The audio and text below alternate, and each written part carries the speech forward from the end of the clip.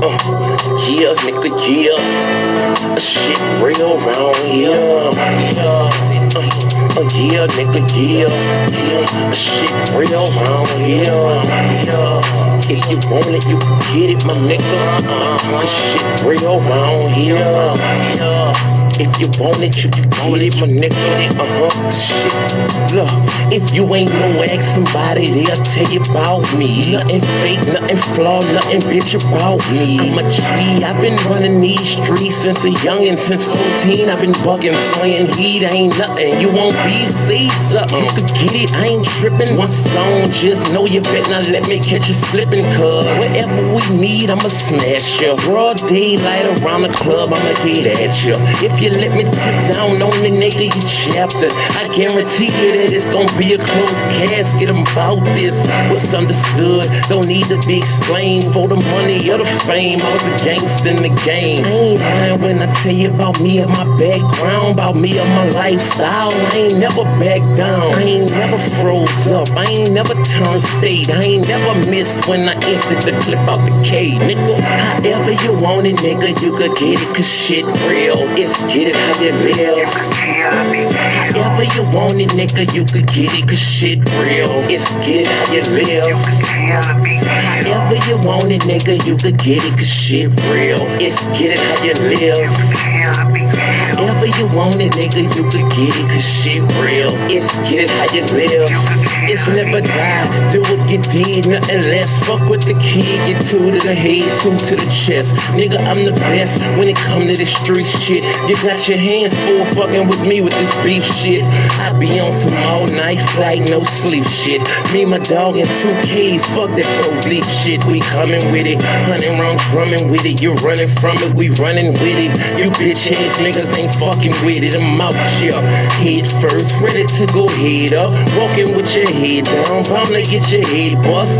Hit the feds, come, I'm off the scene, off the block. I know the bus move when it get hot. Shut down the shop, open up another on the other side of town. Got yeah and I got pounds.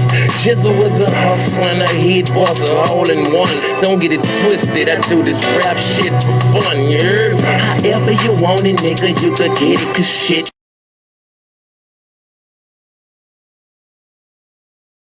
So I went all the way down to the trap in ATL. Oh yeah, so I let T.I., you know what I'm saying, to see how they do it. Cause I know how we do it in the hood and the NO. It's street, it's real street. I've been a street nigga my whole life. I was raised in them, yeah. Wild out, flighted for nights and days in them. Nigga, I played in them. I told the kids in them. In 7th grade, I started trying to get paid in them. If you ain't real, you ain't gonna be safe in them. Bitch niggas get jacked and they hoe get raped with them. I done saw niggas get stabbed and shot dead in them.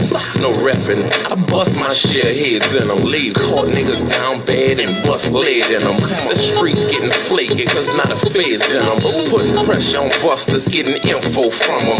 Niggas telling it all when it's coming and who from them. Damn, that's fucked up. The streets that change. These bitch niggas straight poison in the game. But Jizzle can't change the streets, that's me. I live and die by the street rules cause I'm a G. I'm a street nigga. A street nigga. That's what I've been and that's what I'm gon' be, nigga. I'm a street nigga. A straight street nigga. I was taught it by my play like a G, nigga. I'm a street nigga. A street nigga. That's what I've been and that's what I'm gon' be, nigga. I'm a street nigga. A straight street nigga. I was taught it by my play like a G, nigga. A nigga thorough as they come. Was raised in the gutters in the slum. Known as the number runner son. And the dope man nephew who uncle on the run. The candidate grandbaby hustle for the fun. The yeah was sold daily from the dust to the chrome. Like easy in the 80s, nigga stayed in the sun. I swore I never run, so I stayed with a gun. I kept my little 380 with the blade to the sun. All I feel with God, play my card, how it come. I'ma stand like a man till it's all said and done. And that's even if they run niggas. Cause I know I run with a clique of wild, misguided, underprivileged young niggas. Give a fuck who you is or where you from, nigga. You can get it, we taking over the city. I was raised in the belly of the beast, to say the least. my role model was doing time, so I learned from the streets. I'm a street nigga, a street nigga. That's what I've been and that's what I'm gonna be, nigga. I'm a street nigga, a street nigga. I was taught it by my play like a G, nigga. I'm a street nigga, a street.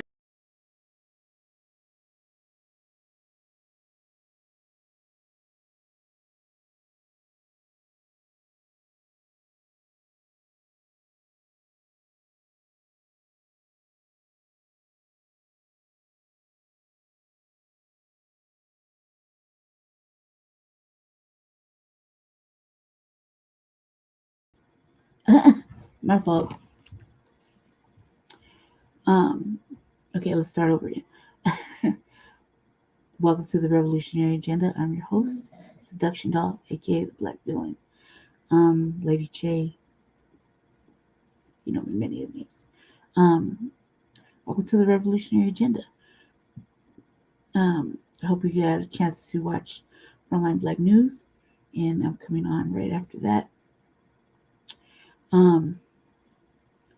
Yeah, it's been a pretty good day so far, or a good day yesterday. I got a lot to go through. We gotta skim through some stuff. A lot of things have already been covered, so we don't want to be redundant. I got 2 new kittens. That's pretty awesome. Jesse got them for me. What else? I got a new book. That's kind of awesome. Overall, it's been a pretty semi-productive day. Took my shit down, washed it, and I didn't realize I had so many sparklies in it. So,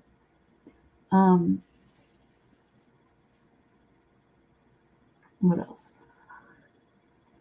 Yes. Oh, y'all need to watch the new Alien Earth. Banger. Man, if you're a Dexter fan, watch that new season of Dexter too. It's a banger. Real shit. I watched a movie called Weapons. I didn't like the ending at all. Thought they could have did better with that. It was not all that was hyped up to be. What else did I watch? That's pretty much it.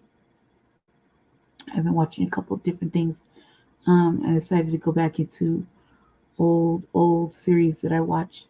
So right now, currently, I'm watching True Blood right now. So that shit's always entertaining. Well, it is, especially since I read all the books. What else?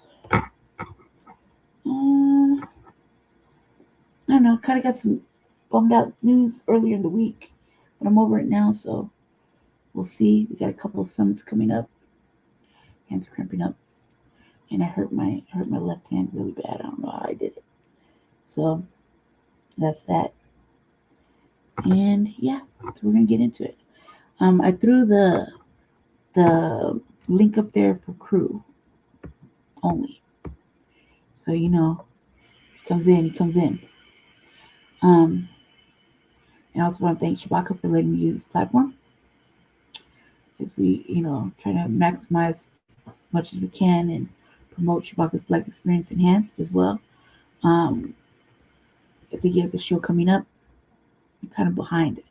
There's been a couple of days where he didn't show up. He didn't do a show, but he did it the next day. So I got to catch up. So, yeah. So we always thank Shabaka and the Black Experience Enhanced for letting us use this platform. That was nice of him. So anything you can help donate to keep the platform running, that would be great. I'll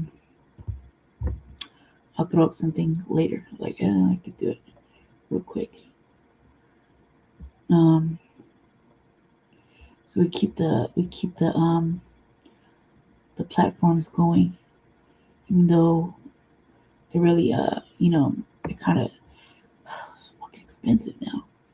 They don't give us passes, so we want to make sure we keep the StreamYard running for Shabaka's Black Experience Enhanced. And he also has a a show of Black Dynamite, to Black Opium, something like that. Where is it? He didn't come on today, so he's probably resting.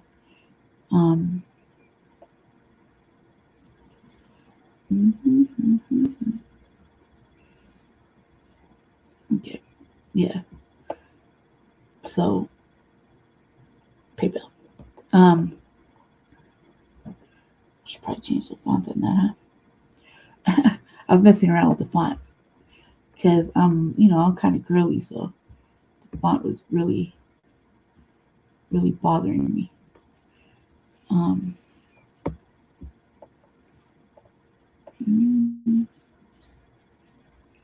Let's do regular for the sake of everything. Let's do it regular.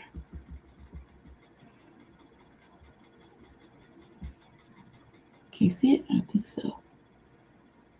I think you can see it. Let me see.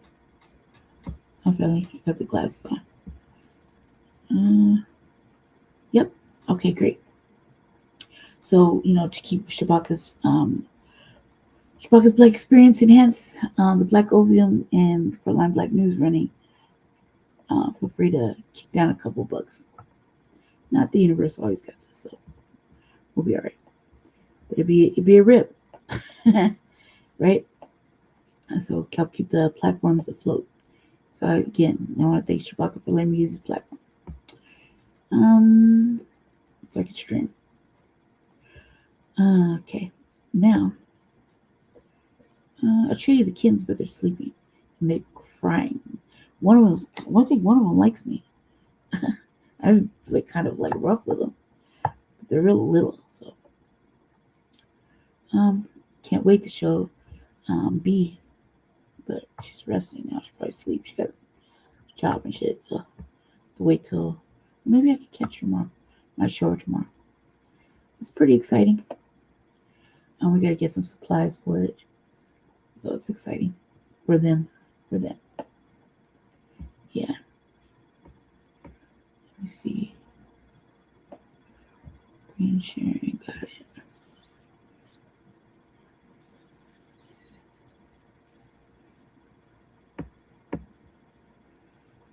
All right. I gotta stay on my window. Does not distract me. Okay. I think I got a good little cue. We gotta watch some of the regulars while I look for my look for the ones like two other content creators. I gotta look for them, but I couldn't find them in my history, which is really weird. I've been getting I've had to go and resubscribe, so to a lot of different platforms. So here we go. Let me put that fair use content thing up. Fair use. Let's see.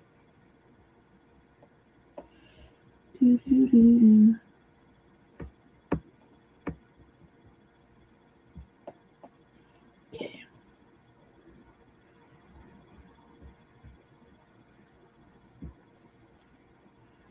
No.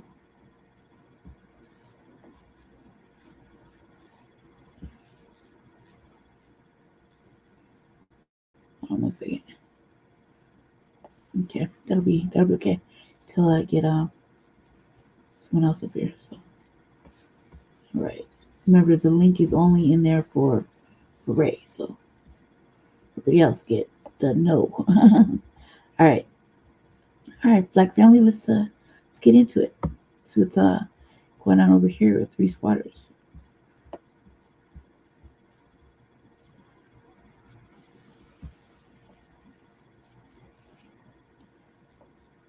Oops.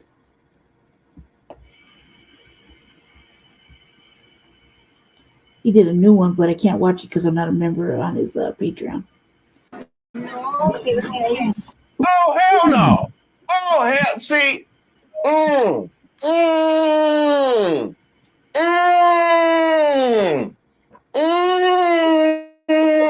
I'm not gonna be able to slow cook it. I need some attorney.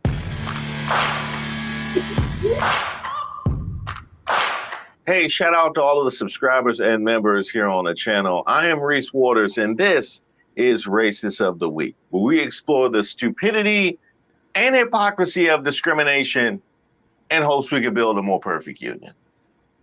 And also laugh. As usual, I would like to thank today's sponsor, Racism. And of course, if you have any nominees, you can drop them in the comments. You can email me at admin@reesewaters.com. Today's nominee, this woman from Florida. Has she not been identified yet? Really? They always be on top of that. I wonder why she got away. Because she's white. All right. What'd she do? You can record all day. Exactly, we're all sitting. That's all right. But it's not space. You're sitting, sir. Did I give you permission?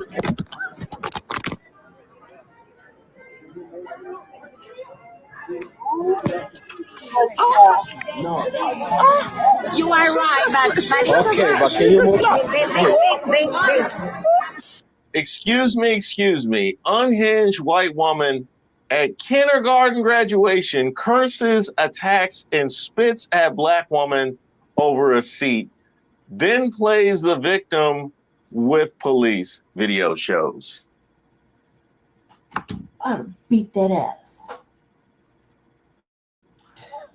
Oh no. I don't know what the craziest part of that headline is. Is it that she spit at a black woman? Yes. That normally would be it. That normally would be it. Is it that she played the victim? Probably not that one, because we've seen that as a well-beaten path that she tried to play the victim. Excuse me, starting the headline. Is that the craziest part? The fact that we have a spitting incident followed by excuse me. I've never seen spitting followed by excuse me unless it is the spitter saying excuse me, trying to flee the beats. I might have seen excuse me in that scenario. But for my money, I think the craziest part of that headline is kindergarten. A kindergarten graduation? Who's bringing that kind of energy to a kindergarten graduation? Not only are you bringing this kind of energy to a kindergarten graduation that you're so focused on wanting to make sure that you hunker down and you get good seats, but you want to be there that much. I got to call off work in order to go to the kindergarten graduation. You mean to tell me because the seats are messed up, I can sit in the back, which means nobody knows when I came or left? And that's a bad thing? And that's before you get to the part where the whole aesthetic of kindergarten is about sharing and caring and love. They probably had Barney and Lamb Chop, or they don't do Barney and Lamb Chop no more. They got Thomas the Tank Engine. They don't do Sesame Street. Mr. Rogers? Well, what are they looking at now? What is that? Alma's Way? Email addresses, phone numbers, relatives. They even got neighbors down here. Oh, I didn't know Willie lived on this block. This video is sponsored by Aura. This is what data brokers do. Their whole business is collecting our personal information and selling it to anybody willing to pay. And you know who's willing to pay for people's personal information? Nobody good. That's the answer. And these data brokers are literally laughing all the way to the bank before presumably stopping off to make it rain on Capitol Hill. Y'all can't forget Clarence Thomas. Make sure he gets flued out. Now, here's where we have to do the work that our government won't, which is pretty much all work. And I know, as do many of you, exactly how invasive it is to have your privacy violated. I remember that one ex who got into my email. She was better at networking than I was, but still, I didn't feel comfortable or safe And that's why I started using Aura. They find the data brokers exposing your info and automatically sends opt-out requests to get it taken down. And if something does happen, you're covered with up to $5 million in identity theft insurance and 24/7 US-based fraud support to help you fix it fast. You can try Aura for free for 14 days at aura.com/Reese Waters, which is more than enough time to start getting your information removed from these sketchy sites. And I mean sketchy. Police had to be called to a kindergarten graduation after a white mother in the audience erupted in anger when a black woman sat next to her family, leading to a violent confrontation with cursing, spitting, and swinging punches, all captured on a viral video that had social media in an uproar. So it wasn't that they exchanged unpleasantries or had a difference of opinion. It wasn't even that she took somebody's seat necessarily. It was that she sat next to her family. Apparently she was under the impression that they had rented out the kindergarten. Apparently she was under the impression that by virtue of them showing up, they had access to all of the seats and she could control other folks' movement and could exclude other people if she so chose. Apparently that was the level of empowerment that she felt in that moment. And by the way, I hope y'all are paying attention. I am always paying attention. This is not news to me, but I certainly hope Black MAGA. Let me fix my bow tie. Black MAGA. Yeah, I certainly hope you're paying attention. Yeah, just for sitting next to her. Yeah. Let's go to the video. Yes, sir. There's a seat here. Just let her alone. She's still. There's a seat. There's a seat here. You can record all day. There's a seat here. Exactly. We're all sitting. That's all right. But there's no space. You're sitting, sir. Did I give you permission? I know that sound. I definitely know that sound. Now, the only feet I've seen so far are a black woman's feet and a white man's feet. So I'm assuming that strike came from elsewhere. I have to assume that, because if not, then I don't know why it wasn't a Montgomery brawl situation. You know what I mean? It was Montgomery. I would have heard about this. It would be also, if it had to come from somewhere, it had to.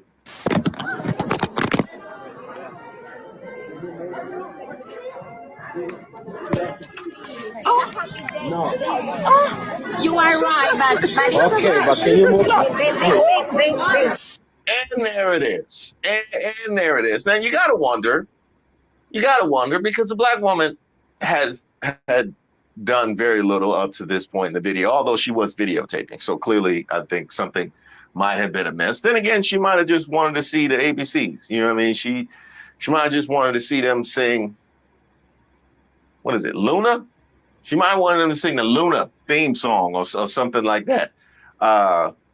Who knows? But she went and struck the woman who is sitting on the opposite side of her husband, minding her own business. That looks like insecurity to me. That looks like you mad at the wrong one, lady. Right. You mad at the wrong one. Well, if you can't trust him to come to the kindergarten, then what y'all doing out here then? Can you move, Oh my please? God! No, I'm not I'm moving. not giving permission to record. No, I'm not moving. No, I'm not moving. Okay, a couple of things. Why does she have? You just saw her strike a stranger on the opposite side of you, and you stand up and ask the stranger, can the stranger move? Fuck no. After you just saw her strike the stranger. All the bleachers. I'd act real ignorant. Are you okay, sir? Real ignorant. Do we need to send a wellness check over there for you? Because the only way that you would react that way in this situation is that this is regular. Like this has clearly just been normalized in y'all's little environment right here, to the point where I'm beyond trying to fix her. She is a law. I'm beyond trying to fix her. She's a loss clear of her at this point. I'm at that point of survival mode. You have to tell me you're recording. You're like No, I don't have to tell. I will fucking kill you. Kill me. Oh, you don't go too far now. Oh, you don't go too, because I told you about that. You know how many cases we got right now? They just looking for a way to take you back. And I don't want that. I don't want that. I at least appreciate you take care of the kids and I can leave. I can't be home with these kids all the time. I'm gonna need you to stand down. And by the way, was that an accent? Was that an accent was that an accent? I think I heard an accent. Can we run that back? I think I heard an accent. So here we have a woman who is an immigrant to this country, who has the audacity to lash out at a black woman for merely sitting next to her. Now, I have already called Black MAGA to the table because it's something they need to pay attention to. But this is also something that I feel like the Latinos should be paying attention to. Yeah, especially the Latinos for Trump. I just did that video about them feeling empowered in the face of all this deportation. I want y'all to take a look at this. I want y'all to take a look at this. What are your thoughts about Trump deporting the criminal illegals that come into our country? No problem with that at all. You support it? Oh, of course.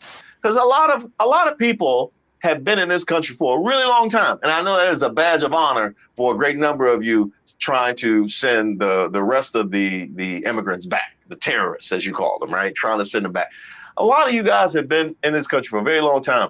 Very few have been in this country as long as we have. Yes, that is Black Americans. We have been here since the very beginning. However, despite how long we've been here, this lady just showed up and feels like she can dictate where we can and where we can't be, and feels like she has the freedom to let her hands go. So you tell me how long you've been here and how that weighs relative to whiteness, to whiteness and white supremacy. See?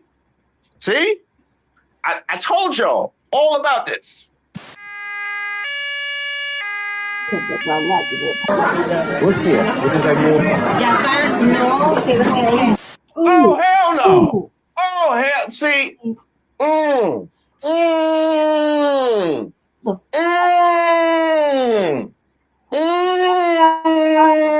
not going to be able to slow cook it. Man, I'm not going to be able to slow I cook just it. have to make that magic. I need some attorneys. I need some attorneys to get at me, because one of the things I would like to use my platform for is to create change and to help bridge us into a better society and a better world. And if you spit on another person, okay,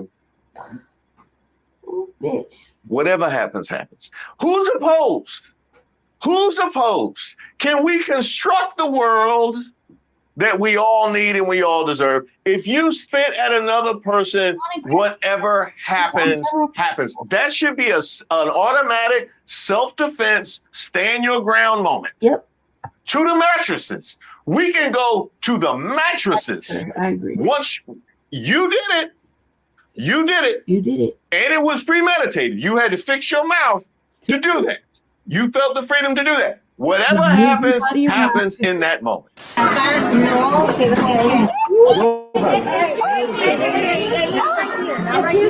Excuse me.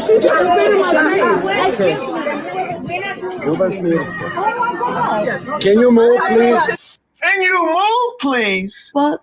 Oh, hell. Now you just double down on.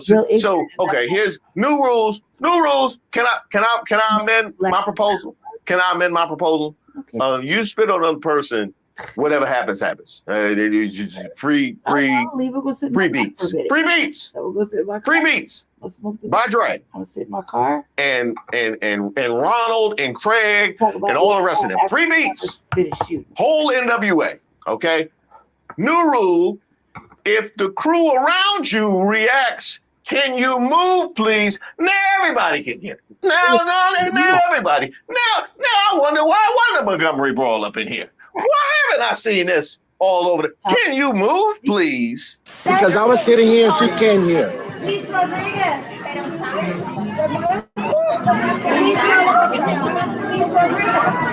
Can you move, please? So you're sitting, I'm sitting there. No, you came to my space. Sir, we're all sitting. We are in that Okay, I know, but she can. Am I taking crazy pills? How is everybody calm?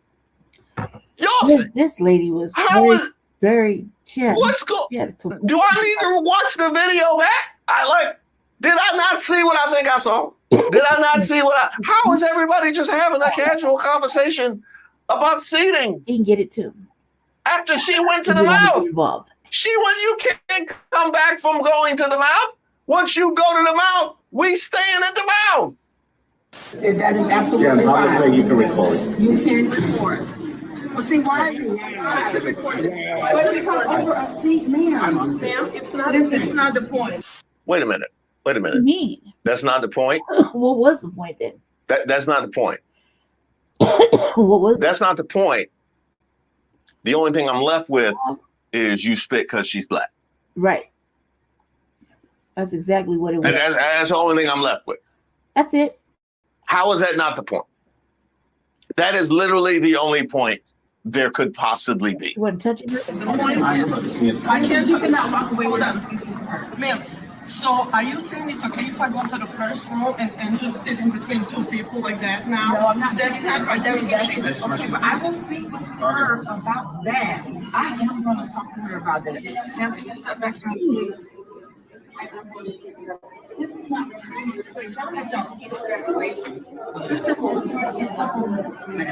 So if I had you correct, and your ultimate anger the police officer was because apparently she sat in between you. I'd arrested her. Apparently that was what she did. She sat in between you, and so you decided you were going to crash out at the kindergarten graduation and display behavior that would have you left back. Like that is behavior that would disqualify you from the kindergarten graduation. You would have to go back to pre-K.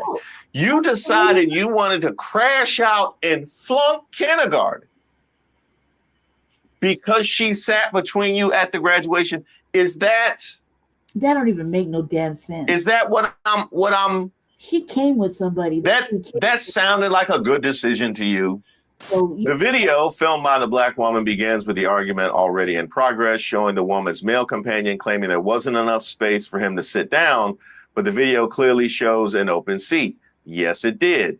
After some light bickering, he finally sat next to the black woman, but complained after she told him to calm down, saying, "We're all sitting.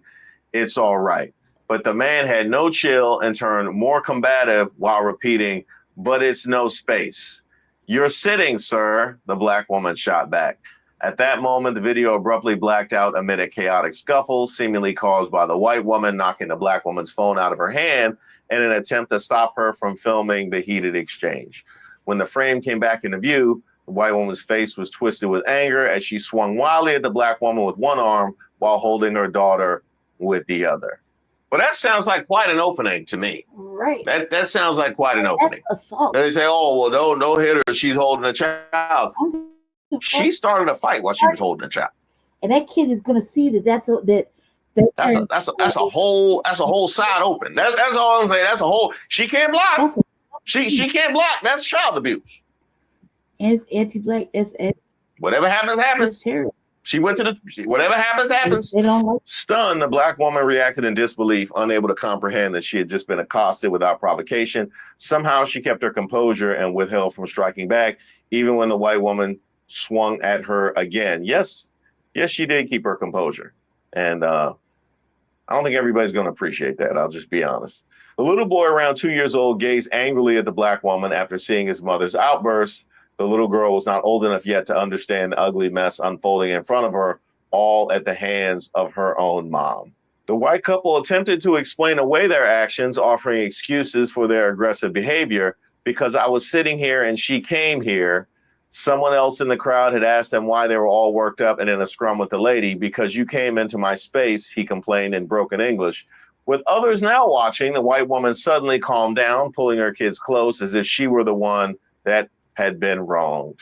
Because of course she did. And you gotta wonder what kind of mind calms down when other people are watching, but not, I don't know, like a when you're being videotaped.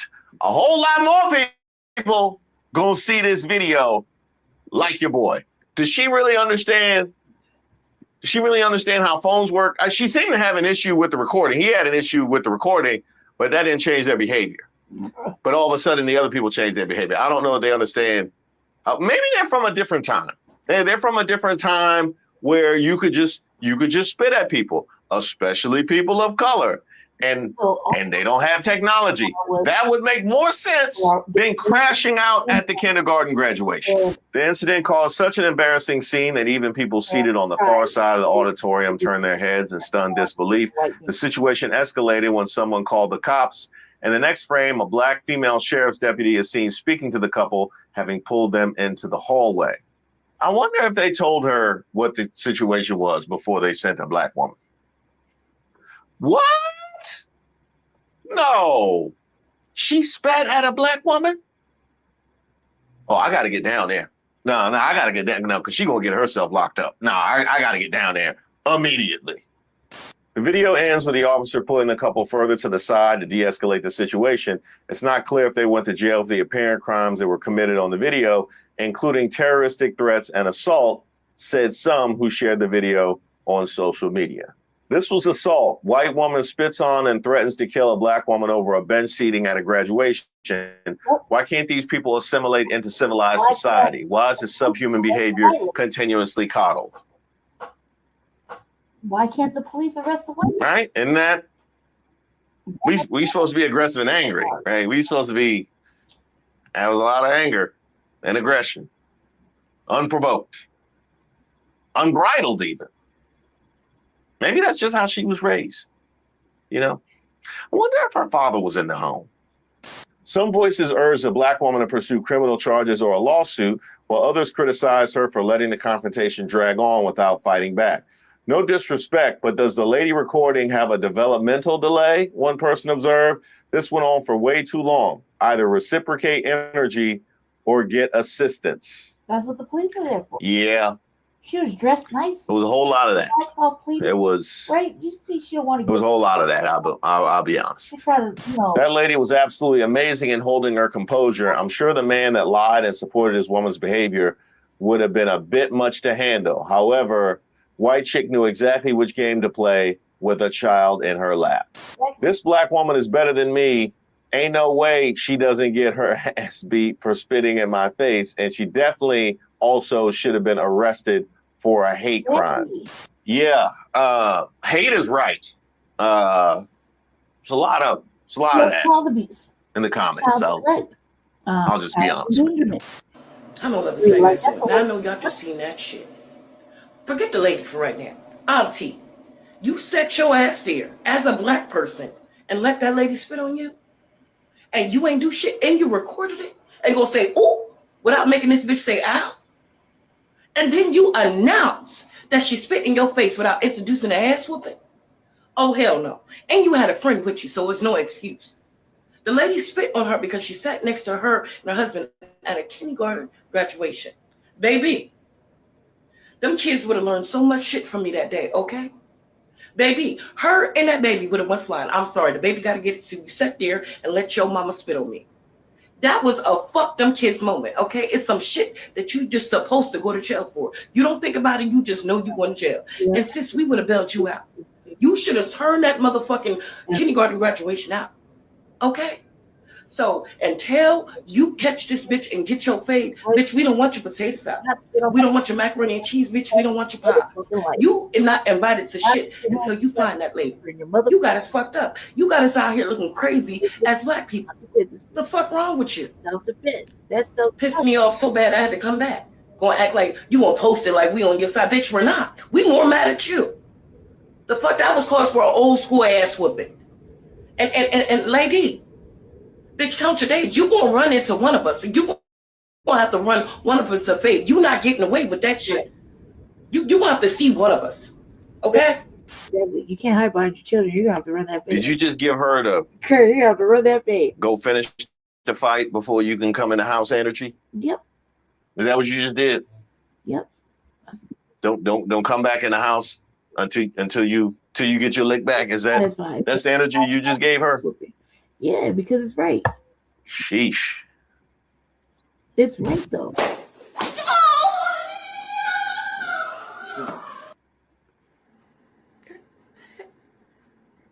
Hey, Katarina, praise the Lord. You know, you got out of line there for a minute. You had a spitting demon in you, and I had to go knock you out. But let me tell you something. Don't do that no more, baby. God don't like ugly. Now I know Cheetah Felon got y'all thinking that y'all can go around here and act crazy and be acting up like you just did. And thinking you can treat black people, decided thing. Especially black people. Like I'm amazed she had that kind of composure, and we don't know what happened afterwards. We don't know. You know, she was run up on the wrong one, and they gonna knock you out like I don't know. We don't know but that. then I'm gonna pray for you. That God We should find out though. fix your heart and your mind, but don't do that no more. She said, man, you have to come. You have to come Don't correct, do that no more. and you're not gonna be surrounded all the time by your children. All right, now you be blessed. Potato Keep your that's spit husband. in your mouth and keep your hands to yourself. You can keep your motherfucking spit in your mouth and fucking hands to yourself. You deny your black people. You don't fucking spit on black people. Okay. And the kids need to get that thorough understanding. You know, they gotta go. Why you out here saying like you was smart, you was kind, you was important? You keep your spit in your mouth now. You make sure you keep that tongue in your mouth, because we wouldn't want to have to confiscate it for you. Oh no, we sure will next time, and they won't be as kind as I might be. But you is still smart and important. You make sure you remember that. Make sure you keep your fucking. That was good. God damn it! That shit is fucking. This was tough. This was a tough watch.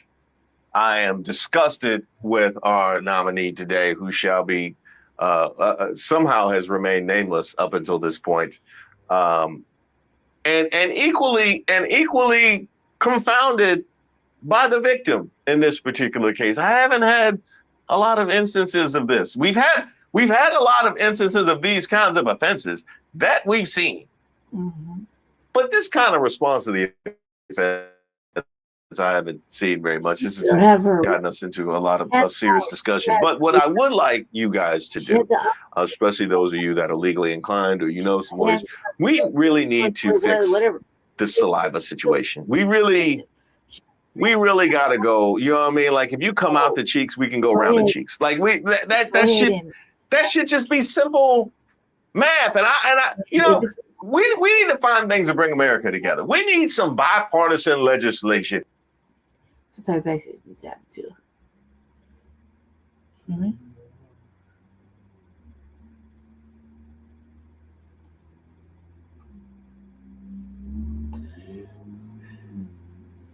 I had no idea I could sign letters denouncing my old job. I will sign up for that. I would, woo boy. My signature's free and clear. I get a lot of spam. That is a message I would love to. Hey, you want to sign on to this letter calling out your old job? Hey, yeah, I do. Oh, I didn't work there, but I still sign that.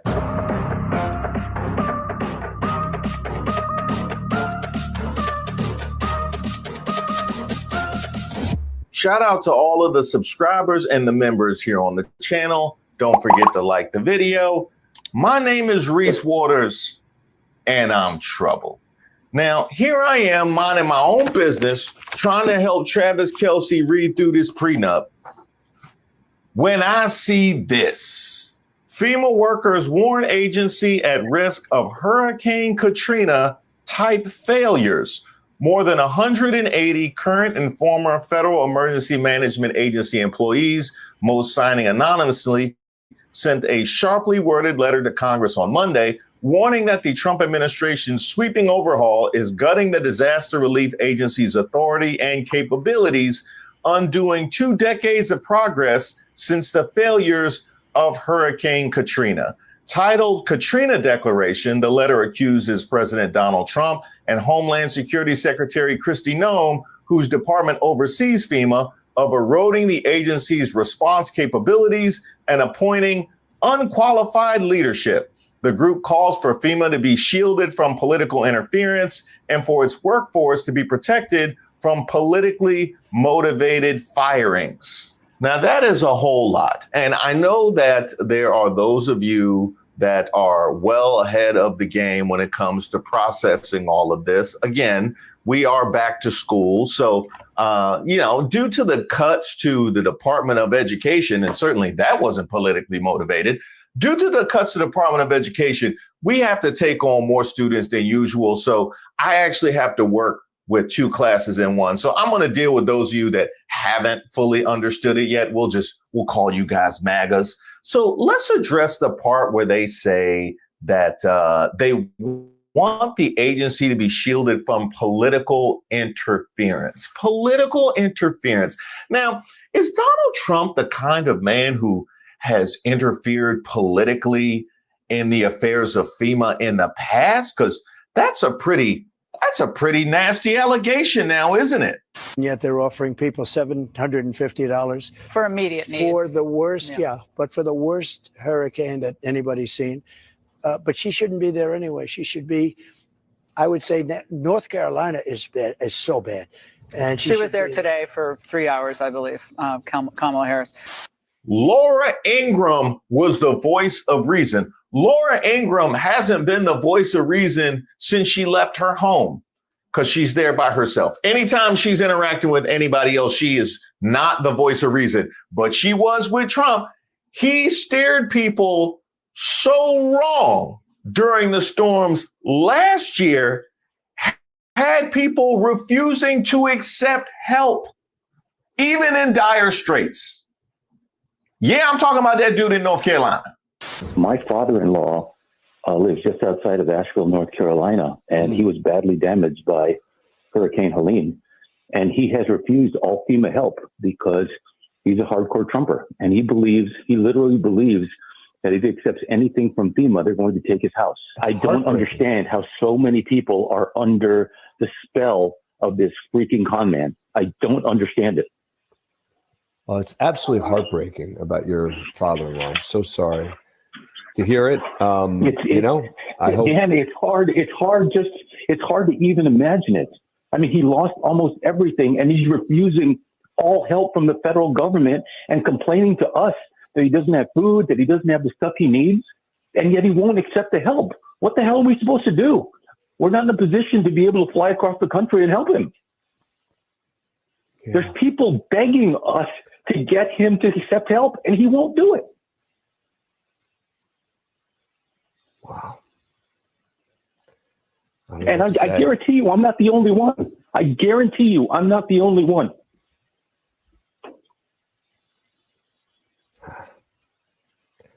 I wish there was something I could say as to, I don't know. Does he have access to any electronics where you could send him some information debunking this and that he might? We've done all of that. We've done all of that. We've sent him all the FEMA bulletins. We've sent him all the stuff from the fact checkers. He doesn't believe it. He thinks he just believes Trump. Literally, Dan, it's a cult.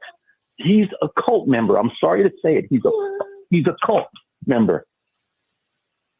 And he's my father-in-law, and it sucks. So we have the kind of man that is willing to score political points and have his own supporters suffer in order to show their allegiance to him. That is pretty damning. I would say that is pretty damning. I wish he would just be honest and just tell people that he literally just wanted their vote. We need every voter. I don't care about you. I just want your vote. I don't care. Well, he just said that to get elected. Once he's in office, then he gonna do the right thing and he gonna turn moral. Like, I don't think it's been no divorces or new baby mamas from him since he's been in office. So, well,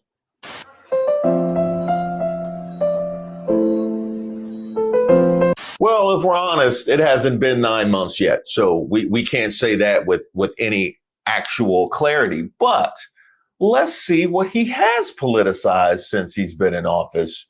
I mean, he spent his entire week this week threatening Democrat-led cities with sending in federal forces and National Guard from other states like he's doing to Washington, D.C., despite what their own crime numbers say. And no doubt, so they can get some content that they could blast across Fox News to perpetrate the criminality of blacks. That's just this week. And this is what I call a full circle moment, because I mentioned that he was sending in National Guard from other places. Do you know where he got some National Guard from to send into D.C.? That's right, Louisiana, who's in hurricane season. Now, Jeff Pick-Me Landry has sent 135 Louisiana National Guard soldiers to D.C. to address crime. But let me show you what his state ranks in crime. Old Jeff here ranks number 50 in crime and number 50 in the economy, but he got 135 soldiers to send to D.C. to help them address crime. What makes this a dumb and dumber decision is that this is the middle of hurricane season. We're less than 2 weeks away from the 20th anniversary of Hurricane Katrina, and we got a governor that can spare 135 National Guard soldiers when you don't know what the conditions of the weather is going to be, because we've got a National Weather Service that's understaffed, and we've got a president who's now not sending reimbursements to states from FEMA when they've had natural disasters, like in North Carolina, where they're not getting their funds back, and the same with Maryland. So if you want to trust a guy like that to be your governor rather than recognizing that he's just a pick-me, understand that pick-me's are only looking out for the person that they're looking to pick them. And it ain't you. It's the MAGA movement, and it's screwing over regular everyday people every single day. Pay attention. While Jeff plays around with a 50th ranking in crime in the economy, he got 135 soldiers to send somewhere else to deal with somebody else's issues when he can't even fix the issues in his own backyard. Old folks used to say, sweep around your own front door before you try to sweep around mine. And let's also address the part where after FEMA had to deal with all of the misinformation that was being blasted from the right wing to their own people that were dealing with natural disasters, right? After all of that, we had to sit through congressional hearings where they scapegoated some members of FEMA for not wanting to go into areas where they were actively being threatened. A long day on Capitol Hill for FEMA Administrator Deanne Criswell. House Republicans grilled her during two House hearings focused on the agency's response to victims of Hurricanes Helene and Milton, and about a now fired FEMA employee that told workers not to help homes that were displaying Trump signs. Fox News correspondent Mark Meredith has the story. FEMA Administrator Deanne Criswell told Congress her agency and its employees are working around the clock to help Americans recovering from Hurricanes Helene and Milton. But at two House hearings, Republican lawmakers demanded she address what some say has been a lackluster response to the storms. Meanwhile, was it a particular campaign that you were feeling that way towards, or was just the idea of the times that you were in at the times of the relief being requested? Again, before I was even deployed to Florida, there are accounts of Trump supporters being very passionate about their political stance. And unfortunately, that led to them saying they would either do bodily harm to FEMA workers or they would do take threatening actions towards FEMA workers. And that was the trend, not just in Florida, but you'll see that in North Carolina as well and Georgia.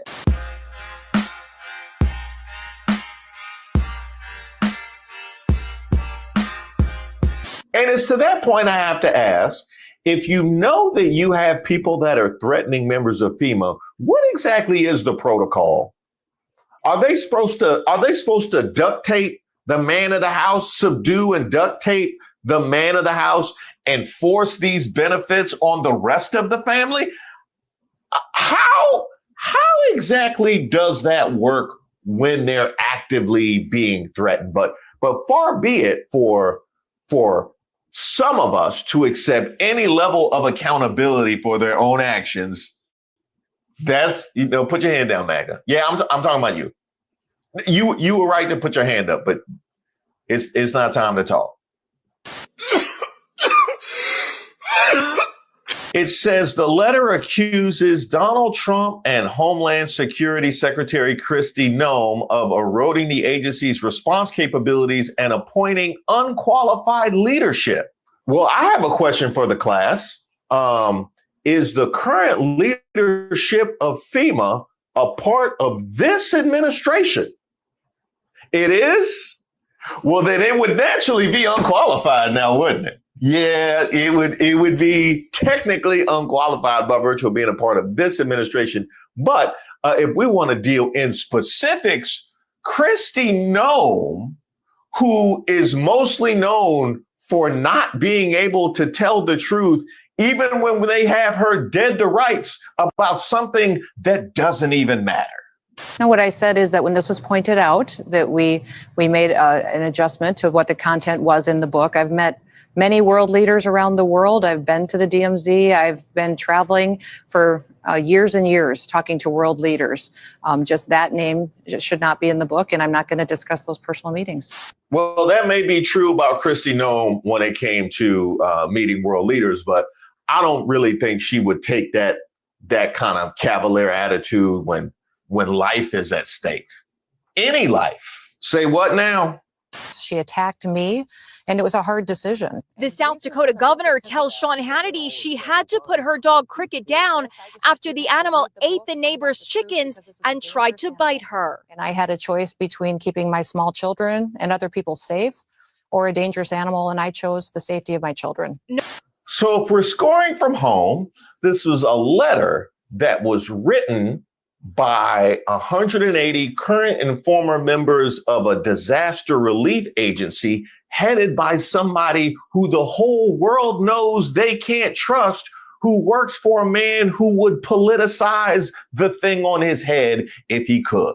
The warning comes as the nation marks 20 years since Katrina devastated the Gulf Coast, killing nearly 1,400 people, according to the National Oceanic and Atmospheric Administration. The botched FEMA effort exposed fatal flaws in the federal emergency response system, failures that led Congress to pass sweeping reforms, including the Post-Katrina Emergency Management Reform Act, which should strengthen FEMA's independence and set higher standards for its leaders. Now the letter argues those reforms are being unraveled as the Trump administration moves to either abolish or drastically shrink FEMA's role.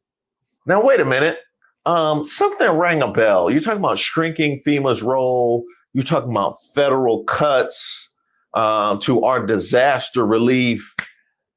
Didn't we just deal with a circumstance like this with the floods down in Texas? We did now, didn't we? And that was under this administration. With the search for the missing reaching an end, Kirk County, Texas begins digging out, hauling away debris, and memorializing lives lost, all while waiting for answers to mounting questions about the staggering level of loss here and whether those in power could have done more to keep people out of harm's way. The sudden swelling of the Guadalupe River to raging levels caught so many by surprise. We now know Kirk County was never able to build a modern flood warning system with water gauges and sirens that officials here long knew they needed. In fact, class, if you would really like a trivia answer for later on in life, here's a little fun tidbit. So the whole Epstein thing, which caused Congress to be out of session when they sent this letter, it caused a whole level 5 catastrophe over at the White House. That started to distract people from the mishandling of the floods in Texas. It all kind of, it's like when you do dirt, you put it out into the world and it comes back around as a birthday letter. Now, I just want to point to something very specific in the letter.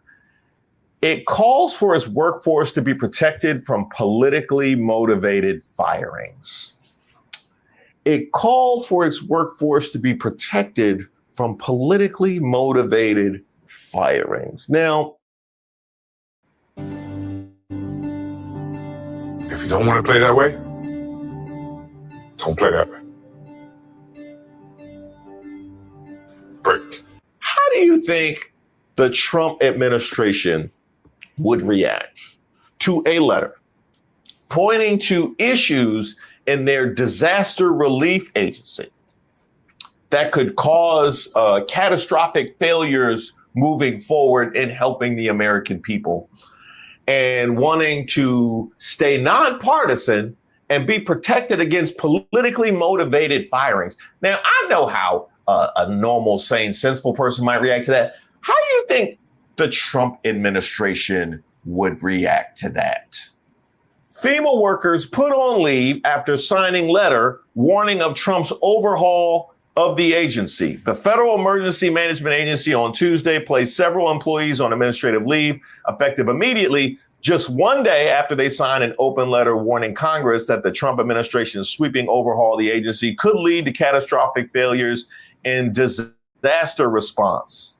Of the more than 180 current and former FEMA staffers who signed the letter, most did so anonymously. Only 36 signed publicly, though it's unclear how many were still employed when the letter was released. Now, let's start here. I had no idea I could sign letters denouncing my old job. I will sign up for that. I would. Woo, boy. My signature's free and clear. I get a lot of spam. That is a message I would love to. Hey, you want to sign on to this letter calling out your old job? Hey, yeah, I do. Oh, I didn't work there, but I still sign that. Stop it. Get some help. Now, MAGA, what part of this makes FEMA stronger? What part of this makes FEMA more able and active to respond to disasters? I mean, I could ask the same thing about Jeff Landry's National Guard members walking the mall in D.C. picking up trash. I could ask that too. But what part of this is helpful to FEMA's aims? And the second part I would like to ask is if your response to being criticized for making the agency partisan and feeling like people might be attacked for speaking out and pointing to the issues that exist in the agency, if your response is to place them on administrative leave,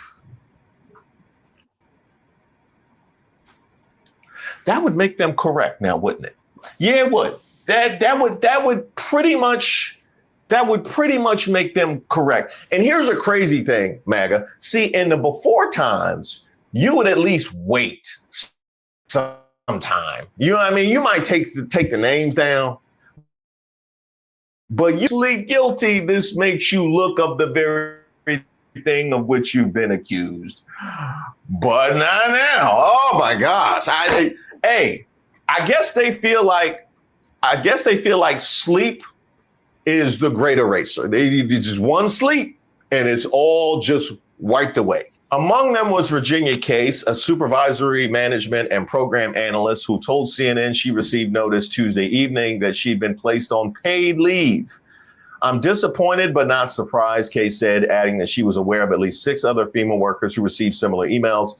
I'm also proud of those of us who stood up, regardless of what it might mean for our jobs. The public deserves to know what's happening because lives and communities will suffer if this continues. Work business, visit no FEMA DHS facility and contact no FEMA DHS personnel, according to an email to FEMA employees reviewed by CNN. Employees were also ordered to share their personal email addresses because access to their FEMA DHS accounts had been suspended. The move echoes actions taken this summer when the Trump administration suspended roughly 140 employees from the Environmental Protection Agency days after they signed a public letter raising concerns about the treatment of federal workers and the Trump administration's regulation on climate and public health. Now, here we have two separate breeds of people. We have the people that sounded the alarm, regardless of what the ramifications may be for themselves, because they took their jobs and their accountability to the people seriously. At this West Virginia dining room table, we found former NIOSH employees now mounting a last-minute pressure campaign to save their agency. And they say the lives of the miners it protects. If there was a miner sitting here, what would you say to them about what this is going to look like for them going forward? I'm sorry.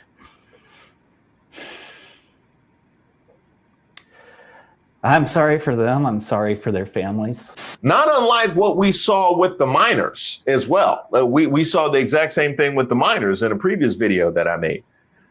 And then we have the kinds of people that are willing to subject even their own supporters of pain, anguish, and potentially even death to score political points.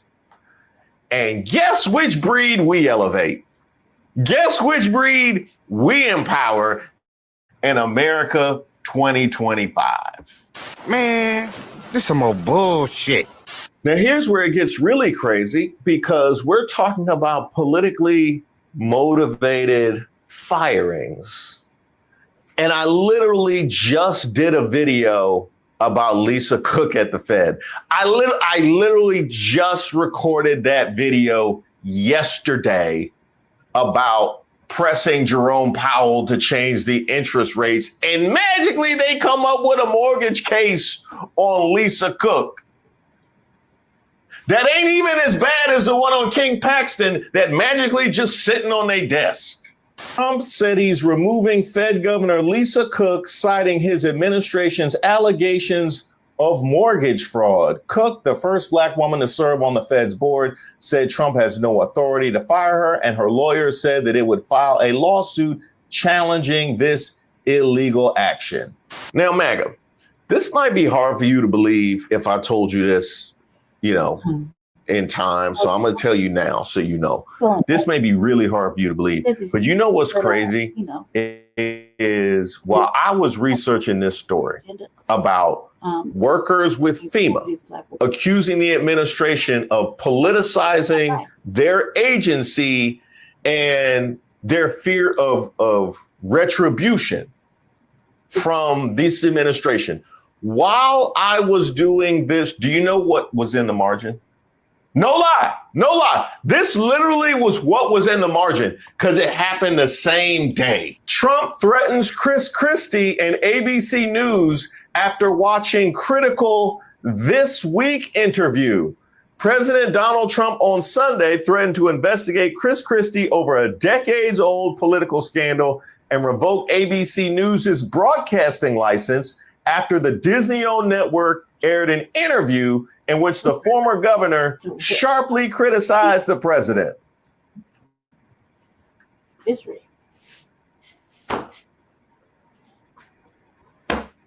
Yep. Comment. Yeah. Thank you. That's who y'all put in charge. That's who y'all put in charge. We had a whole debate about free speech and flag burning. It's the revolutionary agenda. For him to threaten ABC's news license because their interview hurt his feelings. That is a thing that happened. The exact same time as the FEMA workers are accusing, like, this is going to look so bad in time. Honestly, this is going to look so bad. But I can tell you this, y'all won't be the only ones looking bad. No, because you had help. Chris refused to take responsibility for these criminal acts, Trump added. For the sake of justice, perhaps we should start looking at the very serious situation again.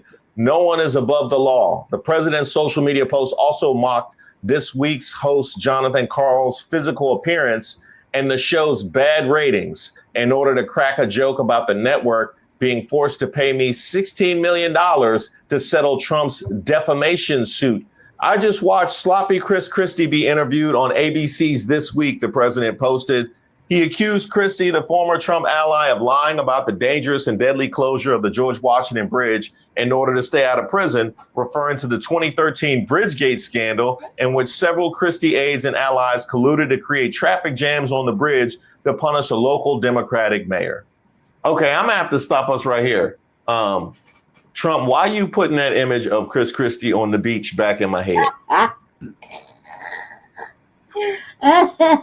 You have made this year so difficult in so many ways. At least I have respite when I go to sleep. Not tonight. Not tonight. It's just gonna be Chris Christie walking back and forth on the beach in my dreams.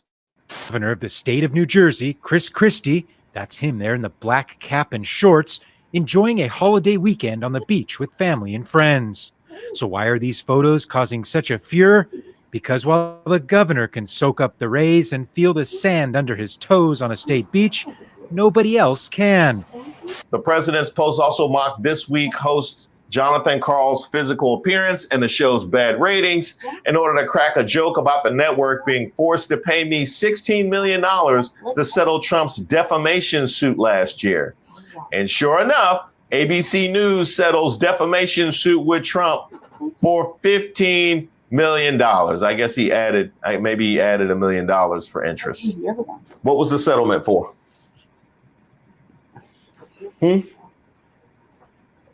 What was the settlement for?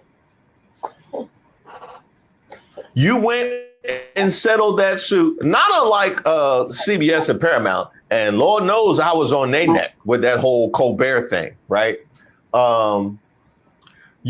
You went and settled that whole defamation suit just for him to turn around and threaten to revoke your license because he didn't like one interview that one journalist did one night. Congratulations. Congratulations. What was it for? Y'all didn't just see what happened with Rupert Murdoch and them, all that money they had to pay for Dominion to try and push the big lie. And now he's suing them because he's mad that they found Epstein's birthday card. Like, I don't understand what part of Pick Me don't you understand? Like, I don't. It's baffling to me how people are moving in 2025. It really is. It's really given like Target deciding that they want to capitulate after there was the right wing outrage at DEI, and prior to that, the Pride collection. Like, what did you think? You thought they were just going to flood into your stores? If you don't have no stars in bars gear, it ain't for them. Like, I don't understand what you thought was going to happen. Huh? Cracker Barrel. They put Uncle Herschel back? What? Who's Uncle Herschel? Just let Cracker Barrel be Cracker Barrel. Bring back Uncle Herschel. Oh, that's Byron Donalds. That's Byron Donalds' kin. Yeah, but they put Byron Donalds' Uncle Herschel back on it? Oh, okay. The fact that Well, he gonna have a little pep on his stuff. Yeah. Cracker out of the barrel. Yeah, he gonna be a little extra dark in the front. Okay, all right. I'll be on the lookout for that. You are saved, and I love the biscuits. But just so I'm clear, when people sound the alarm that we are in danger because of the political games being played on Capitol Hill, and the response is to double down on said political games, then that just puts us in much further danger than even they described. And that danger applies to all of us, because I have never known a natural disaster to respect a red hat or a Confederate flag. If anything, they love it. Thank you guys so much for Recreating the sundown area is hard. Okay, a little bit of. Now I'm moving into some Tim Black. Now I like Tim Black.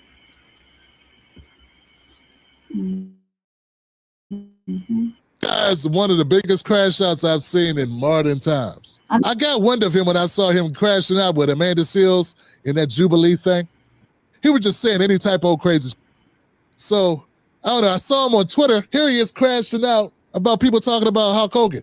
I've been a Hulk Hogan fan. I'm a black wrestling fan. I've been a Hulk Hogan fan since I was like 10 years old, 6 years old. I have followed the sport of wrestling, and I don't care about anything they're talking about. For them to tarnish this man's legacy, the only reason they're doing that is because he was a Trump supporter, and because he spoke at the RNC and he spoke at the thing to get Trump.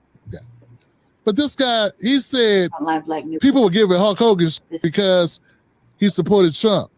That's not why they were giving him. At least that's not why I was giving him. Giving him because he used the N-word a few times. He used it, not like he was rapping DMX lyrics, right? So that's what it was about. But this goofy, he so want the money, trying to get the dollars, the grifting, because there's a lot of money on the conservative white end. If you become their puppet dog, they will hit you, they will hook you up. Now, here he is crashing out. Doing that is because he was a Trump supporter, and because he spoke at the RNC and he spoke at the he does not prepare his remarks at all. He just comes out. He says any old dumb stuff. Thing to get Trump elected. This is disgusting, and they ought to be sued for defamation. Black people want to get mad at me when I say the truth because we don't like to hear the truth. But here is the truth. I have never had a bad encounter with the police. So what we have a new thing in the black community is he never had a bad encounter with the police. That's you. Right. You're just one person, dog. I understand that. I never was shot, but I heard bullets hurt. You know what I'm saying? Like, it doesn't mean no one else has ever been shot. Look, he said it. Well, watch it happen. Never been stabbed, but I heard getting stabbed hurts like hell too. Right. Burns. You know what I'm saying? I believe it. I heard childbirth can be painful. Never given birth, but I know it exists.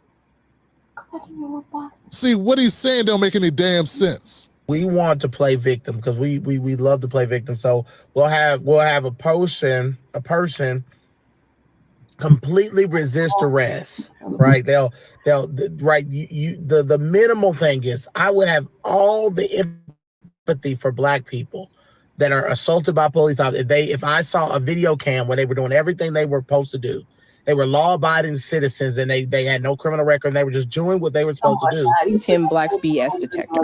Tim Black's BS detector. Tim Black's BS detector.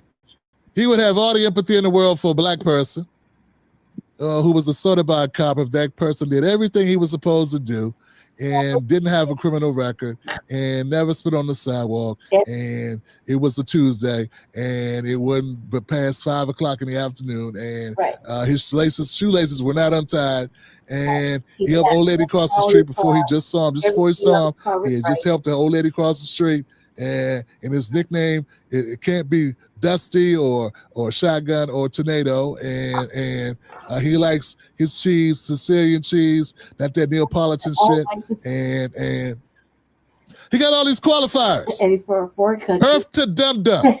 Goddamn. Cops can't assault you because assault's against the law, dumbass. Not because you didn't commit a crime, not because you never spit on the sidewalk, not because you listened to everything, not because none of those qualifiers mean cops get to break the law. They got laws too, dumbass. Right. But what I find rich is part of his argument was that black people are victims. That black people are victims. They all want to be victims, right? Keep that same energy. Stay right there, y'all. Keep that same energy. This shit is hilarious. You can't make this up. I've been a Hulk Hogan fan. I'm a black wrestler. Black wrestler. Wrestler. That fool said black wrestler, y'all. He said black wrestler. Is there such thing as a black wrestler fan? Not black. Not by any means of the stretch. If you're going to be a grifter, at least learn how to grift. What they were supposed to do. Tim Black's BS detector. Tim Black's BS detector. I kind of like that. So this is me cleaning out my classroom because I resigned because I was targeted at my school for my political beliefs. So this is my classroom, me getting my stuff. And yeah, I was targeted. I was told in so many words that if you don't stop speaking about certain political things, that you will be fired. And then I was targeted afterwards with a bunch of petty stuff to get me to leave my job. So, shouldn't be happening in any workplace for conservatives or Christians or, and this is a Christian school, but it's predominantly Black. These are run by Black Democrats. And yeah, my classroom, and it's not right. But I'm okay because I have, always contracted work.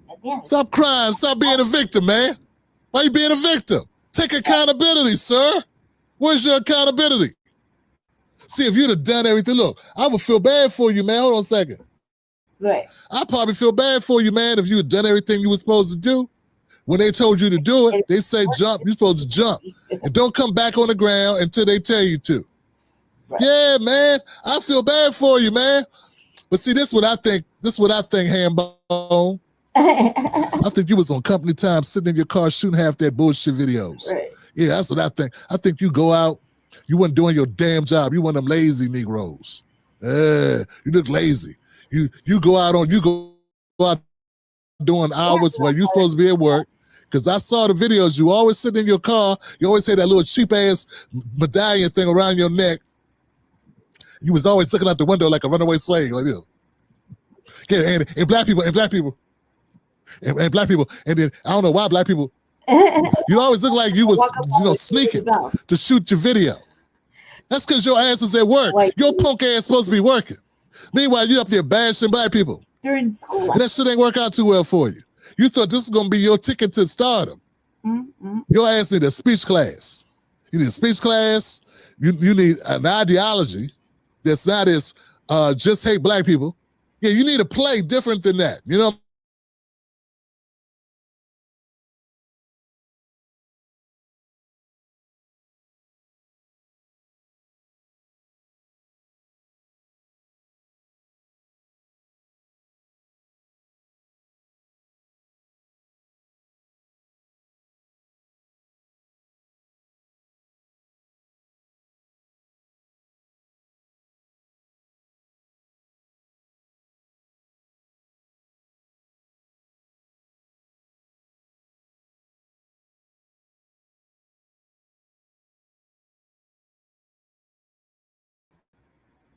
Sorry.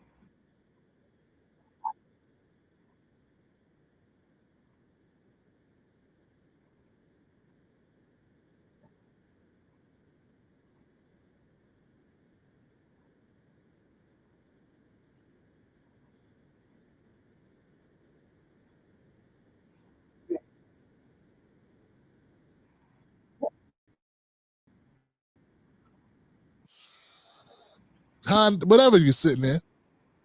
Your Z28, your IROC Z28, I don't know what that is. Yeah, you was talking mad shit. Oh, you was loud and boisterous. Now you all knew that, I don't know what they did. I see that little tear coming out your eye. I don't know why they did this to me. It's wrong what they did, but it's okay. I'm going to be all right. I'm going to go get something from the soup kitchen. I'm going to go move in with my mama again. I know I'm 38. That looks dumb, but I'm going to go do it anyway. My wife already left me anyway. We were already split up. Now maybe I can get some child support from her, even though she got the kids. Maybe I could go to the DL School of Articulation and learn how to pontificate and elaborate, elucidate action verbs in a sentence from Proverbs to Ezekiel to when I speak yo. Yeah, man, I don't feel bad for this guy at all. I don't. Not at all. Like I said, man, these grifting days, the grifters got to go, fam. The grifters got to go, man. We do not have time for the grifters, the sellouts. I have nothing against people being conservative. Nothing against conservatives at all, man. I have grown. I have learned that was just like, that was what the Democrats round me up to say that shit. I realized that Democrats and Republicans both suck. And there are things I agree with on the conservative side, and there are things I agree with on the more left side. There are things I agree with still. I still think everybody deserves health care. I still think that should be a human right. I will never change from that. But I also feel people should be able to protect themselves. Okay? People should have the right to bear arms. I believe those two things. You work at a religious school, a Christian school, and you got all that hate in your conversation. See, he went on there, he went and did that Jubilee thing with Amanda Seals, and he thought, oh, this is my ticket. Yeah, and all it did was make your profile get big enough for people to see it and people to hear what you really think. Speaking of Amanda Seals, like, you know, I've been at, when I'm not here, you know, I'm usually on some downtime stuff, right? Watching movies and other shit. And when I turned on YouTube today to get my queue ready, there is nothing but different types of Amanda Seals type propaganda. You know what I mean? Podcasts, I don't know, other shit. And I was just like, what the fuck? Like, come on now. You know what I mean? Her explaining what black radicalism is and difference of, and I was like, man, come on now, stop it. Yeah, that was going on.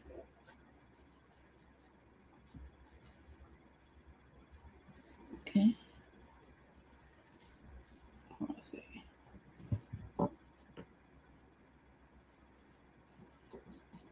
A top CDC official resigned.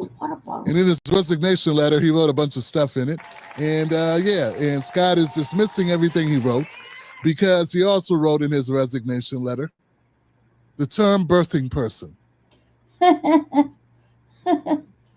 Stuff that affects real people's lives, vaccines, you know. Or in national immunization Yeah, awareness immunization. month. I hear the criticism from this person. I just have to say, he did use the term pregnant people in his resignation. Oh, come letter. on. I'm sorry. If that is like, if that is like the way you're, if that is like the way you're presenting information, I have questions about your credibility. Is that Scott? It's like, it's so amazing. It's not a ruse. He really wrote it down. It's a ruse because people are this guy's not credible to me. That's all I'm telling you. Scott, are you serious? Come on. He is not credible. No. Are you serious that this is Yes, the he book did write it. that of all the things that we're talking about here, immunizations, vaccines, autism, the research about on communicable diseases, on cancer, and you are the most concerned about someone's use of the word people.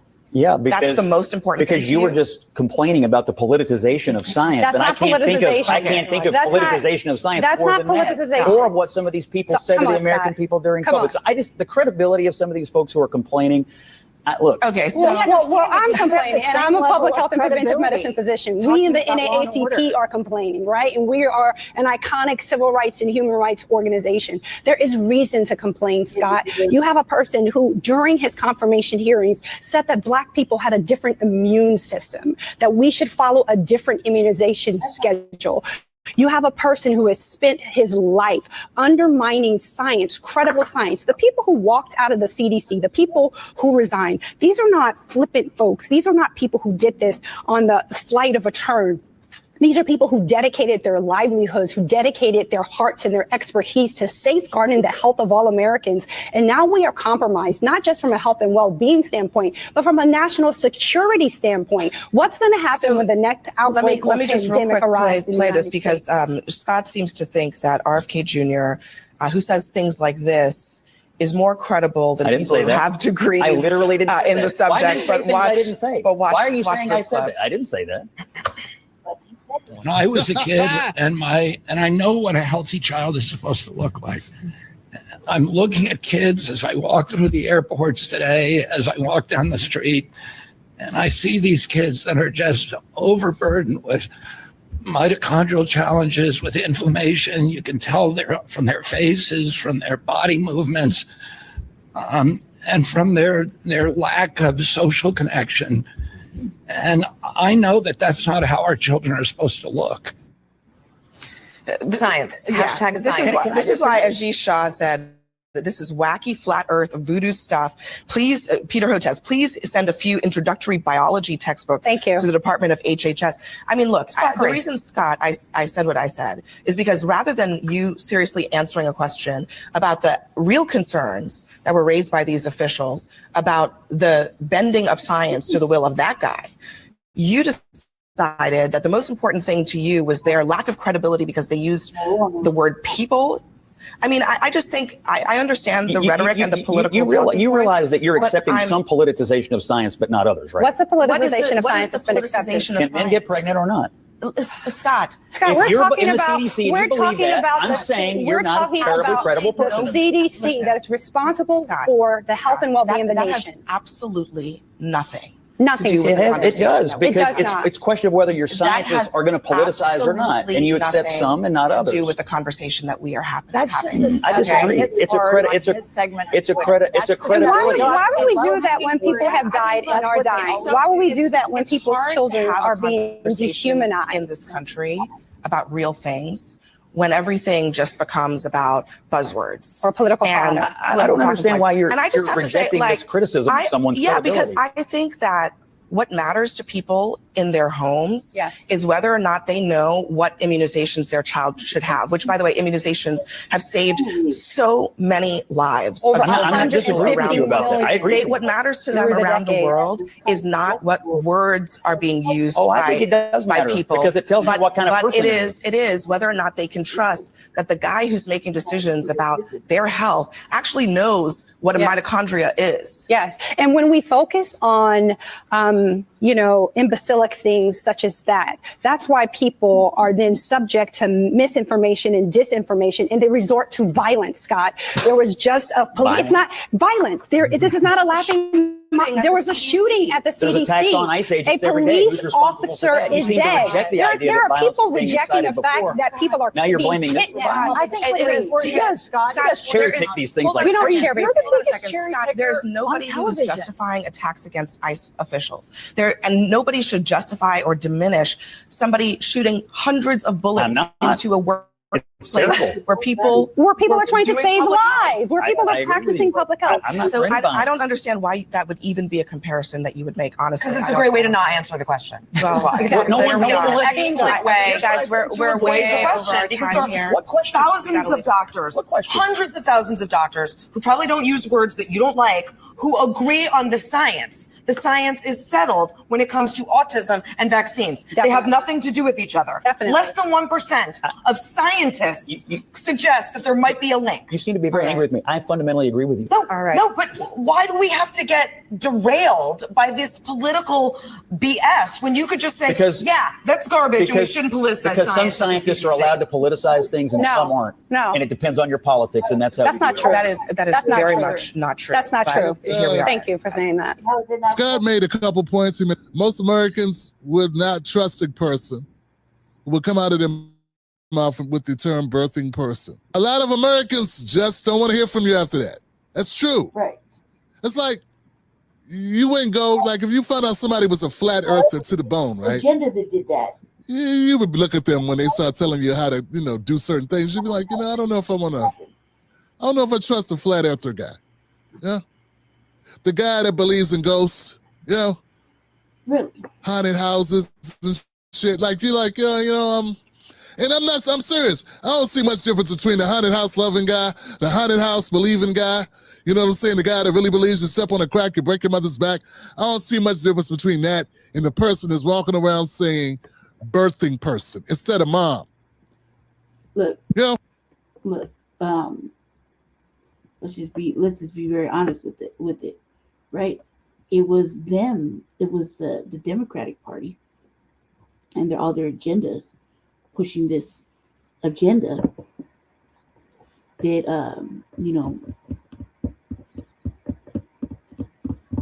people lived a different lifestyle with doing, trans people can be mothers too, or trans people can now give birth, or whatever the propaganda was, right?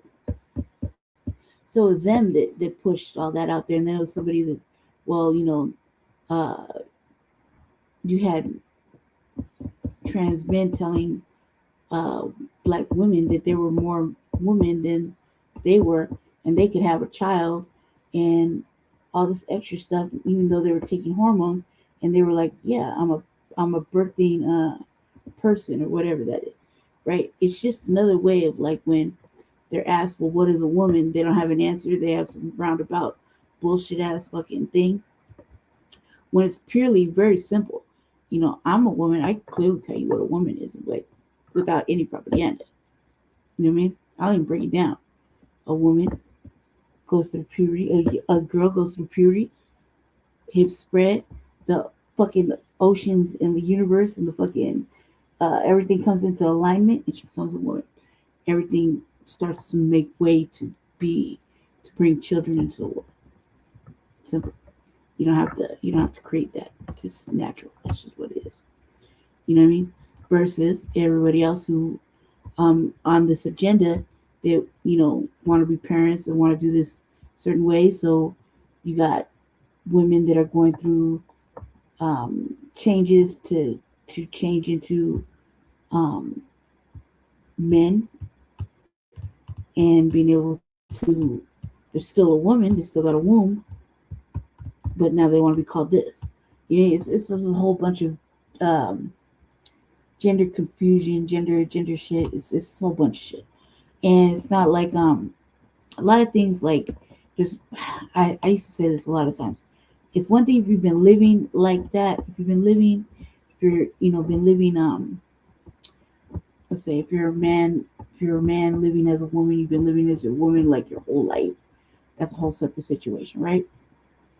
Same thing as a woman living as a man, you know what I mean? Her whole life, not just, she's wearing some big bulky clothing or anything, but she's actually been doing the treatments and whatnot, and, clearly is going through some gender dysphoria, whatever that is. I mean, I know what that is. I'm just being redundant. That's a whole separate issue. Then we had people that were just profiting off the agenda, and they clearly are doing it for benefits. There's benefit to it, housing, certain types of things, right? Housing for one, okay? They can't be disqualified from certain things, you know what I mean? They get to play in sports, they get to do all this extra shit, right? And they're protected. This is a protected class of people. No, right?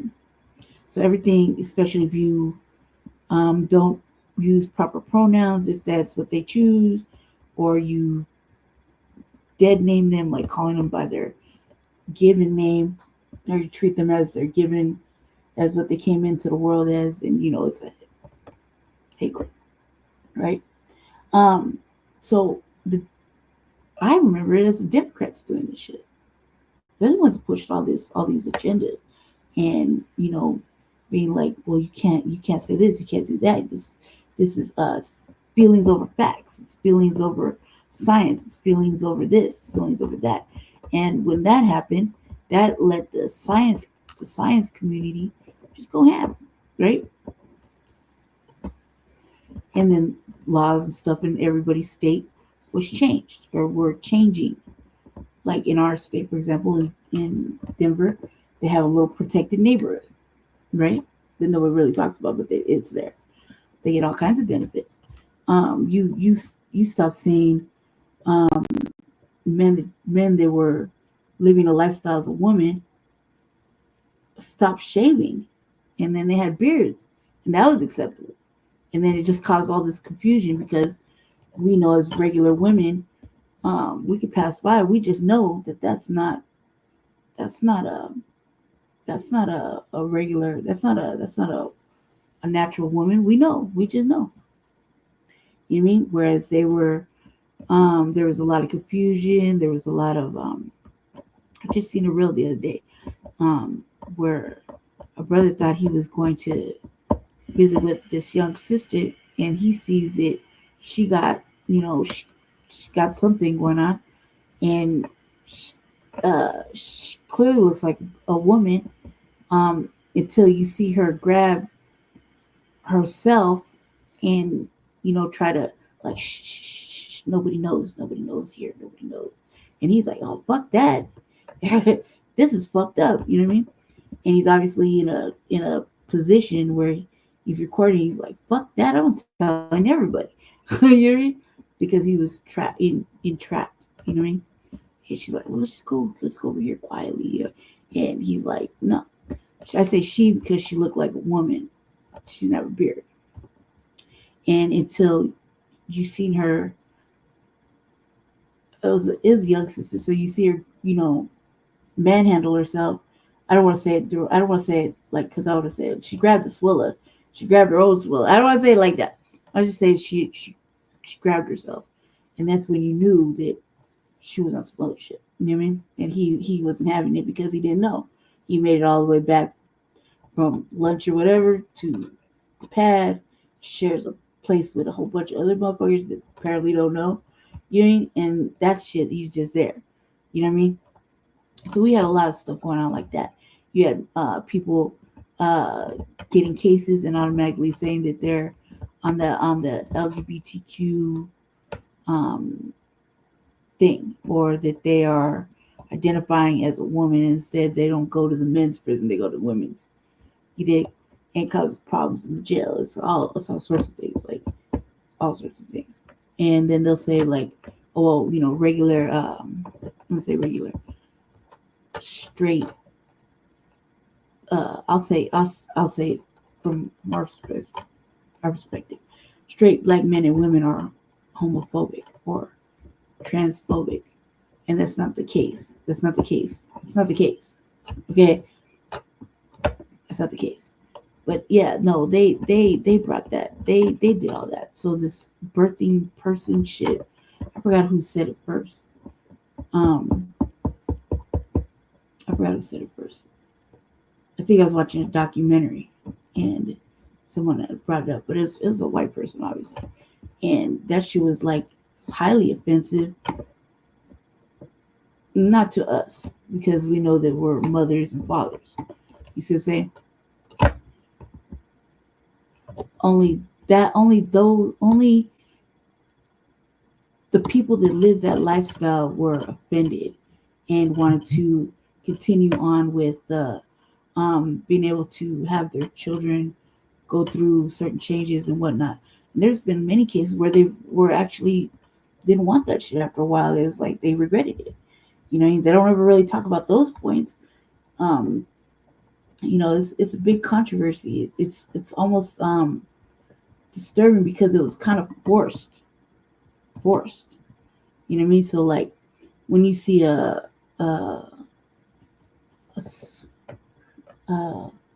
woman living as a man with a beard and chest hair and all kinds of things, having pregnant, it's gonna fuck you up, right? It's gonna throw you off. Anybody will see that, and you can't say that you wouldn't be thrown off by that bullshit.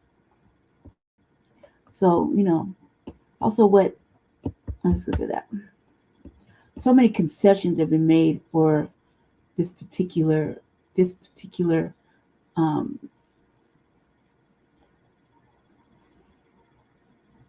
group of people. I want to say that it's ridiculous. So many different protections, so many different amendments, things that change for them. You know what I mean? And they're still very derogatory when it comes to women. It's still very upsetting. Nobody ever asked black women how we feel about this shit nowadays, right? Or seeing that you got men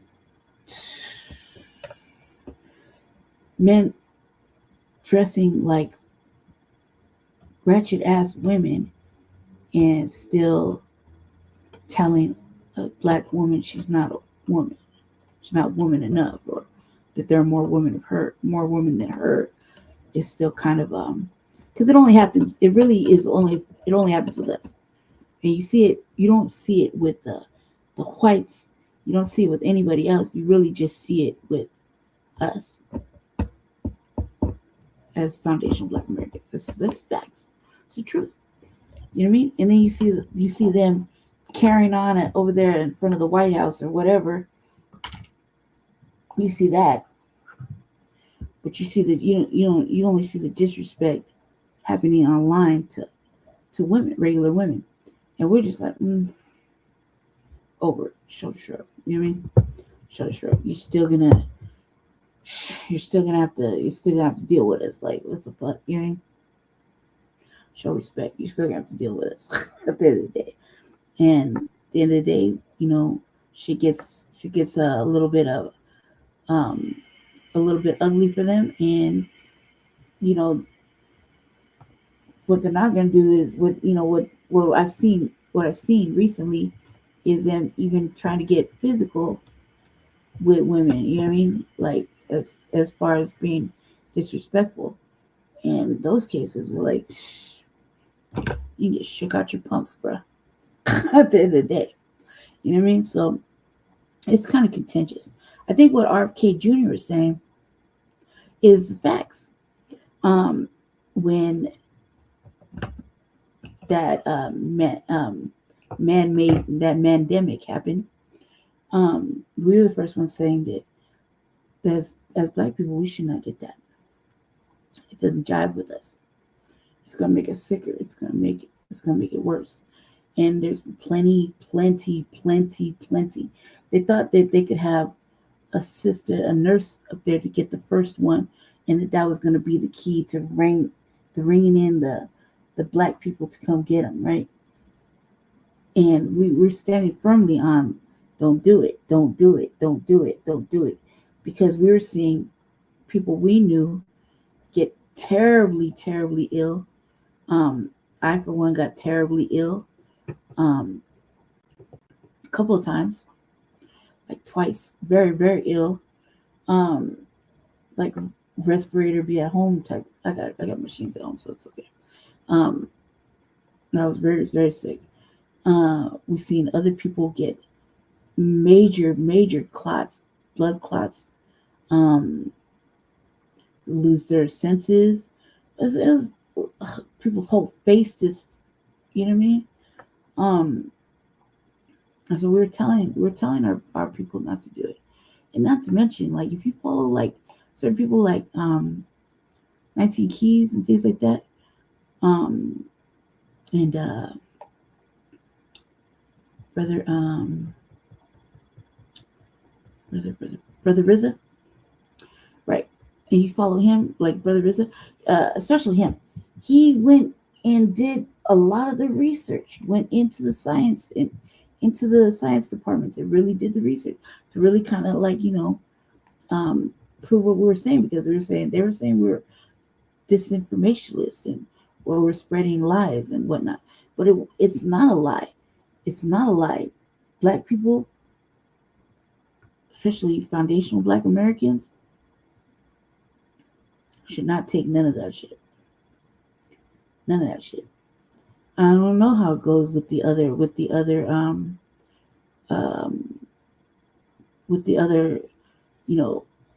people in the diaspora, because they didn't have as many outbreaks as here, if I remember correctly. Don't quote me on that.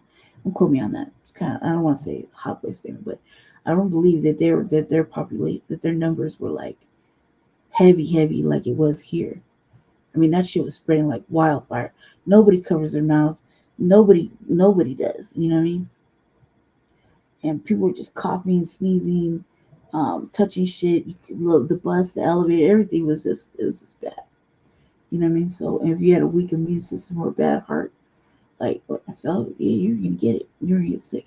You're not a good immune system, like Jesse. Shit, Jesse fought that shit off in like a week with oranges. The first time we were together. The first time, but after that, the second time, I went back to my spot, so he can get the rest he needed and get well, because without him, I can't function sometimes. You know what I mean? Like he has to help. You know what I mean? Well, he doesn't have to, but shit, he helps. He does a lot. So, if he's down, fuck, man, it's all bad. Yeah, they were saying we were disinformationists. They were up there. So what RFK Jr. is saying is right and exact. You know what I mean? But I don't understand how it goes from that to birthing people and all this extra shit, when now they're trying to create babies in fucking robots. Like, come on now. Like, pretty soon you're not gonna be able to do any of that. they look. If you watch the RVA, then you know that I just showed a thing on 60 Minutes when I got my shit taken down for how they, been saving eggs and shit. You know what I mean? So yeah, it's ridiculous. It's not a good time to. It's never really a good time, but it's not a real good time to have a baby if all this is happening. You know what I mean? Because stability is kind of low. Like there's not good stability going on in anybody's city. So unless you have a good nest egg, you have good insurance, you have a good plan, a good job, you can kind of plan that out, and you got a good little nest egg for savings and stuff like that. It's gonna be kind of hard. But having one just without a plan, wouldn't recommend it, especially in this climate, considering that the market is up and down as Trump's moods are up and down. You know what I mean? Yeah, I don't get it. So, yeah, that's a valid point. It's always a valid point when you bring it up. And what the hell would that have to do with his resignation letter? Why would you put that in the resignation letter? And if you didn't want it publicized, you probably would have left it out. So, yeah, and yeah, it just gave Scott something to say besides all the other stuff. I got to admit that the RFK clip was damning. We need to do things for kids because when I look at kids, I can see sick. That's it. That's what we're doing. We're just looking at people and determining their health level by just looking at them. I can see if their arm's hanging off.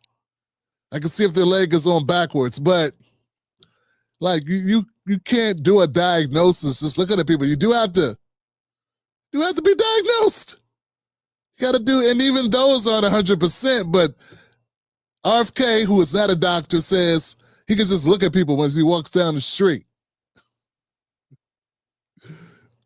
I guess if someone's morbidly obese, you could say that. But you don't know why. You just know that they are. Anyway, so look, man. I was one of those people that said, hey, as long as, like, look, I don't know who was the CDC guy. Like, I don't know who was the Health Human Services guy before RFK Jr. was. I have no idea. I think most of America doesn't know either.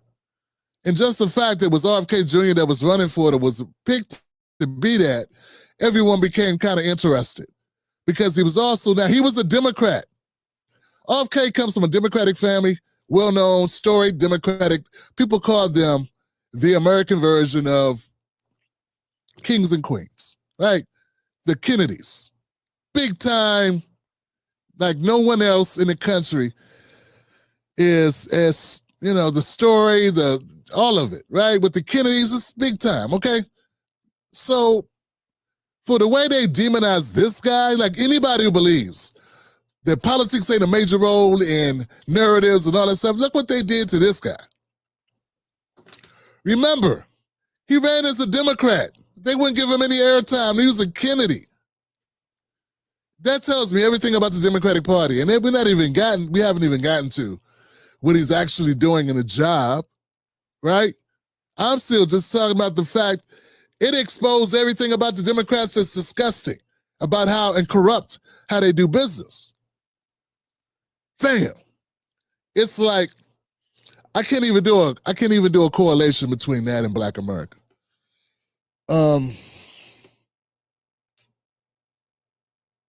If you had an award show and you wouldn't let Denzel in, and said he hadn't shown he was a good enough actor to be at the award show. You know what I'm saying? Just think of that.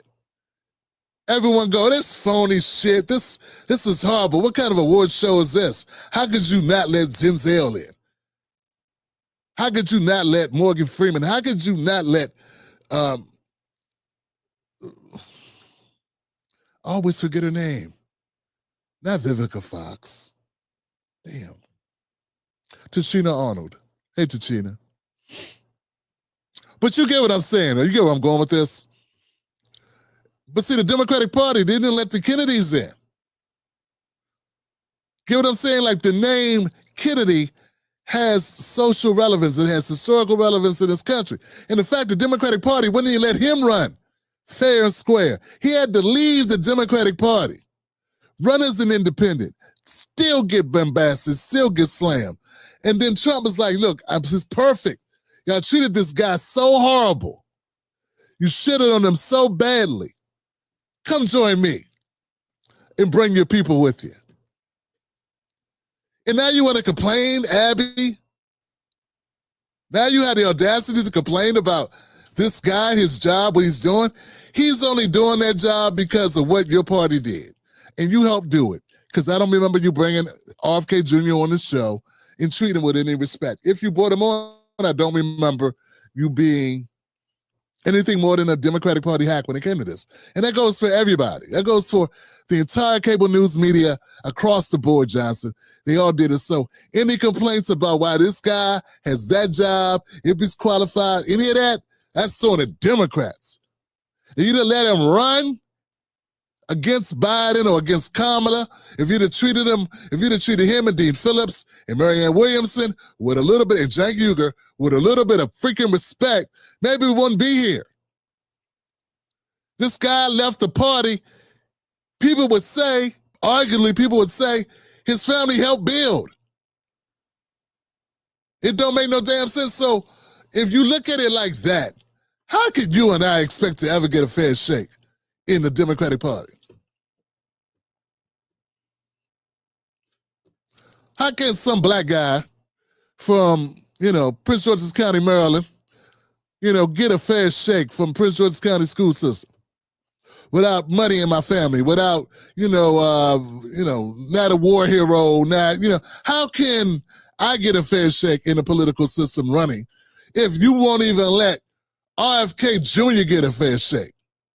I mean, come on, man. So we got a bunch of delusional people running around pretending that the Democrats aren't full of shit. And then you on this very panel, you have Abby Phillip and lady that's actually, I was going to stop the tape, but I was like, let me let her keep going. This woman sat up here and she said that the NAACP is the notable this and the notable that, and we're not happy. And I'm like, who's happy with you? Who the hell is happy with you? I've been saying the NAACP need to change their name to the the Migrant Protection Organization, the LGBTQ Tranquility Zone or something. Because that's basically, and also just put Democratic Party behind your name. The NAACP is supposed to be a separate body outside of politics, and there ain't a soul on this earth with any common sense, ethics, or knowledge that would not say that the NAACP is in the back pocket, not only of the ADL, not only of Jewish organizations, but also from the Democratic Party itself, and the DCCC and the DNC. Everyone knows that. Mm-hmm. So it's her sitting up here on her, on her best preacher move, on her acting indignant, acting like she's being, trying to gaslight, and standing on that ground. That ground is soggy. I would not stand on that ground, girl. It's gonna be a stink hole. So that's a stink hole. Don't stand on that. It's a sink and a stink hole, both at the same time. But yeah, we got people that go along for the okie doke. And all I'm saying is I haven't even gotten to the nuts and bolts of the conversation, but just, Abby. Well, listen, Scott. Listen, Scott. Thank you for the ratings. Without you, I don't know where we'd be. But Scott, I don't understand it. I'm going to keep repeating myself because I'm losing the argument, whatever the argument was. And I'm going to continue to keep saying the same thing over and over, Scott, like your name, Scott. So that Scott, great Scott. Oh, Scott. No, Scott. Mm-hmm. Scott, stop, Scott. Hopscotch, doorstop, top notch. Right. I think that she does a horrible fucking, and she's not like she really makes any point. She's like rarely ever stands up for black people. I don't know. She rarely stands up. This is all bad over there. And I think Scott Jennings is just having a fucking field day every time he gets on there. Okay. This is crazy. Who knew? Well, I think you knew if you lived there, but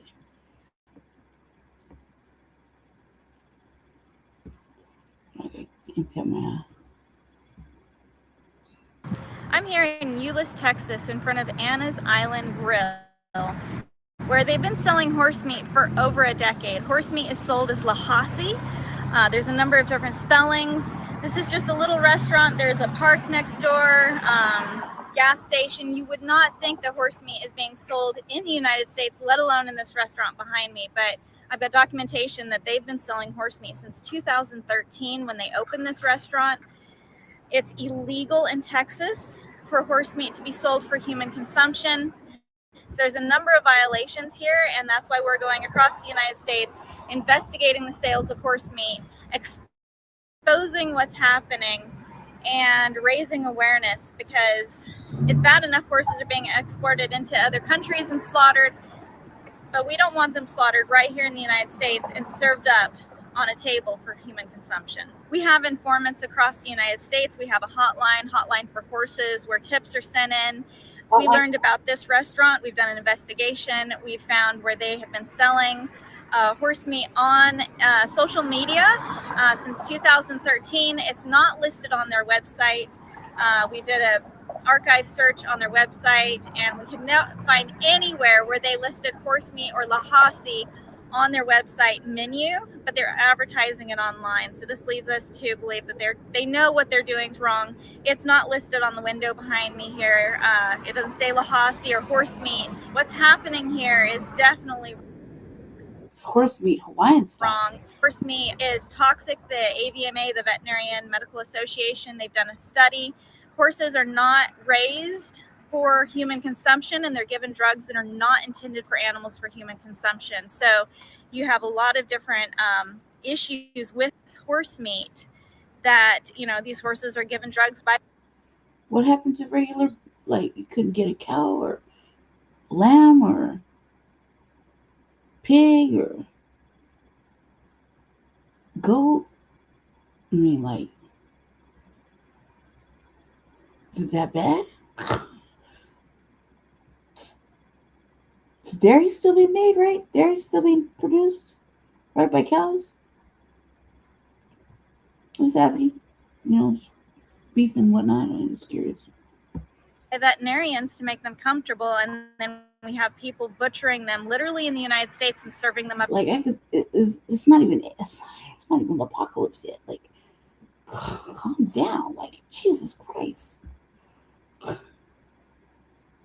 Hey, where are you doing this at? Like, where's the video of them, walking Hank back to the stall to catch it? You know what I mean? At restaurants, this is a human health concern. We're finding a ton of zoonotic diseases within horses, including diphtheria.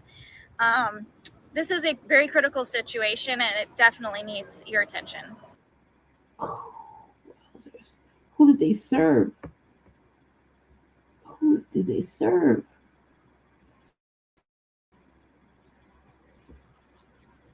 Crazy. Texas? Texas? That's so odd. That's so weird.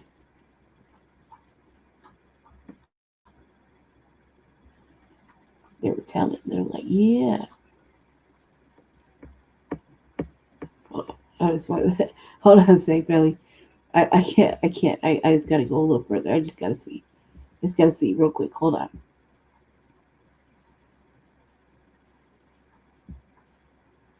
Hold on 1 second.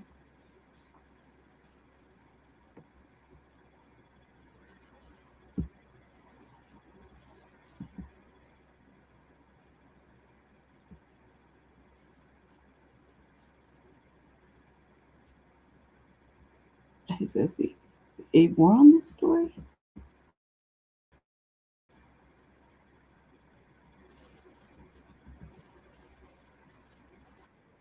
I'm here in Euless, Texas, in front of Anna's Island Grill, where they've been selling horse meat for over a decade. Horse meat is sold as Lahasi.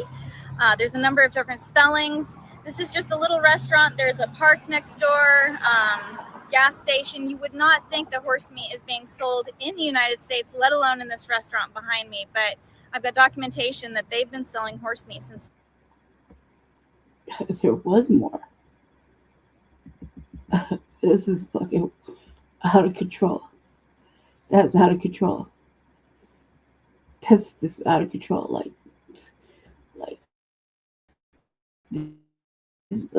We're in Salt Lake City, and some refer to Salt Lake City as horse heaven. They're not referring that this is a great place for horses to live. They're referring to a graveyard of horses, because horses are being butchered right here for human consumption. You can buy it from food trucks. We're doing an investigation, and that's why I don't look like I normally do, because we're investigating the sale of horse meat for human consumption right here in the United States. Primarily, horse meat is sold at food trucks here in Salt Lake, but we're going to go hit up some grocery stores that supply food to these food trucks to see if we might be able to get any horse meat or find out who's selling it. It is pretty crazy to be in the United States and realize how much horse meat is for sale. And then the element of crime involving the horse meat is crazy. I mean, like when you see posts online being like, hey, I want some horse. Like, well, my neighbor's got 15. Well, one will do. I mean, you don't know if they went out and stole that horse and butchered it to eat it. This is absolutely ridiculous. And we'll see if we can get some leads at this grocery store. You're going to be doing? I'm filming from in here. Yeah, so we'll Hoping see. you're okay. See how this goes. We didn't even get to the door before something went wrong. Okay, we were just going to go in there, and the internet says they close at 8 o'clock, and they're closed at 7:30. So no luck there. We flew into Salt Lake today, so we're going to be here working on trying to get as much as we can, but had to line some stuff out once we got here. So might not be able to get any horse meat today, but we're definitely on a mission to get horse meat while we're out here and expose what's happening. We're here in another location where their food truck often is that advertises loudly and proudly that they sell horse meat, and it looks like they've already packed up for the evening. It's really hard to track these guys down, and even if we did find them, they may not have it today because it's kind of like a specialty, a delicacy, they say. But we're looking, we're trying to find it, but we're also trying to get some orders put in to pick up later. So hopefully, not hopefully, but hopefully we can get some horse meat, get it DNA tested, and prove that, for sure they are selling horse meat in Utah.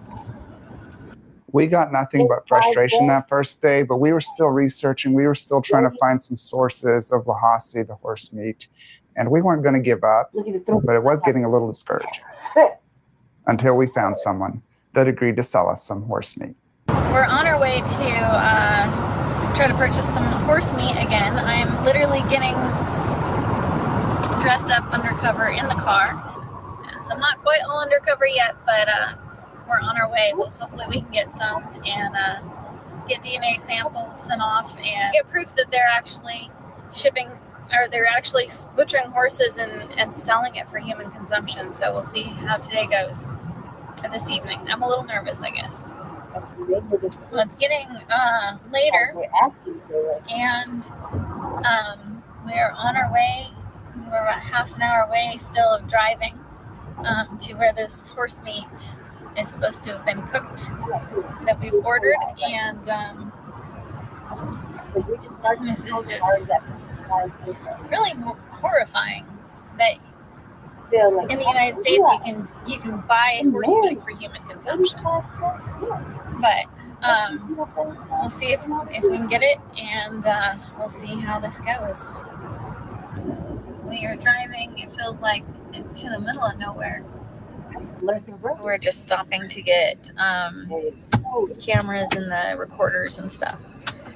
And then I'll be the one going up to the door and knocking and asking for the horse meat. Quarter mile, the destination is on your left.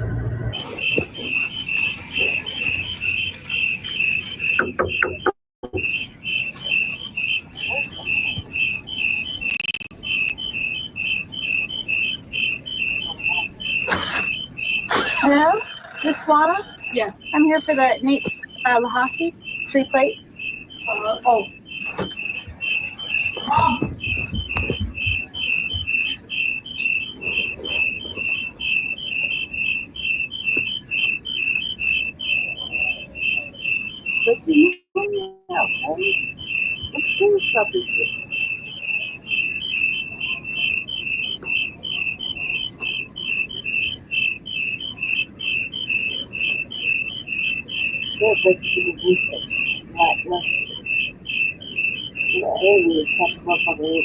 outside, you know,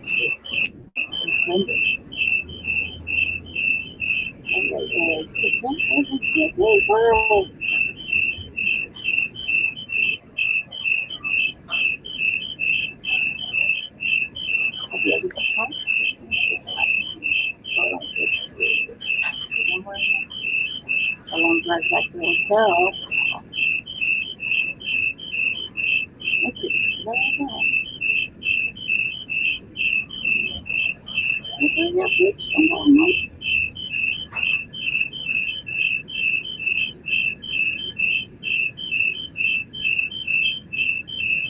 Do you think they tried it?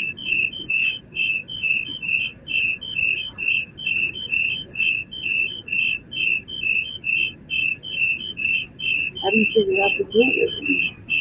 Decided that's the thing you to put up in journal about. As you go there and the food is like platter, you're like, what the fuck is this? And then decide to go on a whole other week. Hello. I'm here for the Lahasi. Nate ordered 3 plates. Oh. Yeah. Did we forget?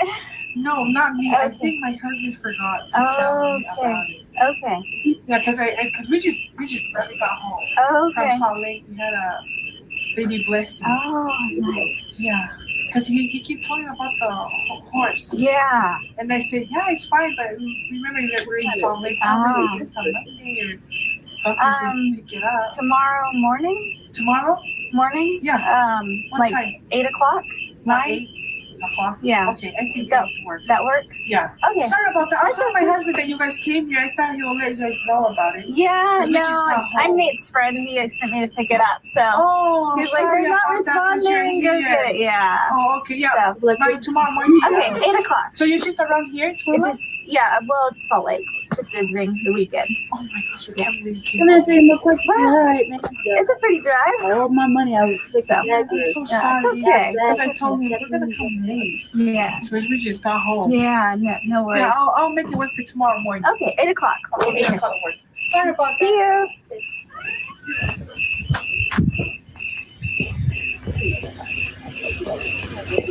Bye. She's scoping her out. Okay, so we are doing a ton of driving. And so Starting route to 8. There was a baby blessing, and they just got home, and her husband mentioned something about it, but then that was it. And need to come back tomorrow to actually get it. And so she said she'd have it ready by 8 in the morning. All the gray hair that I have, just like growing in everywhere.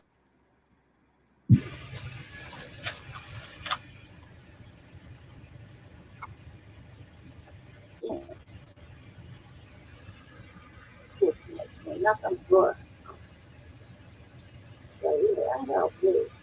I started being rude about it. second time I've been out here. You should give me a discount on one of these horse meat pies. Put gas in my rig. Ring the bell.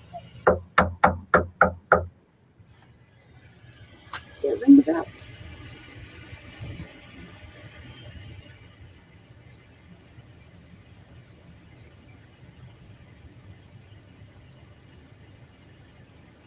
Ring the bell. Morning. How are you? Here. Get off my foot. Aw, thank you so much. No, thank you. I'm so sorry. Aw, it's okay. Thank you. It was 3, right? 3 in the house. Yes. Awesome. Oh, it's so warm. Yeah, Awesome. thank you. Get some rest. What do you think is that?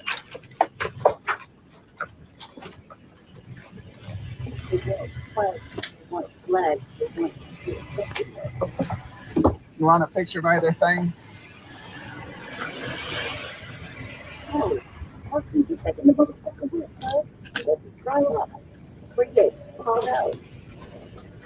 Got some Lhasa here. Alrighty. Like.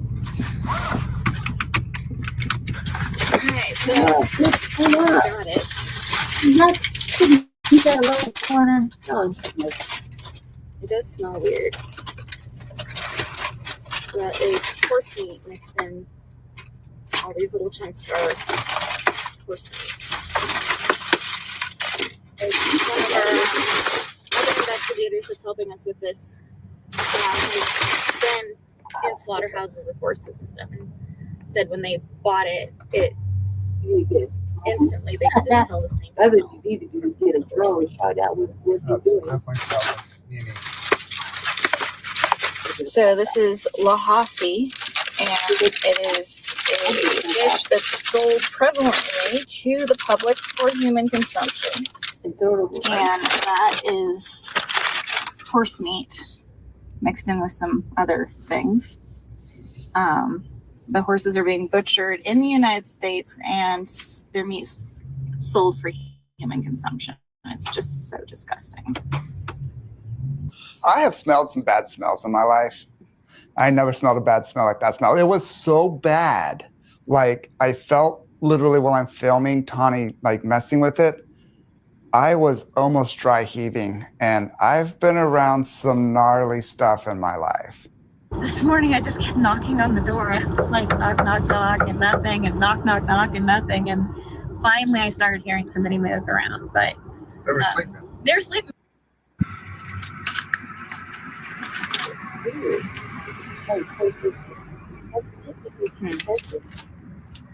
It's just, you know, in the United States, we, as a country, we do not eat horses. And the fact that horses are being butchered and sold for human consumption is just appalling. So I'll be one sample pack.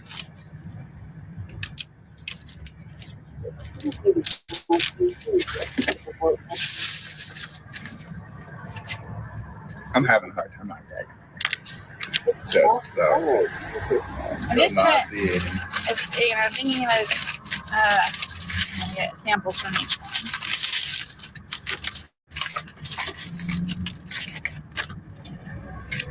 Oh, no, kind of close to the fence. I don't know how to use it.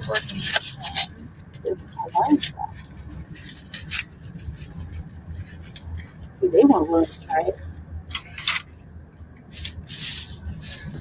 Journalists would have tried it. So there's states that say you can't eat it. California is one of them, which we've bought horse meat in California for human consumption. But the SAFE Act would make it federally that you can't consume horses. Horses can't be sold for human consumption. Right. No, we need the SAFE Act to pass because this is ridiculous and it's rampant across the United States. I can find this for sale just about everywhere. As we conduct these investigations into the slaughter pipeline for horses, we need support. It costs a lot of money to be diving into the horse slaughter pipeline and exposing the realities of what's happening. We want horse slaughter to end, whether within the United States or horses being exported out of the United States. We are working very, very diligently to expose what's happening. And we need support from people like you. So please donate to the Slaughter Pipeline Project and help us keep these investigations going that will expose what's happening within the horse slaughter pipeline. Nobody else. Fascinatingly disgusting. And I was slightly amused. I don't know why I'm slightly amused. That was a lot. That was a lot. Like shit. They definitely don't know how to conduct themselves covertly. You know what I mean? They're like over right there. Like, oh my God. So much could have happened right there.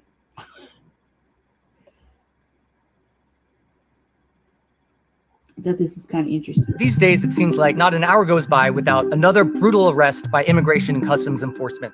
You've probably seen the aggressive tactics in videos online. While many people find these videos really disturbing, others question why this matters to them at all. If they're not here in the US illegally, do they really have to care? Isn't this just law enforcement in action? Today, we're going to be breaking down how ICE's expansion of power will impact everybody in the US. This is Incognito Mode.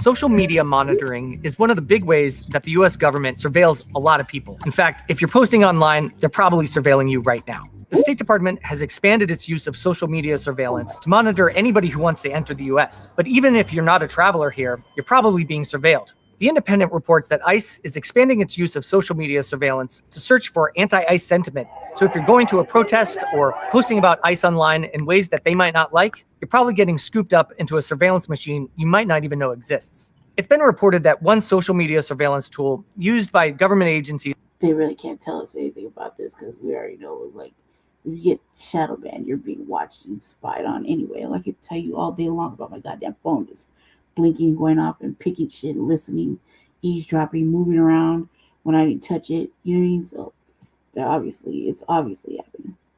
And we're no big fans of it, obviously. So, you know, I mean, the last couple of years has been one thing after another with the mass alien migration in here. So we're talking about just 22, 23, 24, 25, right? That's what we're talking about. That's what we're upset about. Because that shit went right into our communities. We live in a sanctuary city state. And yeah, that shit was money was being funneled left and right to take care of them. We can go on all day about this. So yeah, we're not like, when are they not? Including ICE, is SocialNet, which can reportedly monitor up to 200 websites, social media platforms, and other online spaces. Some of these platforms include Facebook, Instagram, X, Blue Sky, TikTok, Reddit, PayPal, OnlyFans, Cash App, WhatsApp, Telegram, Discord, chess.com for some reason. Pretty much anywhere you are online, SocialNet is probably watching. It's been reported that ICE's Homeland Security Investigations Division has directly contracted with Shadow Dragon, which makes SocialNet. The problem with social media surveillance is that, by its very nature, it's a massive dragnet operation. They're collecting data on basically everyone, especially anyone who's posting online all the time. This massive amount of data that's being collected doesn't just go away. All this data is likely being stored and can potentially be used at any point in the future to target you for anything. So right now, these tools are being used to target one kind of speech, but in the future, an administration could choose to use it to target something entirely different. A big problem with social media surveillance is that it can chill speech. You might not post about things online if you know that ICE agents or other law enforcement are flagging your speech just because you said a certain keyword or expressed a certain sentiment. That's going to dissuade people from exercising their First Amendment rights, going to protests, or speaking out against things they disagree with. One of the first ways you might think of ICE impacting you is surveillance. Facial recognition is one of the ways we know that ICE is targeting pretty much anybody they come across who they find suspicious. Immigration officials have long used facial recognition at the border, but now agents can use it right on their phones. Using an app called Mobile Fortify, they can just point their camera at you and run your face through a bunch of different databases that does identity verification on the fly. So why is this a problem? Well, first of all, Mobile Fortify, like other facial recognition systems, has a margin of error. That means it can bring up false positives. So the app might identify you as being somebody who you're not. And maybe that person is a hardened criminal who's in the US illegally, and you might get detained. The other issue is what we call surveillance creep. This means that powerful surveillance tools are being used in more and more ways and is becoming normalized. It might be ICE agents using it today, but you can imagine a situation where a police officer is standing on a corner and just pointing his phone at everybody trying to catch a criminal. Now, you might think this kind of surveillance isn't a big deal, and you might think, hey, if cops are catching more criminals, that's great. The problem is that once a surveillance power is introduced, it's very rare that it gets taken away. While you might agree with the law enforcement actions of one administration, another administration might have totally different priorities and totally different targets. As we see in all types of situations, technology moves faster than laws. As of now, there's no federal law regulating the use of facial recognition by ICE or any other law enforcement agency. ICE's use of data brokers is another form of digital surveillance. ICE isn't just buying data one-off. They also have contracts with data brokers like LexisNexis, which gives thousands of agents access to all types of data about anyone they're targeting. This means they know who you are, who you know, who your family members are, what your criminal history is, whether you own a boat or a car. All this information is readily available to ICE for anyone who they want to target. ICE is making use of something called the data broker loophole, which allows the agency to just buy data that they might otherwise have to obtain through a subpoena or a warrant. ICE has reportedly used the data broker loophole to get around Colorado's sanctuary cities laws, which prevent local police from sharing information with the agency. ICE was able to just buy data on targets rather than getting it through a process that involves judicial review. ICE has a program known as 287G, which allows it to deputize local and state police to help in deportation actions. Under 287G, ICE has agreements with some 800 departments across 40 states, with dozens more pending. This is all part of the agency's efforts to rapidly increase enforcement actions. We're not asking them to be immigration officers. We're asking them to help us. Cops working with the cops to keep New York safe. Named Operation Tidal Wave, ICE's expansion of 287G means a massive amount of resources across the country are being devoted just towards issues of immigration and deportation. Even if you think immigration is the most pressing issue, getting local law enforcement involved can have consequences beyond what you might expect. First of all, local police need to have a relationship with their community so that people can trust them when they call to report a crime. If your family has mixed immigration status, or even if you just look a certain way, you may be more unlikely to call the police and report a crime, and that makes everybody less safe. Another issue is that local police have limited budgets. This inevitably means that resources are going to be diverted from other things like investigating thefts or murders or child abductions. With resources from the federal government to your local police being diverted towards immigration issues, all types of other things are going to go ignored or underfunded. As ICE's power is expanding, it's sweeping up even more people into its crosshairs, not just immigrants. For example, in July 2025, Wired reported on a bulletin from the Department of Homeland Security, which oversees ICE. The memo characterized regular activities like riding a skateboard or a bicycle as running reconnaissance for protesters and indicative of potential violence. We've also seen ICE agents arrest U.S. citizens who were nearby while they were conducting raids and arrests. According to Wired reporting, protesters are subject to all types of social media surveillance, with law enforcement building dossiers on them that can include their names, their affiliations, and the things they say online. This is a perfect example of how these tools can be turned against anyone an administration deems problematic. Founded in 2003 in the wake of 9/11 under the task of increasing national security, ICE has since become one of the most dominant law enforcement agencies in the United States and is poised to reach its apex under the second Trump administration, which has promised mass deportations on a historic scale. We're going to have a deportation level that we haven't seen in this country for a long time, since Dwight Eisenhower, actually. Even though news of ICE arrests and detentions are happening all the time, it's about to get even bigger. Congress recently allocated some $170 billion towards immigration enforcement, making it more heavily funded than any other law enforcement agency in the United States, including the FBI and the DEA.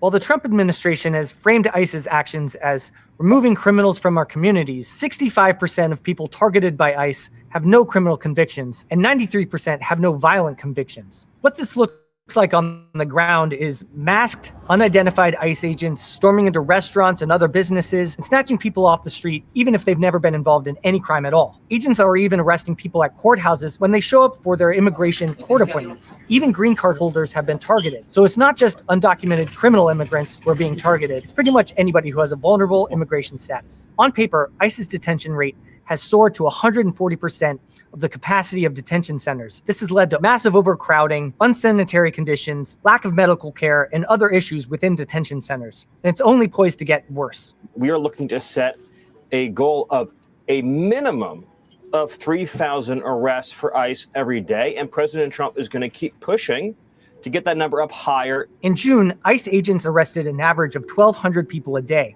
That's nearly twice as many as during the first 100 days of the second Trump administration. There's very little anyone can do to push back against ICE's enforcement actions, but some people are trying. Apps like IceBlock allow people to identify ICE agents, where they are, what they look like, and even what their vehicles are. But even that can come with consequences. The Trump administration has threatened the developer of IceBlock with prosecution, and people have criticized the app for endangering ICE agents. The Trump administration has also equated revealing ICE agents' identities as illegal doxing. We should just note that making an app like IceBlock or publishing an ICE agent's personal information is, according to legal experts, protected by the First Amendment.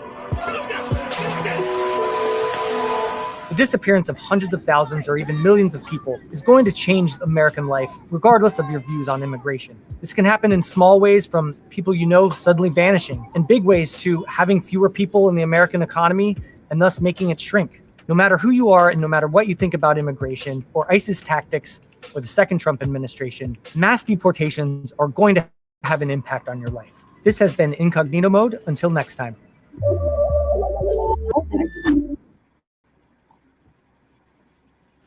Keep in mind, family, been talking about these data centers, stuff like that. You know how they are usually put up in black areas. And it caused me to really think about some other stuff. Like this, like even using our phones is like contributing, I guess. You know, or using the internet. That's what it seems like anyway. When I've noticed my electric bill gone up, started asking my neighbors, is your bill still going up? And they had no idea that this was happening. If you live in any of these states, your electric bill is higher this summer. It's not because of anything you did.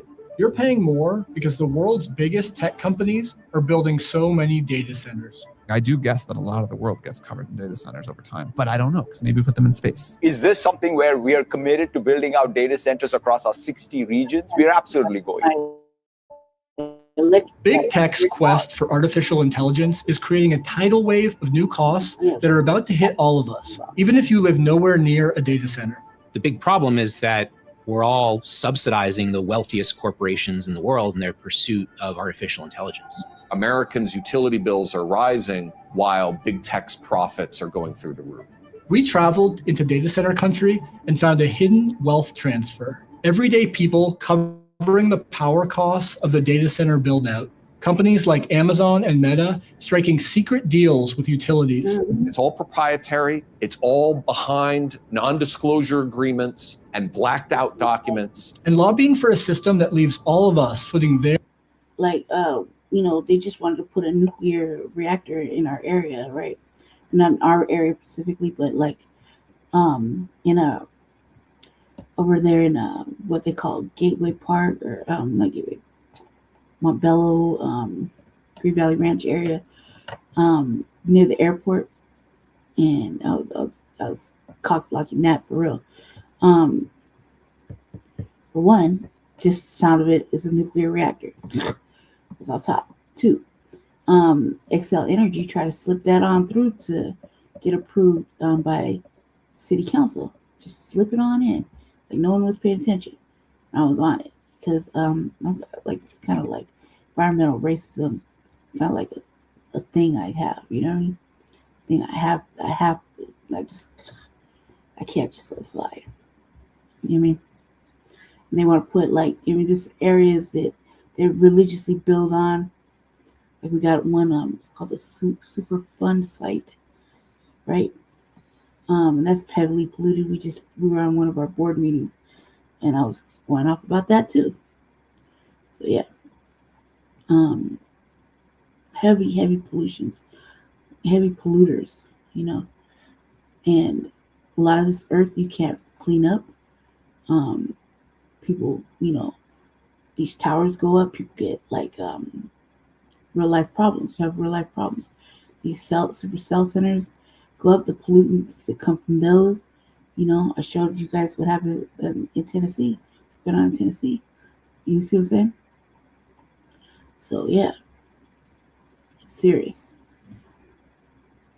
We traveled into data center country and found a hidden wealth transfer. Everyday people covering the power costs of the data center build out. Companies like data center market in the world by far. And so there's a race to ensure that these companies have enough space to grow out what they hope to be the future of AI. The demand is just off the charts. We're the biggest owner, the biggest developer of data centers, and our pipeline right now is up 25% year on year. Between 2021 and 2024, the number of data centers nationwide nearly doubled. And that's because companies like Amazon, Meta, Microsoft, and Google have decided to invest billions on technology that requires an enormous amount of computing power. What does it take to win? For AI, that means you've got to have the most powerful training compute. Training compute is kind of like the engine. There's horsepower of the engine. We are basically all in on this. We're building multiple multi-gigawatt data centers. As the tech industry is currently conceiving of artificial intelligence, it just requires a massive amount of energy-intensive, power-hungry computer chips. Ari Pesco wrote a recent report about how data centers are affecting energy markets.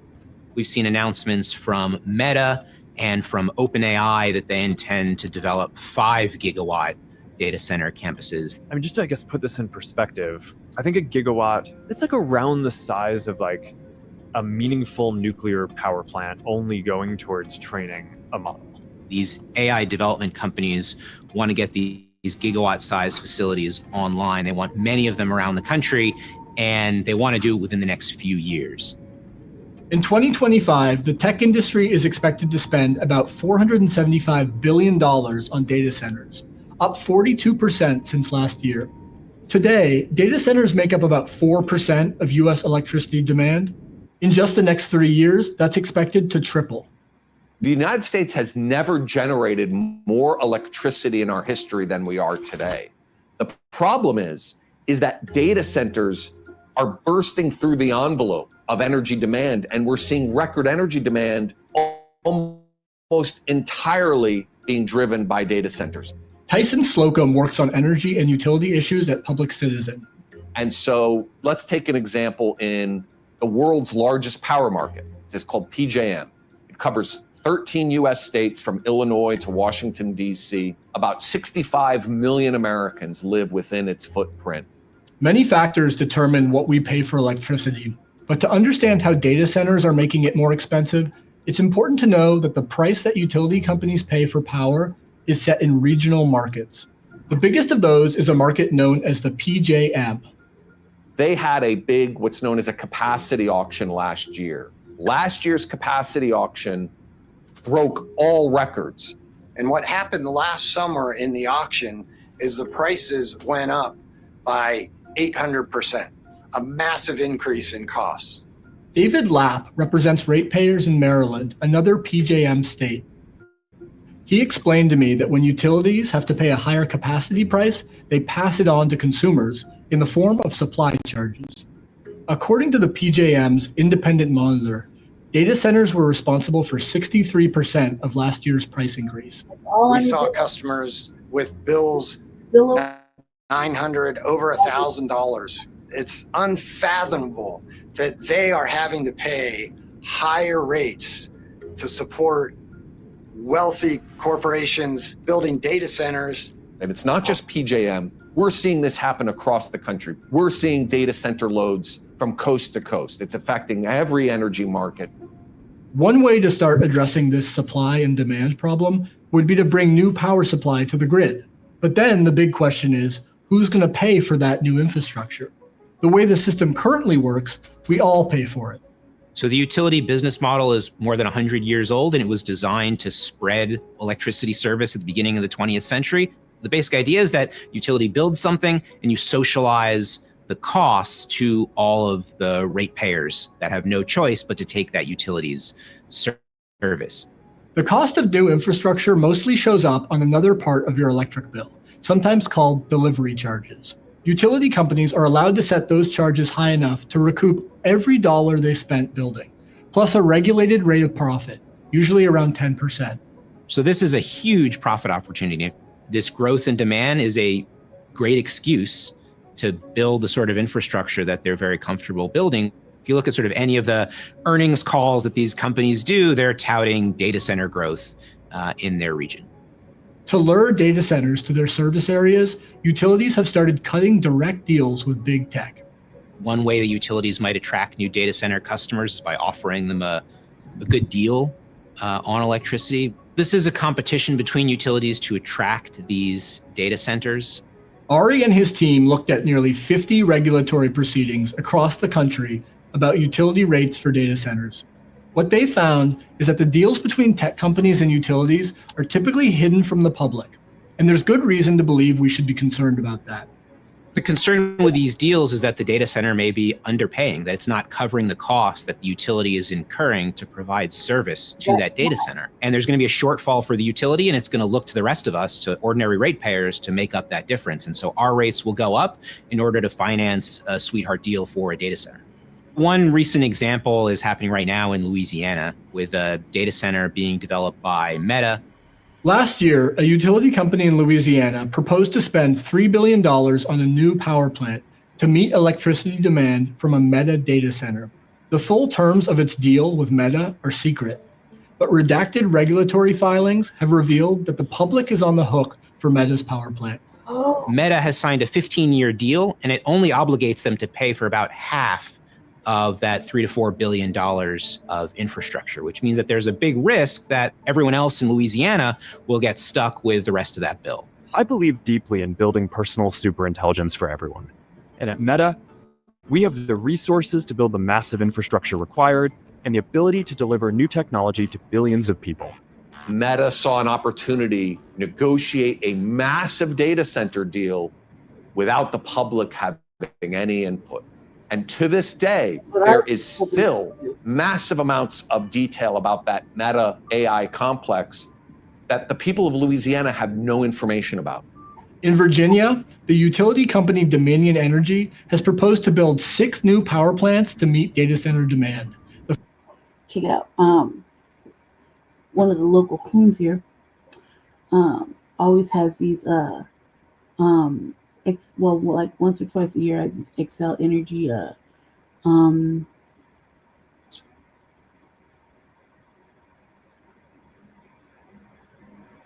guess visitors, guests come out and talk to us. They usually because we stick to black things. They usually like first year they try to sell us on just black people working in energy.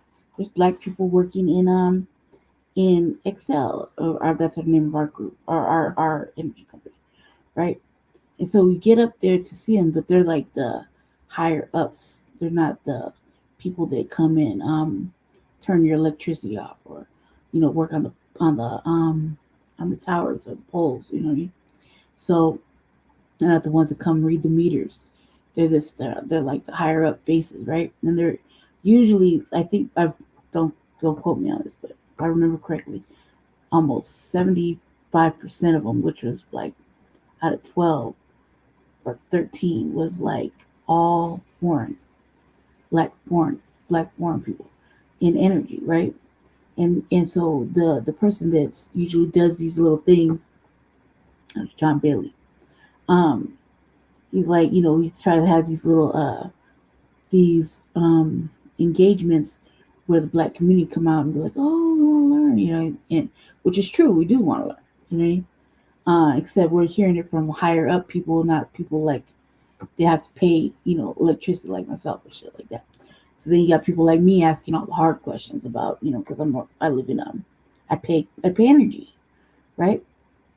And I managed to get it down from Like, it used to skyrocket. I managed to get it down to just $30 for like last year. So I refuse to go any more or any less than, because they can all eat 10 dicks on Wednesdays. I know what the fuck they're up to. I mean, I don't like any of it. So they bring them out there to basically, shine out. The first time it was to shine a light on Black people in energy, right? IRL. We didn't get very much out of that.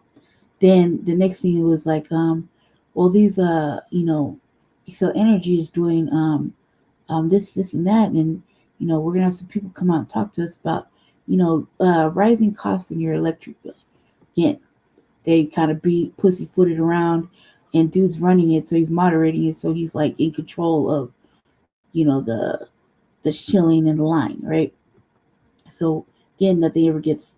There's no real solutions. There's just a lot of talking, and he calls up whoever he wants to call up, and he asks the questions he wants to ask, and he said, "Fuck the public." We don't really get to say anything, like that, unless you just go and take it. And that's when you'll see like Jesse or myself just take it, and lead off with some serious questioning, So it happens with a lot of things because they act like they're in control. It's usually Democratic shills that play this control game, right? And so when this just recently about the nuclear plant, I'm looking off because I'm trying to remember. It was like 3 weeks ago, I think. Right. I was like, still don't care. This area used to be, big portion used to be predominantly Black, and if there's still Black people there, they're living in houses that they've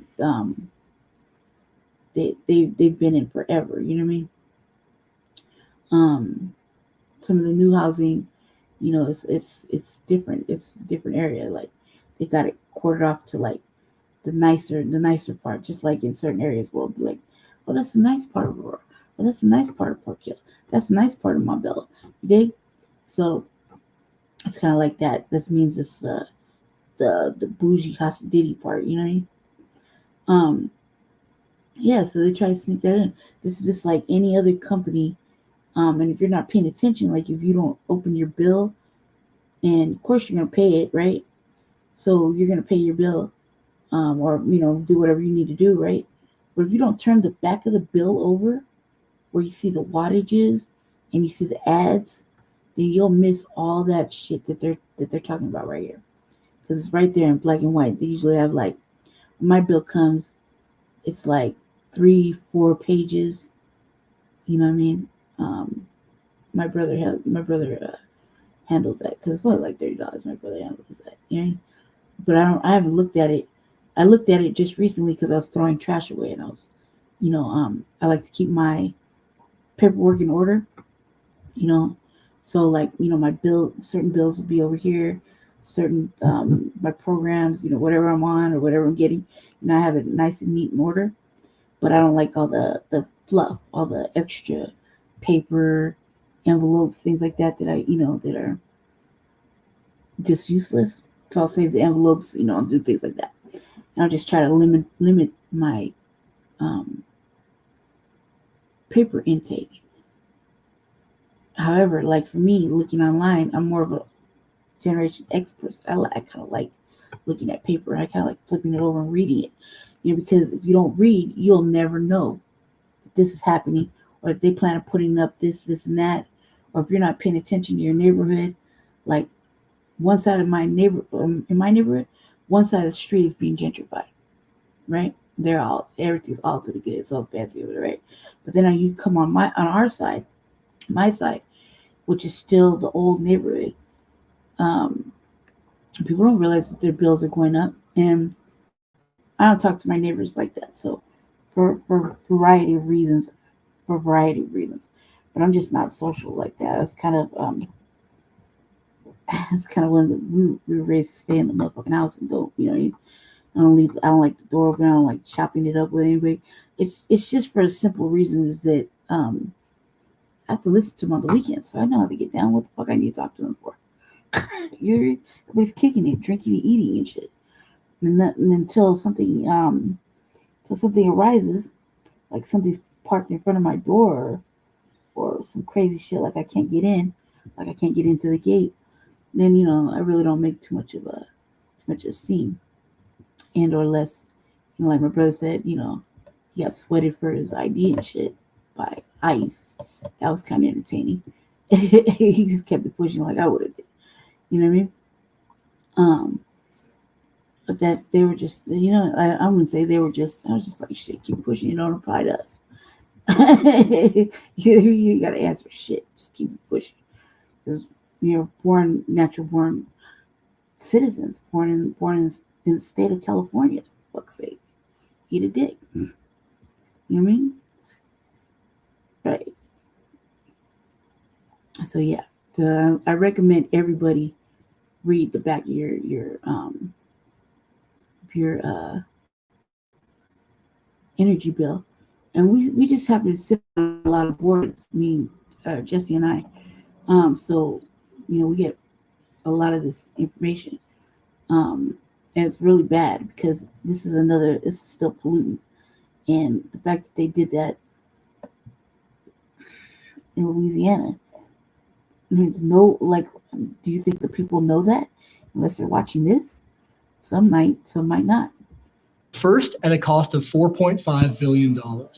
According to one estimate, only 30% of that will be paid for by the customer class that includes data centers. At Dominion Energy, we know power is personal. Residential customers will pay about half the cost, despite the fact that residential demand for electricity has flatlined.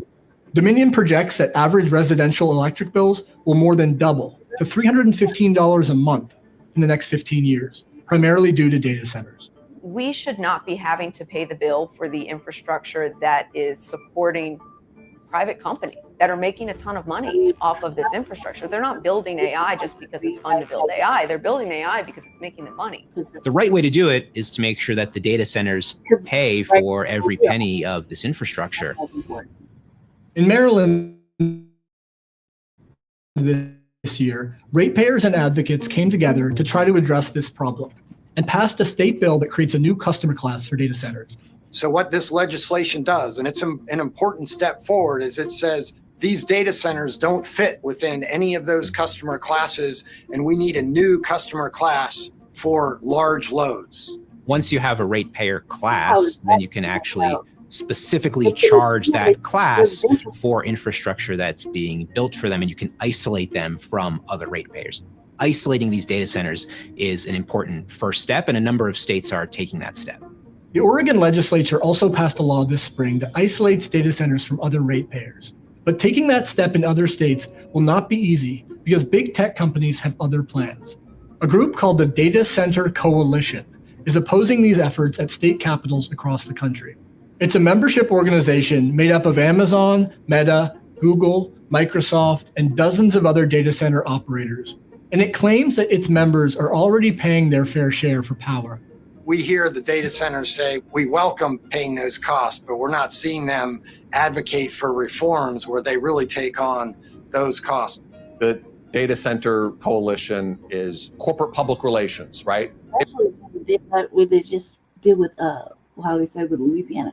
They just left Louisiana on the hook to pay the whole shit down there. You know what I mean? And they slipped that shit by. This another broad and ambiguous thing. And this other act right here that they're talking about seems like a lot of fucking word salad and just more paperwork. And like if you put it in a residential area, how are you gonna know who's paying what? You know what I mean? Because they're basically leaving it to the city to pay it, right? And naturally, there'll be some opposing shit. They're not paying their fair share. The numbers don't lie. In the last few years, the Data Center Coalition has raised millions of dollars from its corporate members. In Virginia last year, its PAC gave over $2 million to state legislators. The investment paid off this spring when state leaders voted down several bills that would have regulated data centers. Big tech is literally the wealthiest, most profitable industry in the world. They have the capacity to pull out their pocketbooks and cover their costs associated with this data center expansion. Instead, the American people and small businesses that aren't data centers are covering their costs. In the next 15 years, data centers are expected to add an additional $160 billion to grid costs in the US. If policymakers fail to change anything, by one estimate, electricity rates for average households will spike by as much as 70%. I think if the tech companies are the ones that want to do this, are the ones that are in competition with each other, want to create this open market and have this business, I think they're the ones that need to pay for these infrastructures, not myself.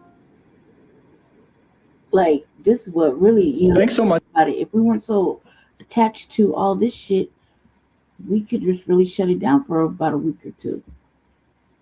If everybody went on their little solar chargers and shit and didn't really use the internet or the phone, right? For nothing, like for like a whole 2 weeks, that shit would shut down majorly. And like if it went old dark 30 everywhere, you know what I mean? Of course, that's not gonna happen. And that's why they're getting away with it, because so fucking dependent. You know what I mean? So dependent. Like when I think about like if it was all like the apocalypse or whatever, you talk about zombie apocalypse. I'm like, all right, well, first of all, I'm killing everybody. What's off talking? Change, I'm killing you, right? But in my mind, I'm thinking I can convert my shit to solar. You know what I mean? That's not a too hard of a stretch to convert it. You know what I mean? Solar. And receiving charges. So you charge from a solar real life solar panel. You know what I mean? Or two, right? As far as like the inside cover. I know how to live in the dark. You know what I mean? I know how to live in the dark. I know how to, I make candles. I'm good. I know how to cook outside. I know good. You know what I mean? But there's people that just cannot function.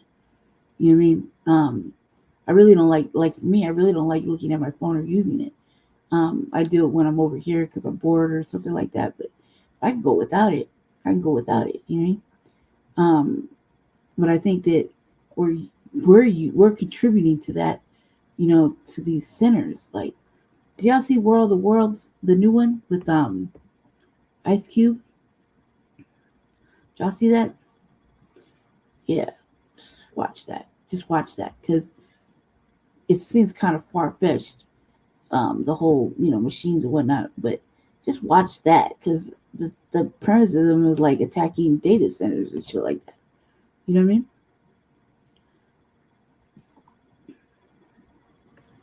Okay.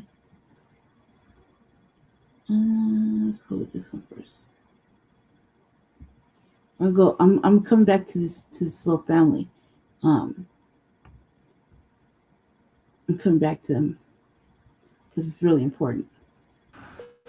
It's one thing to criticize your former employer. It's taboo to do that.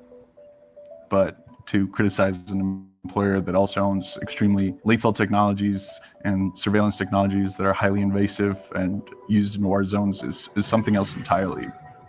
It's 2025. We're all kind of used to government surveillance. The idea that we're all being watched all the time and don't own our own personal data has become normalized. We're also used to the military spending vast amounts of our money on just a few giant defense contractors. But one tech company wants to change both of those things and become the ultimate military contractor and the ultimate arbiter of all of our data. Palantir is here to disrupt and make the institutions we partner with the very best in the world, and when it's necessary, to scare enemies and on occasion kill them. Check out Palantir shares surging 22% after the company cited a boom in demand for its AI software from the US government. We're doing it. We're doing it. And I'm sure you're enjoying this as much as I am. Palantir, a tech company based here in Denver, claims they can revolutionize government systems with their data analysis software, newly powered by artificial intelligence. They've been hired by the Department of Defense, the FBI, local police departments, and even the IRS, and Wendy's to take in the information those organizations collect even more information, and use that data to draw conclusions.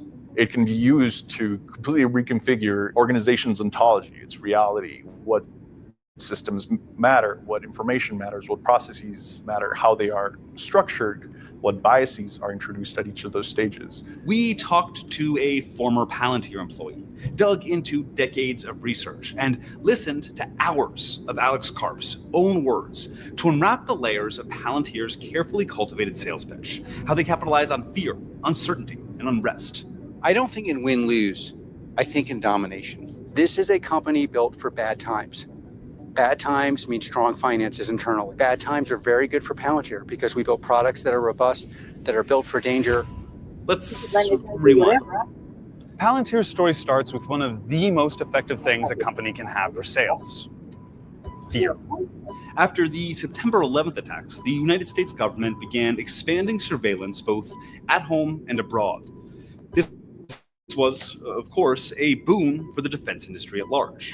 Simultaneously, the Silicon Valley tech industry was growing fast and making people in a once obscure industry very, very rich, very, very quickly. Like the founders and executives at PayPal, known as the PayPal Mafia. Elon Musk, Reid Hoffman, the LinkedIn guy, and Peter Thiel. When PayPal was sold, Thiel had millions of dollars burning a hole in his pocket and an idea. PayPal had developed systems for detecting fraud and crimes on the platform. What if they could use similar thinking to analyze the world at large? So Thiel pulled from his network to build out a new company. One of the first hires was Thiel's Stanford Law School roommate, Alex Karp, who'd gone on after Stanford to get a PhD in not business or computer science or engineering, but neoclassical social theory. They named the company Palantir, after the Palantiri from J.R.R. Tolkien's Lord of the Rings. In Lord of the Rings, the Palantir Stone is a magical object that allows its users to predict the future or to see what's going on in a remote location. It was originally created by the elves. It was meant to be used for good purposes. It is potentially a very dangerous technology. It's very powerful. Long have you hunted me? So that's Middle-earth. But what does Palantir do in a regular Earth? What we do is we use what legal scholars call predicate-based search. So we would look at you, and then we would go out and say, oh, there's lots of different things in your life that may be indicative of someone involved in bad behavior. Put simpler, they make software that makes it easier for their customers to collect and analyze data, and then act on that analysis with and without AI. By 2013, 10 years after their founding, Palantir's client list included the FBI, the CIA, the NSA, the Marines, the Air Force, Special Operations Command, and more. Did your company help to track and kill Osama bin Laden? You know, we can never. I'll tell you, the closest thing to an answer is there are when you look at when you open the paper and look in the news about these kind of things, there's a 2/3 chance, depending on the country involved, that somehow my company was involved. Fundamentally, the mission that is pushed to employees is that we're solving the world's hardest problems and supporting Western institutions. That is the main driver of sort of this militaristic culture that is developed inside of Palantir. If you do not feel comfortable supporting the legitimate efforts of America and its allies in the context of war, don't join Palantir. This entire message of like, we are the most lethal, we are the most able to surveil and process large amounts of data. You have created the system which you call kill chain. Privately. Publicly, the lawyers have some innocuous, something like tech for the amelioration of unwanted blah, blah, blah. Some term we're supposed to use. Okay, let's... for me, it's the kill chain. Kill chain sounds good. Kill chain isn't an original term created by Palantir. It's the more general military verbiage for the series of decisions leading from identifying a target to taking their life. Palantir's contract added their software and art intelligence to the kill chain. It's quicker and better and safer and more violent It's tech that Juan helped market. It reduces the distance you have to the problem, but when you're able to take a step back and really see all the narratives and how they were shaped and the actual application of these technologies. You got all this going on, right? But you can't find a motherfucker in you know, that commits acts of violence towards Black people. You got all this, right? You can't solve no crimes in the city. I guess, like, you know, I guess you can't pull up no research on a motherfucker that kills Black people or harms Black people. But you got all this, right? All this data. And even a fucking, what do you say, a kill chain, find the target, eliminate the target. Are you fucking kidding me, man? And you can't solve motherfucking crimes? Technologies, your whole world starts falling apart, which is something that, you know, definitely happened to me. Juan didn't leave Palantir entirely for ethical reasons. He just got another job. But the reason he eventually started speaking out against Palantir came after watching the Israeli invasion of Gaza following the October 7th attacks. Palantir has contracts with the Israeli Defense Forces. The exact nature of the contracts is opaque, intentional, but there is evidence to suggest that Palantir's artificial intelligence tech was used for selecting targets in Gaza. CARP doesn't mind the controversy. In fact, it's part of the marketing. Palantir will even pick up the projects that other companies rejected for political reasons. We are very comfortable being unpopular. CARP doesn't think controversy will lose Palantir customers. Whatever is pissing them off, they're still buying the product. Wendy's hired Palantir to help with their supply chain. Palantir works with health insurance companies to build AI for denials management to protect revenue. Do you want Palantir's AI making decisions about what care is covered for you and your loved ones? They also do business with for-profit hospitals, major investment banks, and even other defense contractors. In 2024, Palantir brought in nearly $2.9 billion in revenue, 55% of which came from government sources, with the vast majority being American. So let's look at their pitch to the American government. Last year, Palantir CTO Sham Sankar put out a presentation and white paper called The Defense Reformation. He cites The Last Supper, which was a secretive 1993 meeting between defense industry executives and the Deputy Secretary of Defense. Over a dozen companies walked in, and only a few walked out. That dinner is often cited as the origin of our consolidated military-industrial complex.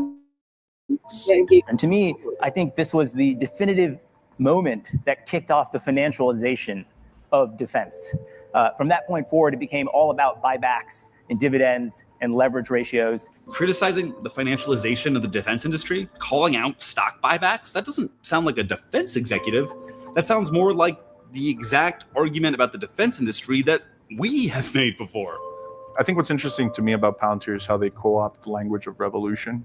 But Sankar's argument did work on somebody, Uncle Sam.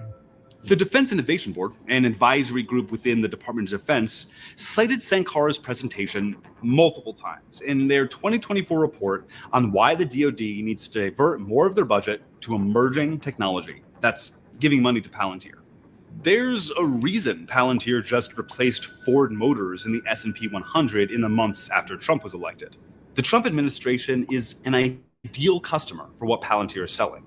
First, there are many former Palantir employees sprinkled across the Trump administration, from inside DOGE to foreign policy advisors to high-level technology appointees. And Palantir co-founder Peter Thiel, heavily invested in the company, is also heavily invested in President Trump and Vice President Vance. He was a major campaign donor to both. Then the stated goal of DOGE is to streamline and combine government data, which is exactly what Palantir does. The ways that the government is defrauded is that the computer systems don't talk to each other. And obviously, CARP is loving it. Disruption at the end of the day exposes things that aren't working. There'll be ups and downs. There's a revolution. Some people can get their heads cut off. Like, you know, it's like we're expecting to see really unexpected things and to win. And what is winning, according to Palantir? This is CTO Sham Sankar in 2021. Turning to government, we continue to advance our mission of becoming the U.S. government's central operating system as we extend our footprint across defense, healthcare, and civilian agencies. the government's operating system. They want everything to funnel through Palantir. Palantir already has contracts with the IRS, going through taxpayer data to save auditors time by finding the easiest audits to pursue. Now, Wired reports, Doge will likely hire Palantir to create unified software for the entire IRS, a mega API that would allow anyone with access to view and possibly alter all IRS data in one place. That's all of your financial information. And they have multiple contracts with the Department of Health and Human Services, including nearly $100 million to support HHS's core administrative data and applications, to manage, ingest, and access data securely across business domains. HHS's core responsibility is Medicare and Medicaid. That's control over millions of Americans' health records and their access to healthcare. So what does it mean for one contractor to have all that power, data, and taxpayer money as profit, especially as AI gets involved? As we kind of increasingly live in a simulated world, we lose touch with reality and the human decisions that matter, and we move closer towards governance by algorithm, not only made by decisions of automated artificial intelligence systems, which is a problem, but more importantly, subject to decisions made by the people who are influencing these AI systems and creating them in order to fulfill an agenda for whatever their profit-seeking or control-seeking objectives are. And when I see Doge kind of going into every agency and addressing the IT department first, I see it as an opportunity to try to change reality itself. But so what? Why am I telling you all of this? Palantir has no problem being seen as Big Brother, as all-powerful, as lethal even. We're at the brink of using these technologies potentially to run our government, to run our battlefields and our personal lives. Using artificial intelligence as a sort of panacea solution across our federal departments, and especially when they're, again, wielded by people with a very distinct agenda, puts everyone at risk. It almost feels like that's been the plan all along.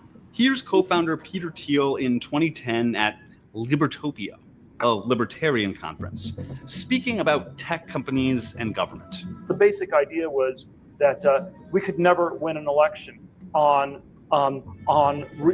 getting certain things because we were in such a small minority. But maybe you could actually unilaterally change the world without having to constantly convince people and beg people and plead with people who are never going to agree with you through a technological means. And this is where I think technology is this incredible alternative to politics.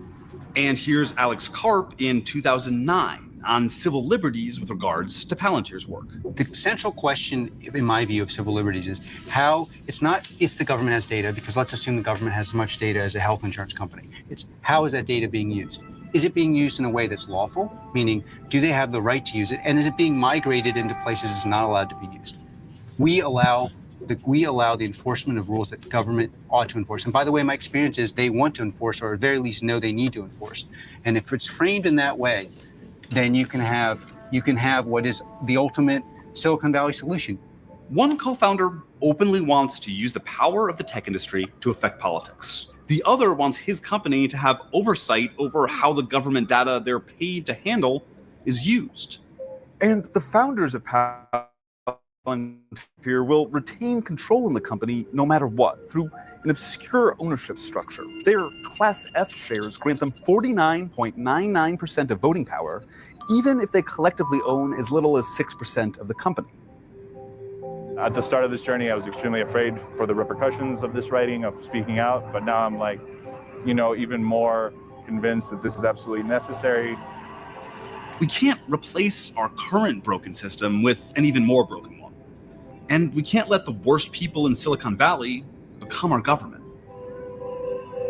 It's not about whether you're actually at risk for speaking out or not. It's just the idea that somebody's watching you is enough to push people into silence.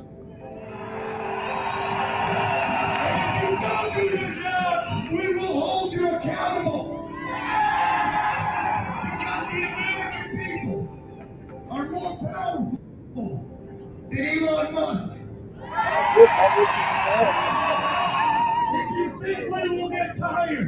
and you have no idea who you're up against.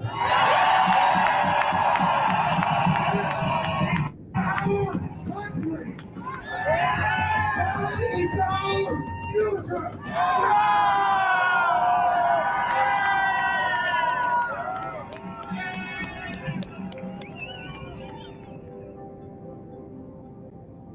Thank you so much for watching. If you I wouldn't be surprised if that was Colorado because they shot our capital. I wouldn't be surprised if a lot of that filming was there. I mean, we can't stay out of shit.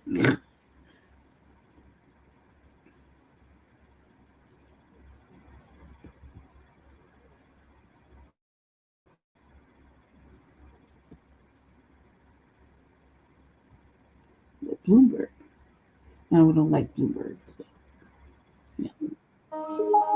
When people talk about the cloud, this is kind of where we are now. This is what they're talking about. It's not in the sky. It's right here. Anytime you touch an icon on your phone, anytime you book a flight, or anytime you watch a movie at night, you're using a data center. There's a big division in the county about how data centers impact their lives. And I think that we've gone overboard. We're trying to get balance. We know we need data centers. This phone I'm holding in my hand right now uses data centers, but that's not the point.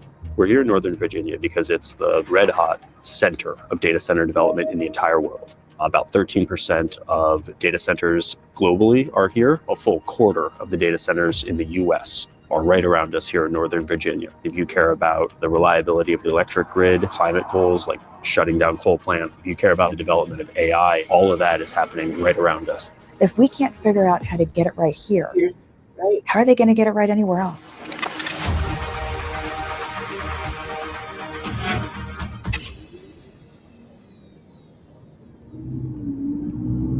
We're driving to Gainesville, where we're going to meet with a woman who lives right next to a data center development called Village Tech Park. It's been criticized for being basically too big, too close to homes, and there's another big development planned on the other side of her. So she feels just sort of besieged, kind of surrounded by these big data centers. Hey, I'm Josh. Ari, nice to meet you. Nice to meet you too. Seeing the change over the years has just been drastic. We knew the shopping centers were going to come. We didn't mind those, but the data centers has been a complete shock for us residents here and in the area in general because the train's coming. And that's gotten louder. How has it gotten louder? Because there used to be a lot more trees lining it. Oh. So by them taking down all the trees, it's become a lot louder. Would you ever consider moving? Yes, we are looking to move. Shortly after they started talking about the data center, we talked about it, but unfortunately I have a child who is in school, so we decided to stick it out until she graduates and then relocate someplace different.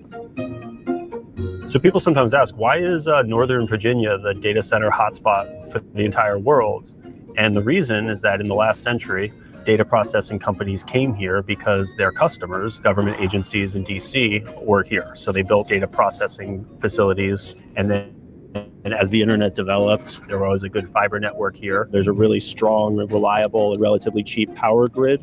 So data centers can hook up to electricity, which is the juice they need. There's fewer natural disasters here, knock on wood, and lots of open land. There's also been some tax break laws passed to encourage data center development around here.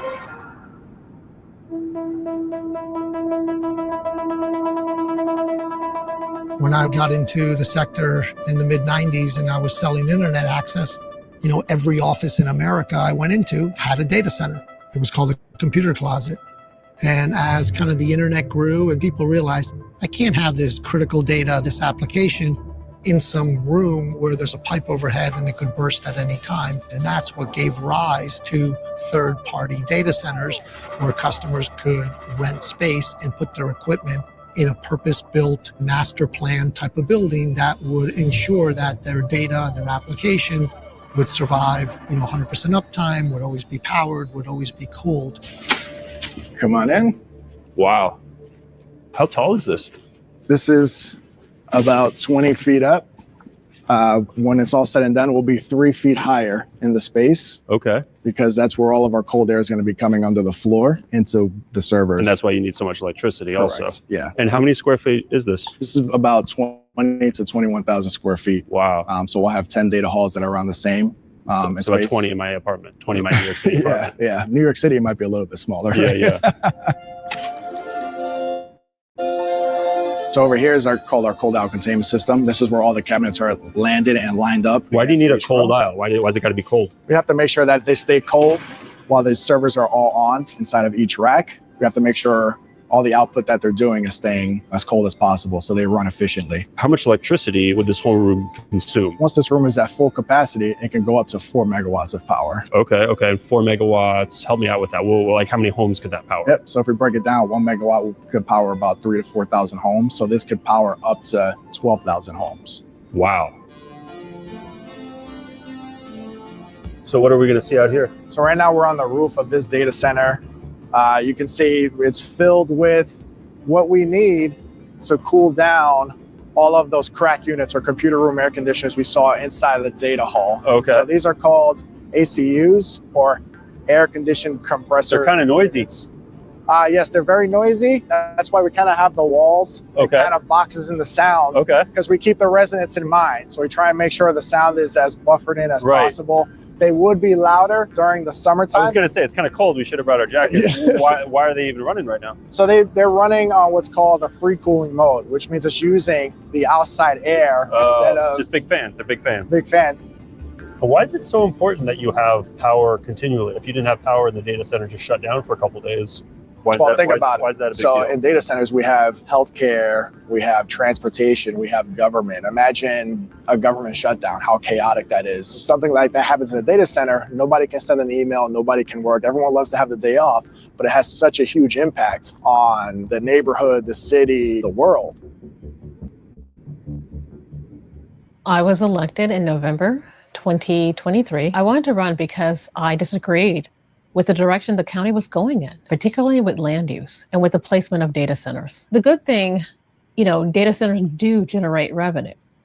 And last year, when we raised the CMP tax rate, we generated more money, for the county and for our schools. But everything in moderation. For us on the Board of County Supervisors, I'm saying we have to be the traffic cop. We cannot approve a data center any and everywhere. These are industrial warehouses. They shouldn't be next to homes, schools, national parks. They should be in areas that have enough power to run these facilities. The land we give to data centers is land that other businesses aren't able to purchase. It's also land that, we're not able to use for housing or retail or any other developments. Virginia is a beautiful Commonwealth. It's very scenic. We have so much history here. I'm afraid that that's going to be lost if we're just giving in to data centers' demands.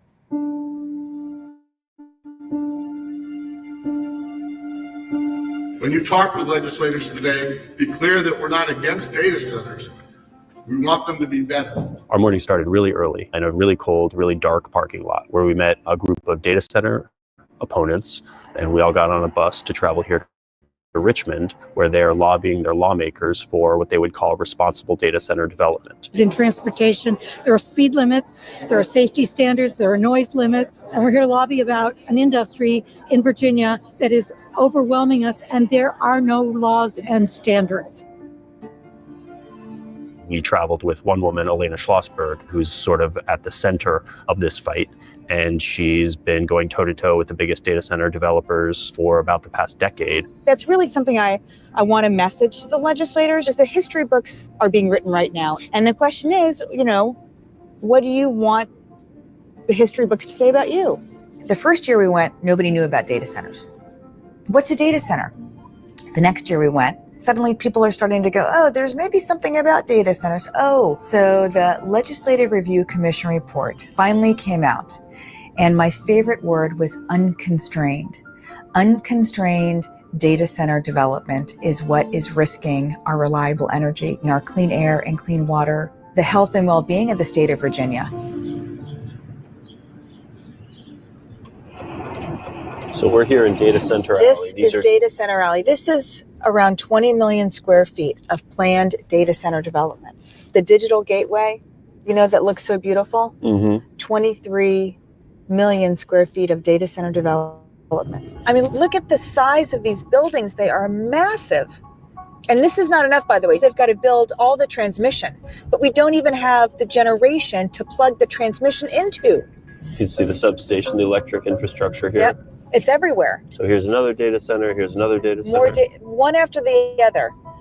More transmission lines, one after the other, substation, one after the other. What we see happening here in Virginia is becoming a national grid problem. It's magical thinking, how you are going to meet this kind of power demand never seen by mankind before. We are at the precipice. And now is the time. There's no more excuses to hold the wealthiest corporations in the world accountable for the energy they need for their business model.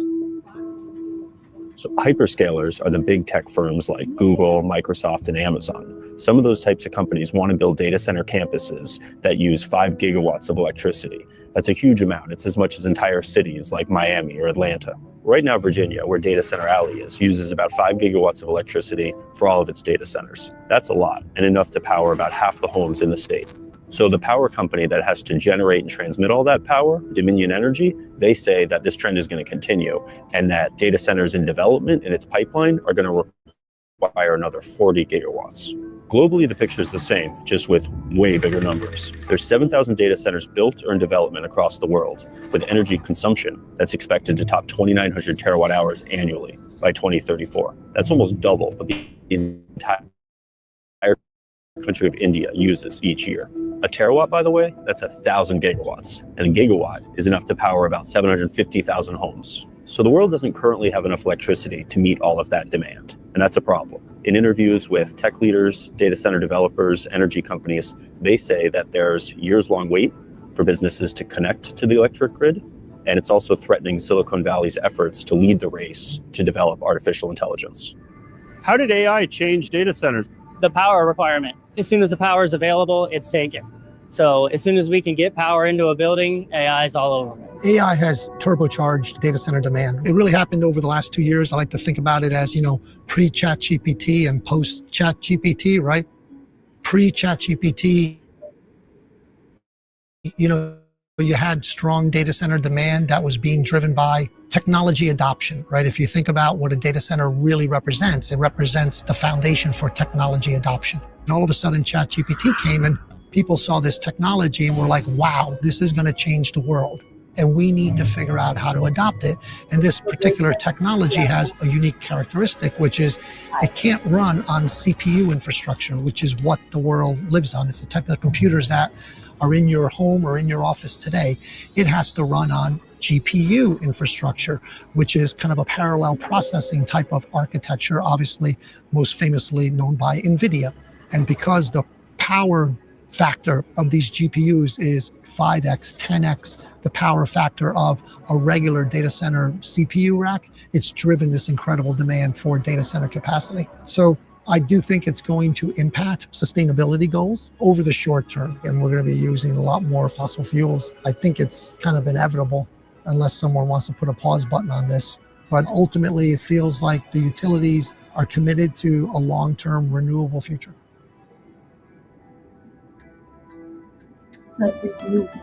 Are there parts of data centers that you see as valuable or that you see as necessary? I mean, 100%. And it's not about being anti-data. I like data. I like technology. But to allow it to grow with just no constraints, no guardrails, no accountability, the reality is that the community is the ones that are being asked to sacrifice. And so something has to change. My vision of the future is mixed. We're at the beginning of in my view, a multi-decade, multi-century engagement with technology. It's the first time, certainly in human experience, that we've had this amount of power at our fingertips, and kind of things are accelerating, right? But I would hope that we don't lose our humanity in that respect, and that we still want to engage with the world beyond the digital screen, beyond the digital experience, that, the real experience is still better than a digital one. And I certainly hope that we as a species make good decisions.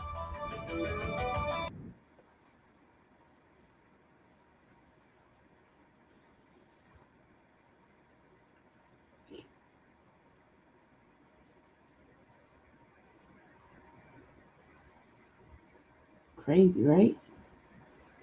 I don't even know.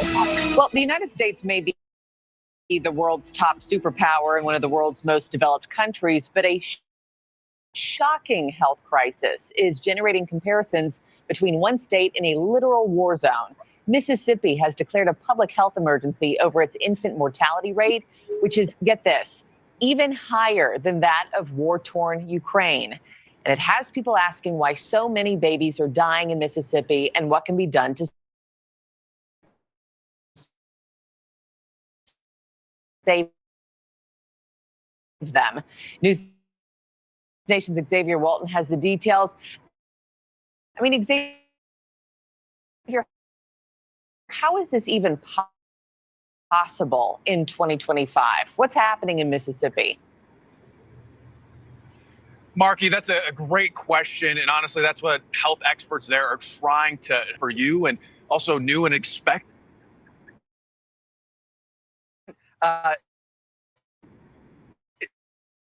In 1983, down to 5.6 in 2023, the most recent year data, 6 infants die out of every 1,000 born. That's higher than the national average. An infant deaths have gotten so bad in Mississippi, in particular, the state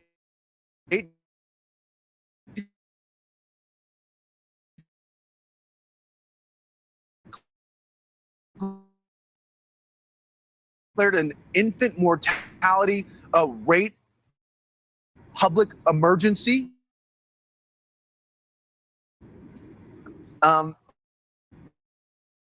According per 1,000 a decade, or in 3.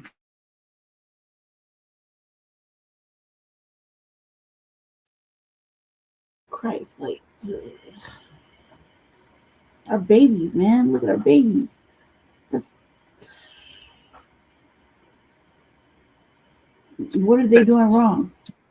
6.3 for Hispanic children, and nearly in line with the national average for white infants at 5.8. Put it simply, Marky, more than 3,500 infants have died in Mississippi before their first birthday in 2014. Think about that number, more than 3,500 before their first birthday since 2014. That's why so many are just trying to get to the bottom of this growing crisis. Yeah, impossible to even think about or comprehend, you know, how this is happening this day and age.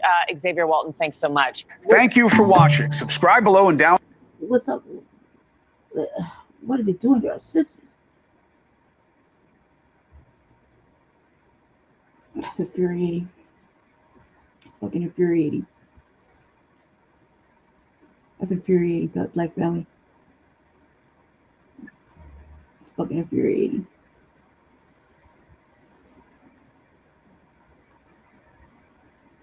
I have to look more into that. Now to a News Nation exclusive investigation into a secret government experiment that was carried out in St. Louis. Residents tell us they still remember a mysterious fog. Children would run through it. Mothers would try and close their windows against it. For decades, they all had questions, and now we're seeking answers. The United States Army now admits that it sprayed a chemical that contained cadmium, a known carcinogen, on a neighborhood of more than 10,000 people. Critics say this was done with no warning and no consent. Well, tonight we return to the site of that demolished neighborhood and speak with former residents who believe the government turned them into human test subjects. Although the Army admits that the test happened, it is not admitted to harming the residents. News Nation's Natasha Zubez investigates what was in the fog and why the truth may still be buried.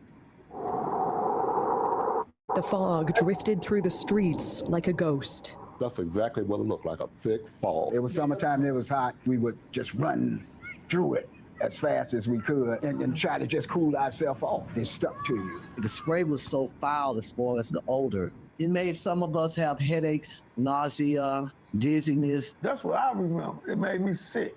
It wasn't the weather. It was an eerie smoke descending from rooftops, rolling from the backs of trucks. Regular flatbed truck, but it had a big machine on the back. and it had a big nozzle that really sprayed a fog you couldn't even see through. It was that thick, and it really, we felt it as it would adhere to our skin. And as far as the guys on top of the buildings, they tried to portray them to us as maintenance workers. But we was like, what is a maintenance worker doing? And basically a hazmat suit, and they had masks and goggles. In the 1950s and 60s, in secret, the U.S. Army sprayed zinc cadmium sulfide into the air of a St. Louis housing project, a largely black neighborhood called Pruitt-Igoe. It was a lose-lose situation for us in Pruitt-Igoe. We were subjects. We were subjects. They didn't ask for our permission. We didn't ask for them to spray us. My government used me like I was a guinea pig. We're standing at where Pruitt-Igoe used to be here in St. Louis, and it's hard to believe more than 10,000 people used to live here. As we bring our drone up, you can see it's mostly just an empty lot now, overgrown with trees. This used to be filled with 33 high-rise buildings. It was all demolished in 1976. And according to the National Research Council, St. Louis was chosen for spraying experiments because it had similar characteristics to Soviet targets like Moscow in terms of population density and terrain and proximity to a river. The government now admits to a secretive series of Cold War tests, including one dubbed large area coverage. More than 30 tests conducted across the U.S. and Canada, spraying zinc cadmium sulfide from planes, rooftops, and vehicles to simulate how a biological attack might spread, all to prepare for potential warfare against the Soviets. Many of us been in the military and had top secret clearances. We know how it works. We have died for America. We have fought for America. You are a veteran. I am United States Air Force veteran. Dr. Starks, you're a veteran as well. Yes, I am. I'm an Air Force veteran also. Is there a sense of betrayal here? Definitely. Definitely. They want to know if those secret tests have anything to do with what they're observing with their own eyes. I lost my two older siblings to cancer. I lost a brother last month. I've been diagnosed recently with a rare form of lymphoma. I had cancer of the left kidney, had partial removal of my left kidney. News Nation reached out to the Army for answers. They provided a one-page response. It says the Army's own Center for Health Promotion and Preventive Medicine investigated in 1994 and found inhalation exposure would not pose a health risk. They also cite later corroborating reviews, including a 1997 review by the National Research Council. Perhaps they assumed we wouldn't read the NRC's 380-page report, but we did. And the Army's statement doesn't show the full picture. In that 1997 review, the National Research Council explicitly says repeated exposure to zinc cadmium sulfide can cause kidney or bone toxicity or lung cancer if levels are high enough. And they admitted they couldn't fully assess the risk. Why? Because some Army records remain classified, it says, for national security reasons. More troubling, key Army exposure records were missing. And when the NRC asked the Army to supply them, the Army said it couldn't find them. Finally, the NRC considered conducting its own study, but concluded it wasn't feasible. In short, it did not test the site, collect samples, or test residents, and they didn't have access to all the data. Their review was based on what the Army gave them, and what the Army either could not find or withheld. The Army ends its statement to News Nation by saying, quote, none of the reports contained evidence of a radioactive component to the zinc cadmium sulfide dispersion tests. Residents say the secrecy and delays are no accident. They're waiting us out. They're waiting on all of us to die. But that's not even the whole story, as residents demand to know what else could have been in that spray. They have not come clean with what was in there. Do you believe that it was just zinc cadmium sulfide in that spray? No. No. We go to the source, a researcher who has spent decades declassifying government documents about these tests. Do you believe the U.S. government sprayed some kind of radioactive material on the residents of St. Louis? I believe that they did. And the government's surprising response to our request to declassify information. I mean, what the hell? Plus, renowned activist Erin Brockovich weighs in. Do you think there's been a lie here, a cover-up here? It sure looks that way. Residents are asking for an apology from the government for being experimented on. They are asking for compensation for health studies for themselves and their children. They're also asking for transparency. They want the government to release all the documents about the spraying. So, Elizabeth, tomorrow night on your show, we will go on a journey to try to declassify the one government document that a key researcher tells us she has never been able to expose. And we take the investigation to Aaron Brockovich. For the residents still here, still fighting, the question is whether they will get any answers before it's too late. Elizabeth. Well, they'll have a better chance of it with you on the case. Natasha Zuvez, thank you so much. In part one of our News Nation investigation last night, we uncovered a mysterious fog that once drifted through a St. Louis neighborhood, one that residents still remember decades later. It made some of us have headaches, nausea, dizziness. They didn't ask for our permission. We didn't ask for them to spray us. My government used me like I was a guinea pig. They're waiting us out. They're waiting on all of us to die. The government says, admits it sprayed a chemical that contained cadmium, a known carcinogen. Critics say without warning and without consent, sprayed on a of more than 10,000 people. But now, years later, residents are getting sick, some with rare forms of cancer, and they're asking what else might be hidden from them. Specifically, what else could have been in that spray? The News Nation's Natasha Zuvez picks up the investigation from here. We're on our way to meet with a researcher right now who has dedicated her career, decades, to declassifying documents and trying to figure out what exactly happened here in the city of St. Louis and what exactly was in that spray.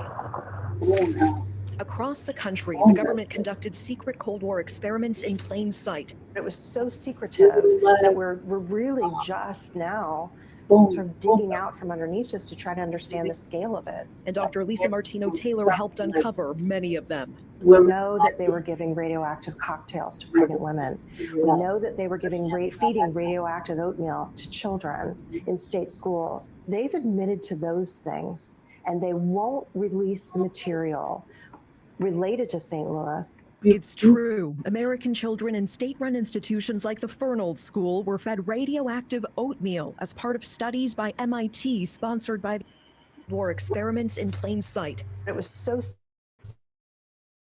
secretive that we're really just now sort of digging out from under to understand the scale of it. And Dr. Lisa Martino-Taylor helped uncover many of them. We know that they were giving radioactive cocktails to pregnant women.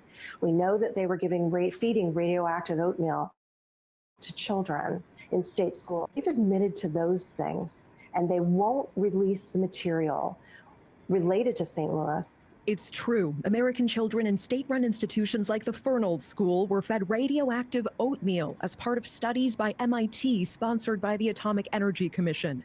You can see some of the documents Dr. Martino-Taylor worked to gather and declassify on MIT letterhead describing experiments on human subjects. The children, some of them orphans, were told they'd be joining a science club. They were promised a quart of milk a day, a trip to a baseball game, to the beach.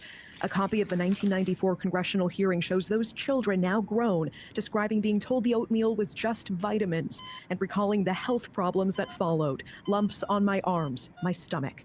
Pregnant women were also unknowingly given radioactive iron at top hospitals in Tennessee and California to study how radiation crossed the placenta, some later reporting miscarriages, illness, or birth defects. A class action lawsuit resulted in a settlement in the 90s. Do you believe the U.S. government sprayed some kind of radioactive material on the residents of St. Louis? I believe that they did. There's so much contextual evidence that points that way, and I spent years looking at this. She says her research reveals the men who designed and oversaw the St. Louis experiments were some of the top experts in radioactive weapons.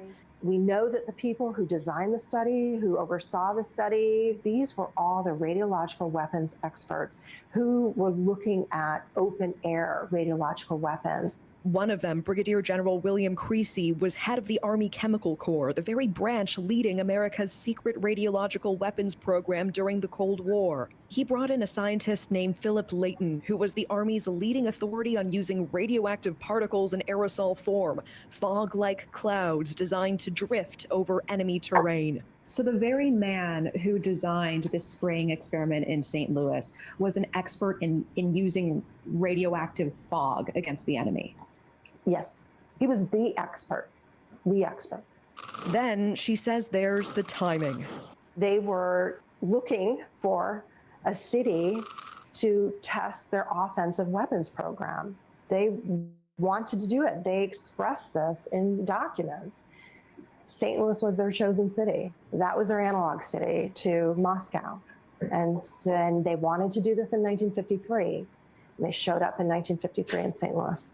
But there's one document Dr. Martino Taylor has never been able to unearth. It's still classified. The Joint Quarterly Reports detail the spraying experiments, all written by Layton himself. The last one is missing. It's called Joint Quarterly Report 5, and we tried to get it. Our team filed a Freedom of Information Act request on May 5th of 2025. By law, the government must respond to a FOIA within 20 working days, but it's been more than 3 months. With multiple follow-ups, nothing. The silence is what's called a constructive denial, and renowned activist Erin Brockovich says it reminds her of cases where the truth was hidden. So Erin, what is your reaction to this News Nation investigation? Did this shock even you? Absolutely. I think my comment was, are we WTF the kidding me? I mean, what the hell? It's awful. I mean, the biggest thing, and I've learned in 30 years, is it's always the cover-up that enrages people, that hurts people. And I've learned that communities can handle the truth. What they don't handle and where they'll tip the scale is the lie. So this has been a cover-up, and I think that modern-day agencies owe it to them. The truth. Do you think there's been a lie here, a cover-up here? It sure looks that way. Our investigation now drawing attention from lawmakers, including Congressman Wesley Bell of Missouri. When American citizens have been impacted and exposed to chemicals specifically because of the federal government, I think that we should do, as Democrats and Republicans, we should all do the right thing, make certain to make these folks whole again, get them the compensation they deserve and the treatment that they need and also deserve. It can happen to you. Don't get duped that it can't happen to you. We didn't think it was going to happen to us. We was babies, kids. It can happen to you, too. Representative Bell is now fighting to get Pruitt-Igoe included in the Radiation Exposure Compensation Act that would provide payouts to Americans who can prove they were exposed to radiation during the Cold War. But for Pruitt-Igoe residents, there's a catch. Because key records remain classified, they haven't been able to prove what they were exposed to. What do you want everyone to know about what happened here? The truth. Whatever the truth is, we want to know the truth. I don't think we're getting it now. In the meantime, residents say all they can do is wait, hoping someone finally listens. When will you give up this fight? Never. Till I'm cold and dead and buried in my grave. And Elizabeth, we asked the Army point blank, was there a radioactive component to that spray? It's interesting that they didn't just say no. Rather, they said, quote, none of the reports contained evidence of a radioactive component, pointing us to reports like a review by the National Research Council. But Elizabeth, a close read of that report shows even the NRC admitted they could not fully assess the risk of the spraying, because when they asked the Army for key records, the Army replied the documents were either classified or the Army could not find them. And Elizabeth, I have to tell you, these residents feel the government is waiting them out. The people you just heard from last night and tonight are the ones who are still here and who are well enough to speak. One woman we were supposed to meet with died before we could get to her. She was suffering from multiple cancers. Her daughter asked us to keep going, and we will keep pushing for information, including those classified documents, Elizabeth. All right, Natasha. Anything to ignore Black people, anything to ignore their claims, anything not to pay them, anything to just act like nothing fucking happened. Anything, the lengths, fucking diabolical. Oh, we're gonna go to a different thing. I gotta move to a different page real quick.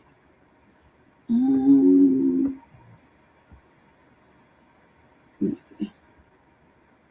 Yes. You just try to see.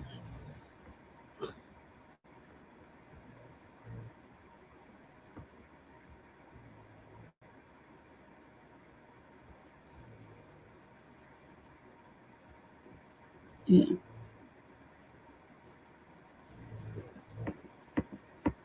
Yeah, seriously. And then they need to, yeah, bless that family. It's real shit. Well, I can't really say what they need to do because ultimately, the military and the government's complicit in hiding all that shit. What they need to find is a couple of those little living orphans, and take it that way. That right there. A couple of living ones, and then the families claim. I mean, what they're gonna do? They got to sue the government.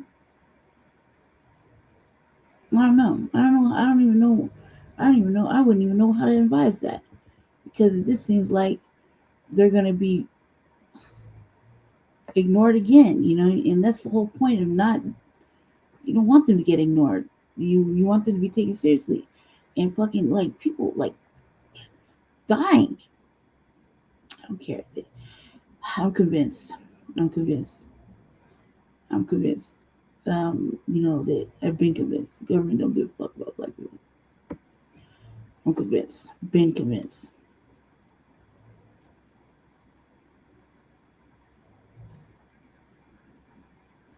I'm gonna leave that TD hip hop shit for another time. Let's get into my friend. These are short ones.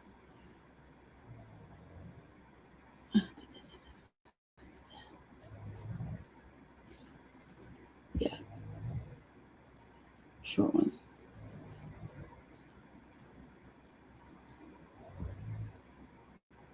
Okay, click on it.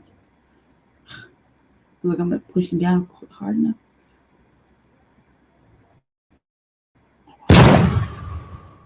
It's OGTV45. And we back in with another tap in. Y'all asked me to keep exposing these tellers. So I got a big one for y'all. Winsome Earl Sears. What makes this a big one, we still got time to do something about it if we get this information out. Because she's running for governor of the Commonwealth of Virginia. Yeah, they're parading her around in front of crowds when she's getting up there saying things like this. In case you haven't noticed, I am black and I have been black all my life. Yeah, that's how she giving it up. And this is how you know it's a real thing. Because people are actually on TikTok straight trolling her for cosplaying. Yeah, she's being trolled for cosplaying. And I think that the girl that's trolling her is not even Black American. So she sees it. She's calling her out on it. Look at this. Hello, this is my impression of Winsome Sears, the Republican candidate for governor in Virginia. Hello, fellow blacks. I am one of you. I have to say black people. Okay. Hello, fellow blacks people. I am one of you. Did you know Martin Luther King dreamed about me? And in that dream that he dreamed about me, he told me that the slaves wouldn't want DEI. So, fellow blacks people, I urge you to vote for me because I am a fellow blacks because we are the blacks. Okay, I'm back this check up, Belly. I swear I have no idea. Us all new information, even though I'm sure it's been covered on Front Life Black News and everywhere else. I just, I'll be out my downtime, man. So, what? My heart hurt a little bit. So I'm just gonna start over again. Okay, Belly, spirit with me. I'm sure Jesse covered it. I'm sure it's been covered. Because I've been hearing this broad's name all over. I like every time I'm usually sitting in the cut and I'm not watching it. So this is crazy. This is diabolical. Hold on a second. Hold on. Shout out to my friend. Shout out to OGTV45. I love his work. It's OGTV45, and we back in with another tap in. Y'all asked me to keep exposing these tethers, so I got a big one for y'all. Winsome Earl Sears. What makes this a big one? We still got time to do something about it if we get this information. That's not a black lady. She's not black, or she's not FBA black.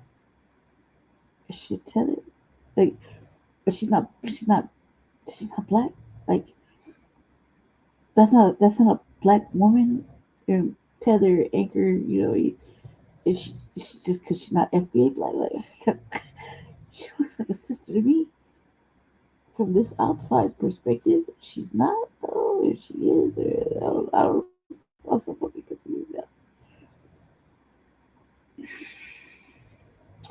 Cosplay, big. That's big. Out because she's running for governor of the Commonwealth of Virginia. Yeah, they're parading her around in front of crowds when she's getting up there saying things like this. Right.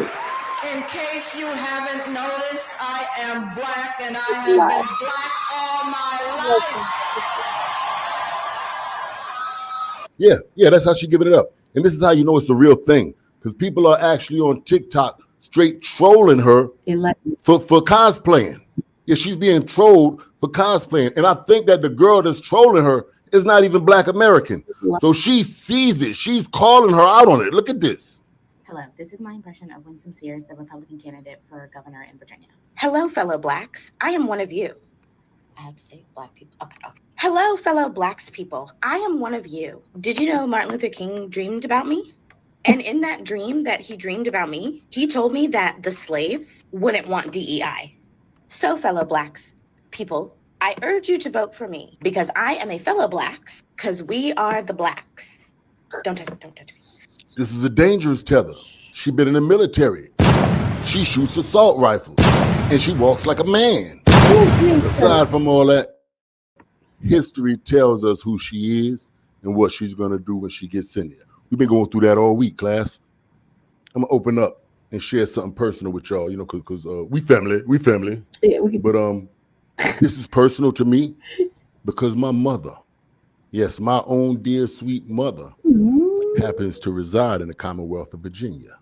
My mother, of course, like most of our black mothers, has been a lifelong Democrat.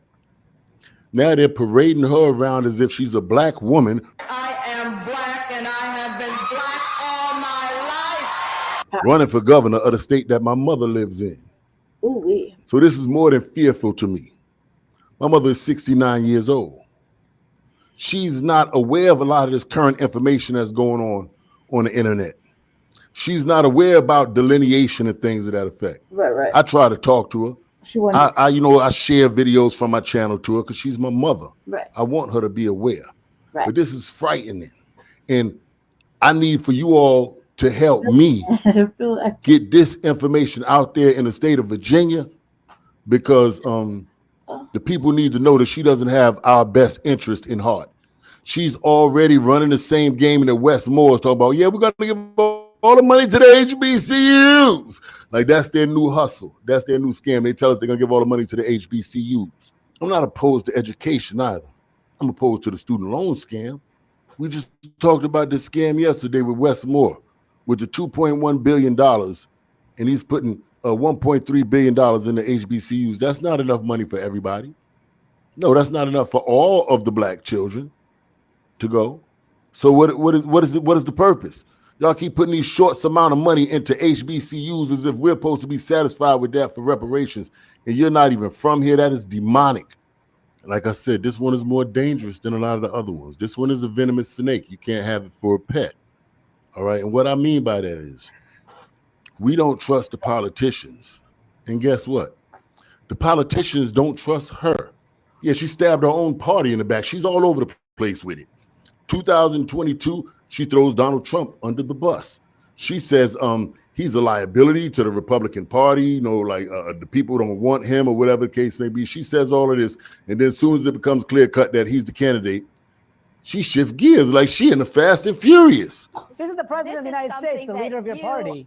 President Trump so far has not endorsed you. You are the Republican nominee, so why hasn't he endorsed you in this race? We understand what this is about. The president will make certain decisions. I've already met with him, and that's as far as I'm going to go. Yeah, because in the other marquee race this fall, the New Jersey governor's race, the president was quick to endorse the Republican candidate there, Jack Ciattarelli. You said you've spoken to the president. What did he say to you when you asked him for his support?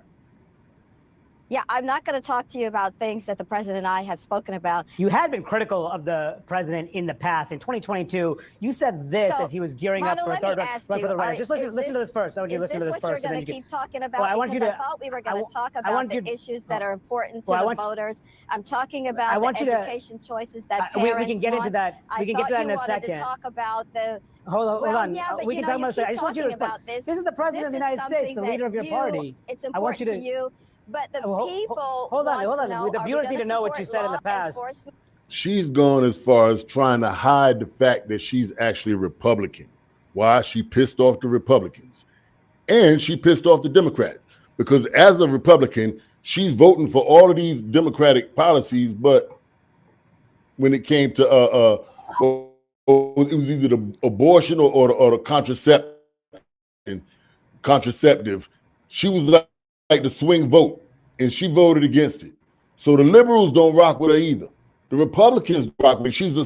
She bought her own people in the ass. And I just have a real strong gut feeling that if she were to get in that office, she would bite our people in the ass. Of course. We do not need her over the state where this whole slavery thing started at. No. Virginia is a big part of American history, and it should be treated as such. This person was not even born in America. I don't ask for much. Unlike your ordinary YouTuber, I don't ask for likes. I don't ask for you to hit the subscribe button, any of that. I don't ask for anything. I just put my content out there, and I hope you enjoy it. If you do, I appreciate it. You know? But today I am asking for something. I'm asking that we put this information out there and make the people aware. And you know who I'm talking primarily to? My FBA women. Mm-hmm. That's right. This one's on the sisters, because that's who she's going to try to attack. She's going to try to play the sisterhood card. If you thought Kamala Harris was putting greens in the daggone bathtub, I heard you last ain't no telling what this one going to be doing. Homework. Oh, she gonna be coming with the poor poverty stories, how they had to dig the yams out the ground in Jamaica and wrench them off in the river and eat them raw. They were so poor, and like, no, do not fall for it. We have to let the women know to not allow her to play the black sisterhood card, because a lot of our women still voted for Kamala Harris in spite of this information being out there. So I'm gonna ask my sisters to help me, man. Pass this information around and let the sisterhood protect our lineage. Right. And she had a negative rebuttal for everything I said, you know. She's talking, well, I'm still gonna go to the Asians to get my nails done, because when you go to black girls, they don't do the feet like the Asians. They don't do all this and they don't do it. When I leave the Asians, my feet be soft as a baby bottom. You go to black girls, they don't do all that, so I ain't going back. And I ain't getting my hair done by the black girl. Black girls, they all want a $50 deposit, and they got girls on Facebook Marketplace scamming. They saying give them $50 deposit. You call them, they don't answer the phone no more.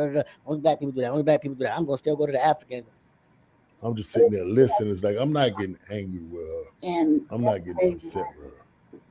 Look, I'm just like, this drop all is that sad. anyway. You might as well pay a deposit. That way, This is sad. Time and date. You got some people out there who are not trying to hear nothing when it talks about unity. Follow. They don't realize that the strength is in the numbers. If you have to do that, I can't keep all the tethers out of office by myself. do your own shit. We have to work as a collective. But this Winsome Earl Sears, really, really good. we could definitely start with her and keep her out of that governor's chair in Virginia. Yeah, hello, Madam Lieutenant Governor, Winsome Early Sears, is that your name? Winsome, I pronounce it right? Listen, ma'am, change your name to Lucy. You ain't finna win shit. You ain't got, Trump done tricked your ass into thinking you finna be the governor of Virginia. Lady, you done lost your goddamn mind. You know goddamn well your black ass is not finna be the governor of no goddamn Virginia. Them motherfuckers just as goddamn racist up there than Alabama. No, you ain't finna be no governor of Virginia. I can tell you that right now. And then another thing, they say you look like Donna off of Sanford and Son. And you just not gonna be no goddamn governor. I know you wanna be the governor and shit, and you wanna be a clown for Donald Trump and shit, and look like a goddamn fool and shit. Them folks will kill your ass in Virginia. Okay, listen. I know you're a Marine. I know you're a vet. I'm a vet, baby. Listen, you ain't ready for that. Your black ass not ready. You need to do your hair too. You need to start going on goddamn interview with your damn hair nappy like that shit. Right. Great. Do something with that. That's crazy.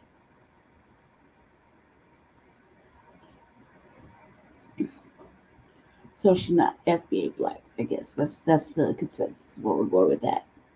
Which is, you could have just said that. I mean, it's not that hard to figure out. I figured it out. I want to ask more questions, but not really. He summed it up for me. Basically, this bride cannot get into office in Virginia. As you all can see, I've been trying to not make any videos about these Africans. I figured if I ignore them, they'll just go away. But no, they're line steppers. They are habitual line steppers.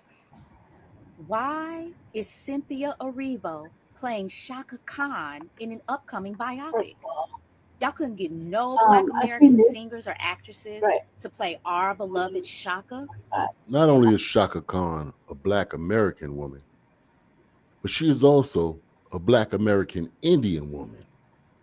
She's made that very clear in the past. She's connected to her Blackfoot Indian roots. I'm part Blackfoot Indian, and I had a great-grandmother named Grandma Bagby. And she was a soothsayer, fortune teller. She was a very highly spiritual woman. She read my palms. I was about maybe 10 years old. She grabbed my hand. And she looked at it and she says, Jimmy, one day, everyone's going to know your name. You know, we're going to talk about this wardrobe too, because you used to wear a lot of Indian stuff. Yes. That wasn't at first, but I then picked, later. Yeah. Well, you know, what I did was I wanted to pick a part of our collective history that we didn't celebrate. Because aren't you? And it's right here in our Indian, face. Yes, yeah, I'm you're part Indian Blackfoot. heritage. Yeah, Mhm. Blackfoot. Well, that's from up in near the Canadian border. But yeah, Blackfoot Indians. This is what I was trying to represent. Well, you did. You did. Yeah. So, with all that's going on, this Cynthia Erivo, bro, she has to know that this would be offensive. Right. She has to know the climate in America right now, and that the Black Americans have an issue with you guys in our spaces, with you guys playing the roles of our leaders and our heroes and our entertainers, as if we're not sitting right here and can do it better than you, way better than you. I don't give a fuck. There's no way that she could play the part of the legendary Shaka Khan.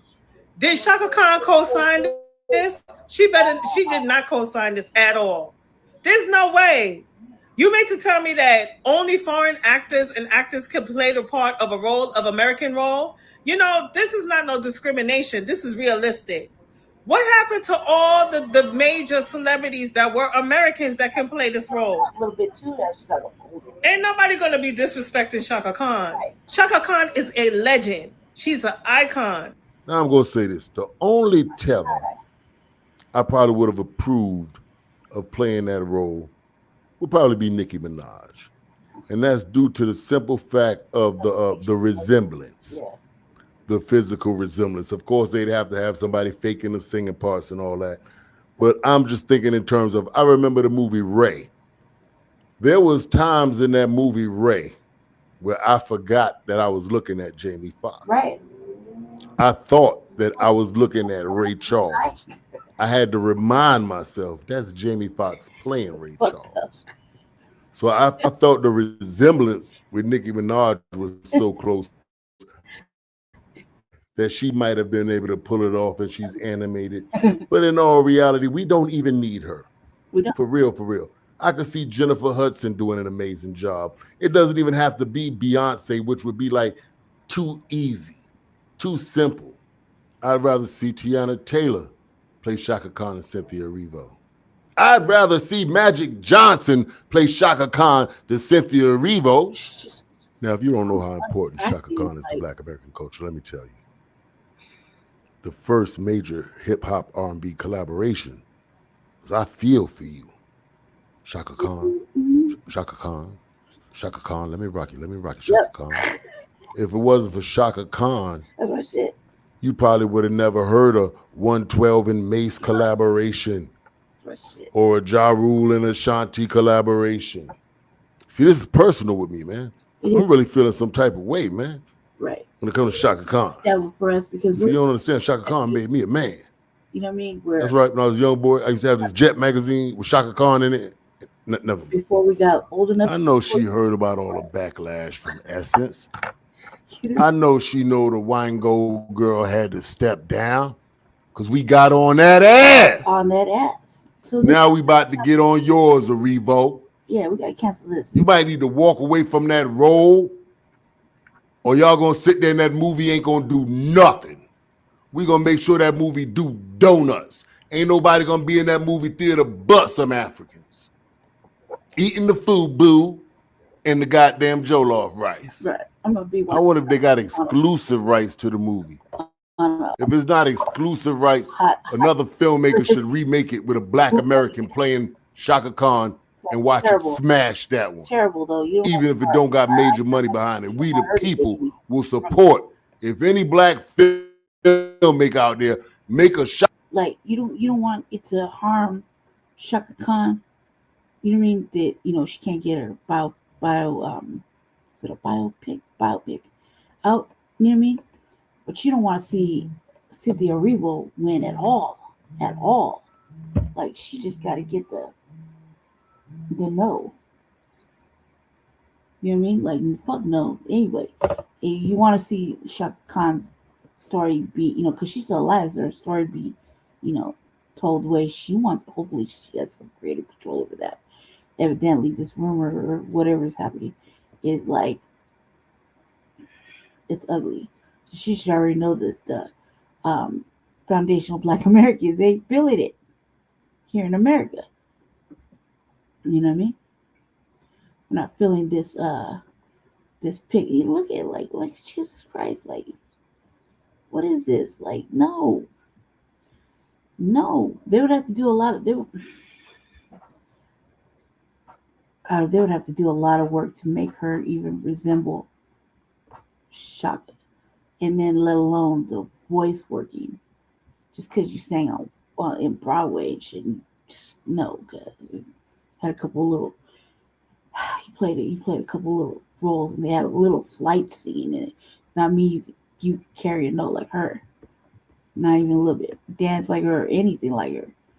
Like it's just so disturbing. Shaka Khan movie to compete with that one. If they don't have exclusive rights and that can be done, we would definitely support that one. Right. I will promote the hell out of it with all I got. Right. I wouldn't care if they got old Sharonda Meeka from the projects to play Shaka Khan. If she Black American, she can sing, she cute, she got some hair and some Shaka Khan. We don't just need to boycott this movie. We need to boycott anything that woman does, man, involving our culture. Right. We need to teach Hollywood a lesson to stop playing with in her own culture, like foundational Black Americans. Correct. It's time to give it to Hollywood. We're really living in the movie Us, right? And it's scary. I wonder what length these people will go to replace us. Are they a physical danger and threat to us? Do they want a destiny swap with us that bad till they will literally do anything to do it? Talking shit to us too. It's clear the Cynthia Erivo broad has no dignity, no honor. All she cares about is a dollar. Right. But really, no, I'm not interested. How far will they go to be you?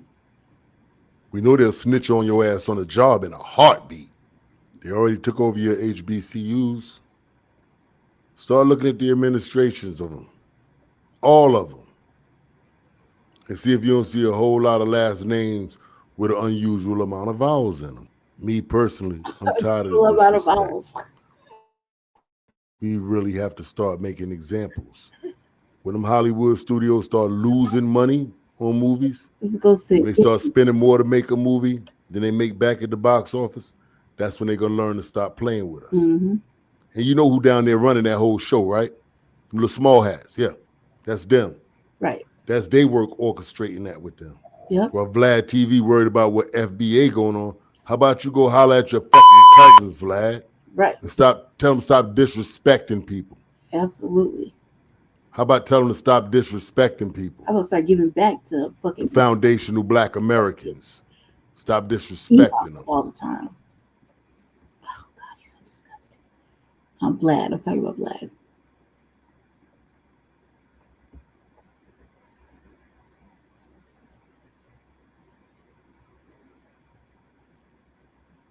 I got one more after this, and then we'll call it good.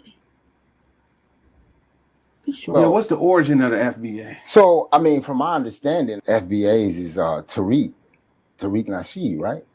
The FBA group is the group that's trying to detach themselves from the diaspora. These other diaspora people come over here and benefit from the work that we did in America. And we got a problem with that. OGTV45 tapping in. And I got a serious question this morning, y'all. And that is, why is it that no one ever refers to African Americans as Jesse Jackson's boys or Jesse Jackson's group? Right. Why I've never heard anybody tell the African Americans, oh, y'all down with Jesse Jackson. Y'all running with Jesse Jackson. You were part of the Rainbow Coalition. You one of Jesse boys. When it comes to foundational Black Americans, the first thing we get hit with is, oh, you running with Tariq Nasheed now. Oh, you down with Tariq Nasheed. You following Tariq Nasheed. Whole bunch of followers. For the record, Tariq Nasheed is not the leader of the leader. FBA. Totus leader. There are roughly 43 million Black Americans who descended from Black freedmen. Surely you don't think that all 43 million of us agree with everything Tariq Nasheed says. He coined the phrase foundational Black American. It's like some people don't watch anything on TV but basketball and baddies. Like y'all don't pay attention to politics at all. Because soon somebody puts a microphone in a lot of these quote unquote African Americans' faces and they mention the FBA. The first thing that come out of your mouth, oh, Tariq Nasheed. And then they come with the, oh, they confrontational and they go on the war. But it is that and the third is like, y'all that blind. Like the wool is really that far over y'all eyes that y'all don't see what this whole thing is about. Y'all did not pay attention to the whole Barack Obama situation. Y'all don't see where this is where that came from. That's why it was so easy for so many people to jump aboard so fast that we watched them leader of the free world and all of Black America celebrated, only to watch this man not do anything for Black America. Nothing at all. And he did a lot of things for a lot of people, but nothing for Black America. And we're scratching our heads as to why. And then we realize he doesn't give a damn about slavery reparations because his people were never slaves here. Right. Oh, everybody that's Black in America doesn't have the American experience. He doesn't know anything about Black America. He's Kenyan and white. Oh, that has a lot to do with it. It's not about hate on the internet. It's not about xenophobia. It's not about we don't like Haitians and we don't like Africans and we don't want them in our space. That's not what it is. They go into these political offices and they run as though they're Black people and they don't do anything for Black people. Right. They have agendas that help immigrants. Right. It helps the people where they're from and people all around the world, and they tell us they don't have anything. They don't have anything for us. On any level. That's what this issue is about. It's not about Tariq Nasheed. It's not about hating any other race. You say, who's cosplaying us? Look at the goddamn Congressional Black Caucus, you idiot. And shedding light on politicians who are basically nerfing our reparations movement and our reparations claim and basically calling out these politicians. I watched a video the other day of a brother, I believe he was in Ohio, if I'm not mistaken, but he was a homeless man, a black man. He tried to get into a shelter and they denied him access because he wasn't a Haitian immigrant. He's home in his town. He fell upon hard times. He couldn't go into a homeless shelter because it was only for Haitian immigrants who'd also received a $30,000 check. Now you make that make sense. Months before they figured it out. You got a lot of black families who've experienced generational poverty. Some black families in this country haven't gotten right since slavery. Yep. They've been given a shit into the stick time after time after time. Yep. I want you to listen to what this next guy says right here, because this is another issue that people have with the Foundation of Black Americans. Candidate for that. It's the jealousy. They're jealous. They're mad because no one's going with what they came up with. They want to be the one to come up with the name. They want to be the one to come up with the movement because it's not theirs. It's not something they coined or something they championed first. So we're going to shoot it down because this wasn't what I planned on doing. Well, if he was telling you that we were the indigenous people and we were a part of an empire, then I would not have no argument. But so because he's not pushing your agenda, you want to shoot his character down in front of the people, belittle him, make a mockery of him because he's not pushing your agenda. Mockery out of this is the same thing as Umar. When you get to find out his name is not even Tariq, his name is Marcus Sanders. They have this article allegedly put on his name saying that he was convicted of a capital murder. What that brother don't realize is we can detect that in his spirit, and it's a turn off. Mind-opening conversations. You want everybody to be down with the Aboriginal movement, but the Aboriginal movement sounds just like the Pan-African movement to me, if you want to know the truth. And I'm going to tell you why. Because it deletes the whole exogenesis. Ain't none of us pure. You're not a pure Aboriginal. You're not a pure African. The only thing you can purely be is a foundational Black American. I want to see if Mr. Aboriginal here got some European descent in his blood, because I'm pretty sure he do. He probably does. And some African probably too. Now I understand if you want to cling on to whatever part of yourself makes you feel good, that's cool. But the other part still exists. It's still in there, buddy, whether you like it or not. That's what we try to explain all. Whatever them Aboriginals was that was running around here, at best, we're a third of what they were, man. We're a third of what they were at best. I embrace being who and what we are, foundational Black Americans. Mm-hmm. I embrace the Aboriginal or the Indian or whatever you want to call it in my genealogy. I embrace it.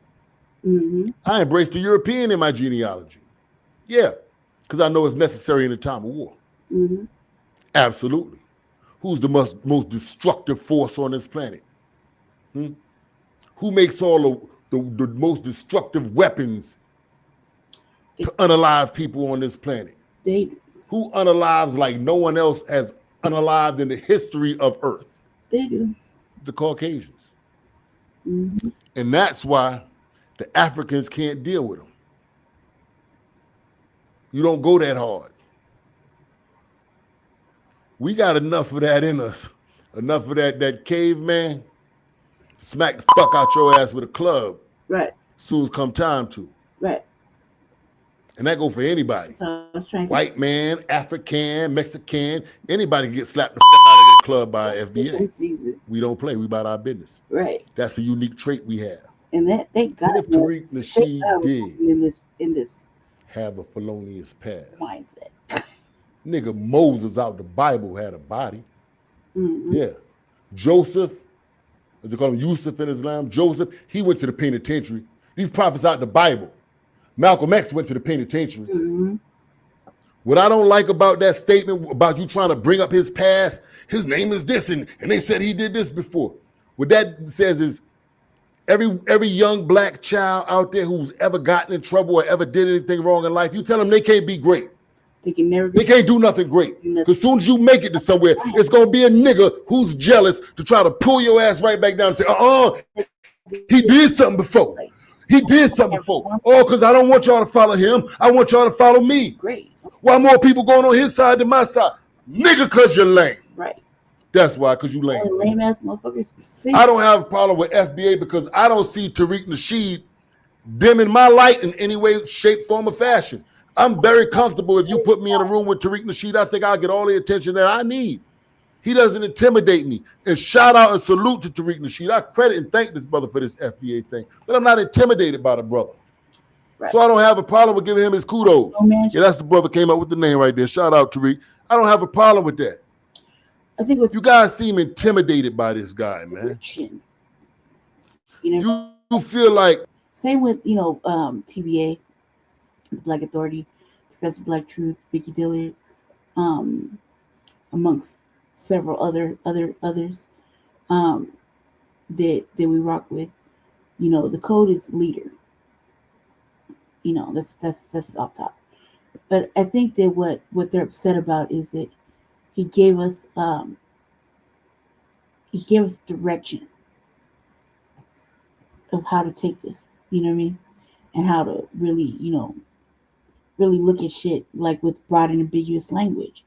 If it wasn't for Tariq Nasheed, the Black Authority, Professor Black Truth, Vicky Dillard, we would never really be onto that broad and ambiguous language that is in all these bills, amendments, referendums, things like that they pass all the time. We wouldn't be so hip to that when it came to the California Reparations Task Force, where we're now scrutinizing every word, everything, and marking it down with a highlighter that's broad and ambiguous. That language is ambiguous. That's broad. That means it can mean anything. So, him giving us like that first now, that first them thing that we read every Saturday. That right there is just a little piece of a guideline. You know what I mean? Code is another piece of guideline to fight racism, white supremacy. You know what I mean? In all 9 areas of human activity. We have several serious points that we could always refer to that keep us in civilized, intelligent, Black thought. So we're not out there acting stupid, looking goofy, making all kinds of mistakes. We're starting to really scrutinize everybody that's sitting in a position right now in politics. We're really scrutinizing how we want to move forward, how the parties are really looking, the type of people we want to represent us. We're doing a lot more vetting. We're doing a lot more analyzing. We're doing a lot more questioning. Even when we see people that come up on our platforms or try to dialogue, on the internet or whatnot, we're asking serious questions. We're asking them where they come from. We're asking them their lineage. We're asking them, can they trace it back? We're asking them if they have foreign people, in their family, like foreign members in their family,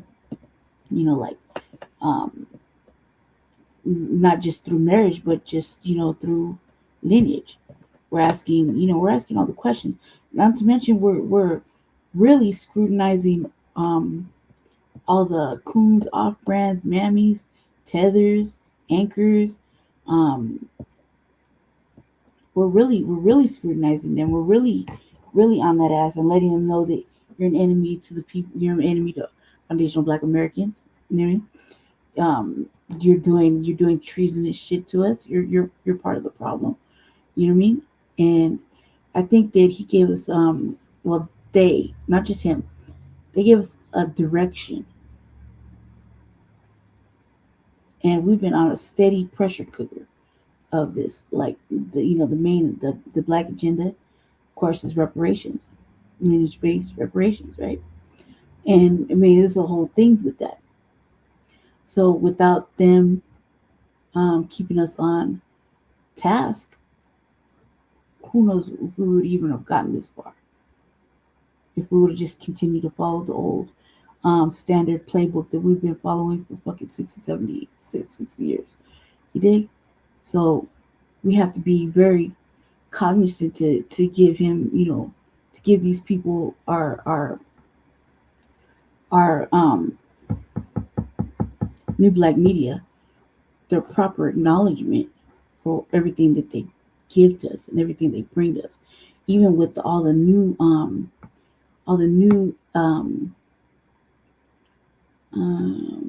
new voices of the new black media.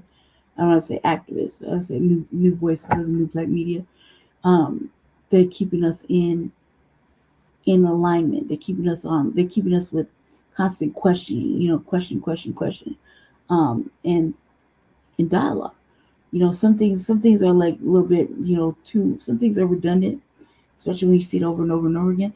But each person has their own take on it, so you can take something from each one. You know what I mean? And we're at war, Black family. We're at war, and it's only going to get worse. So we're at war, and we can say, well, we need to do this, we need to do that, but ultimately, it's the people that are actually outside doing the work for in legislation, because that's what we got to do right now. Until we don't have that system anymore, we're gonna have to get on the political mindset, to do what's right. And to do what's right, not what's popular, but fucking what's right for foundational Black American freedmen, the true indigenous, Black indigenous here. No more of this leapfrogging and taking over it. No more of these studies. No more of these. Let's take a poll whether or not reparations is owed or due. We just seen some shit where that right there is another portion of reparations, monetary compensation. Goddamn right. You goddamn right. You know what I mean? You think about medical bills, with people being sick, how many losses we had. No, I mean, just think about it like that. Not to mention, I just showed you the thing about the infant mortality rate in Mississippi. Highest portion is us, our babies. Our babies, Black family. Our babies. See what I'm saying? Don't make it to a year. You know what that means, right?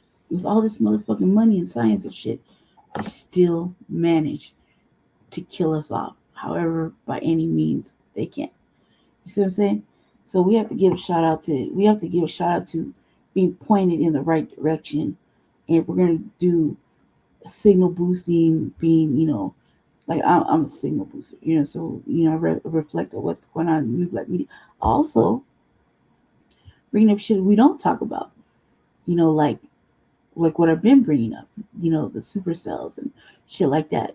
Those are really important things, you know what I mean? Because I'm reading the newspaper, I'm reading the online newspaper in my city.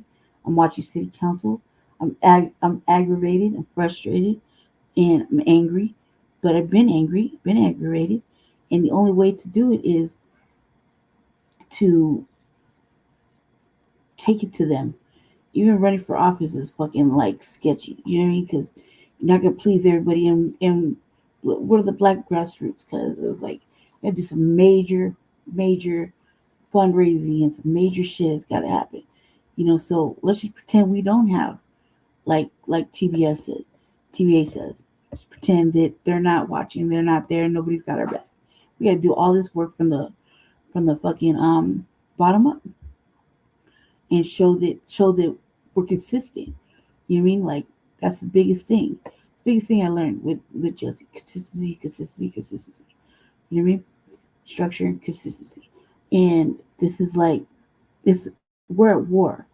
You can't just go outside during the midst of fucking a war and craziness and have a plan. And don't have a plan. You know what I mean? When we're at war with everybody, with all the races, buffer classes and whatnot. You see, they can't stay out of Black people business. They're everywhere. I mean, the motherfucking crackers you talk about, every other buffer class, they always got opinion on what's going on with foundational Black Americans. They don't know how to stay out fucking Black people business. I mean, you don't see us going over there and fucking with anybody. Like, oh, you see what's going on in with Black Brits? No, we don't give a fuck. Just like they don't learn anything about any of our people or our history or anything. You clearly heard that said on several different platforms. They don't know anything about Martin Luther King except for like one speech or two, and they don't have no idea about anybody else. They don't know. So Scotland, anything else, right? They're over there in their own little worlds. So we have we're in active warfare. Not only are we in active warfare, we're in active warfare verbally when we have to come on these little things and defend and protect. And you know what I mean, like he's not like Tariq isn't like Dr. Umar. Tariq actually gave us a whole bunch of shit and consistently gives us things to look at. Like, dude, a whole fucking museum. He had that museum up in like a year, maybe a year and a half, 2 years. Don't quote me. I think almost 2 years. When he raised the money quick, I think the hardest part was finding a location. You see what I'm saying? And it's been open to black people since. With the occasional fucking shitbag trying to fuck it up. You see what I'm saying? What, like in the last year, I think we had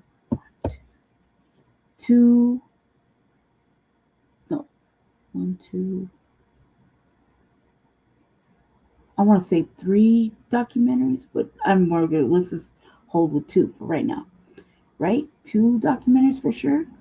A book, Christmas cards, whole package, work in 3 different fucking flavors. Not to mention all the AI fucking videos for my amusement that comes on after that, after a Twitter feed. You know what I mean? He's because of that we got several new voices of the new black media that are really solid. That have gotten the encouragement of the new black media, so that's positive. You know what I mean? He gave us what, like 2 rallies?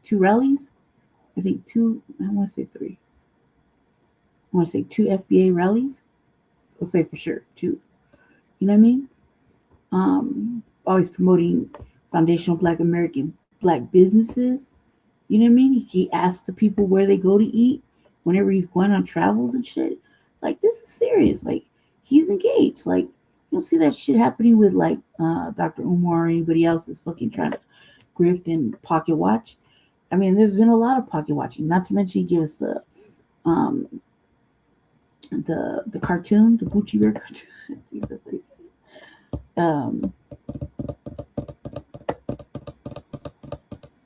And a lot of little history on a lot of different things. Look, very engaging. So why is everybody always they always question? And lately, I could see in the Twitter spaces, he's kind of frustrated already with the same redundant questions, the same redundant answers. Like, I just feel like you shouldn't even have to answer tethers and anchors no more, or whites, or anybody else that want to be in black people's businesses. Is fucking already thoroughly explained. It's not new. It's not fucking. It's been going on for quite some time now, years really. So I feel about that. Let me see. Oh, you're back.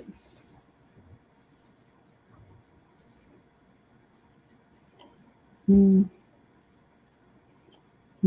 hope you're saying something good about the new black media. Because I can't see what you put in there. Finally, it's already almost over. Okay. I'm rising, brother. I'm glad you made it back. Yeah, glad you made it back. So yeah, he's given us a lot. So everybody pocket watching and all up on the he's the one that said hold your own nuts. So everybody else has to hold their own fucking nuts when it comes to it. And there's no reason to pocket check a man that's like now a family man giving back to us, not just to us as FBA, but to the community. You know what I mean? Like the rallies, all the hosting of young black entrepreneurs. Look, you can get the children with a book. You see what I'm saying? These are positives. So unlike other grifters and other motherfuckers that just are capitalizing on the the the the the plight and the ills of foundational Black Americans, and then trying to sit there and talk shit and get on all these little feeds and do this, do that, and then they want to act stupid like, what does it mean? And how are you gonna go get about getting reparations? At this point, I feel like we shouldn't even tell you. We're just gonna show you. We're just gonna show you, because the fuck is the point of us having dialogue if it's only gonna be undermined by everybody and they goddamn mama? You mean that isn't on it, isn't on board? And keep in mind, there's 43 million of us. Really? 43 million of us. That's a lot. I was showing Jesse, I was giving him a little experimental speech the other day about it. Can't really share that with you. Oh, you're awake. You're awake, little kitten. I admire your bravery. Come over here fucking with me. You know what happens. I got the water bottle. Male cat, I could tell. The male cat's all about the adventure and the business of getting in trouble. My type of cat. He's the one we'll be hitting with the water bottle religiously. I think I sprayed him like 6 times yesterday from trying to mess with cords and stuff. Yeah, so let's finish listening to it. He dims your light. So you got to throw dirt on his name to try to make yourself appear brighter. It doesn't make you appear brighter, brother. You're turning more people away from your movement. You should find a way to incorporate your movement into FBA because it doesn't discredit or go against the Aboriginals. If you want to call it slavery or call it prisoners of war, it's the same end result. Same end result. You playing on them word semantics to try to persuade the people to follow your movement. It looked like the people deciding, brother. Like I said, I know my people are from here too, so I don't have a problem with the Aboriginal movement. And I don't see we should have a problem with FBA. But if you want to make one, my friend, I like his content because it's like it's kind of energy I rock with.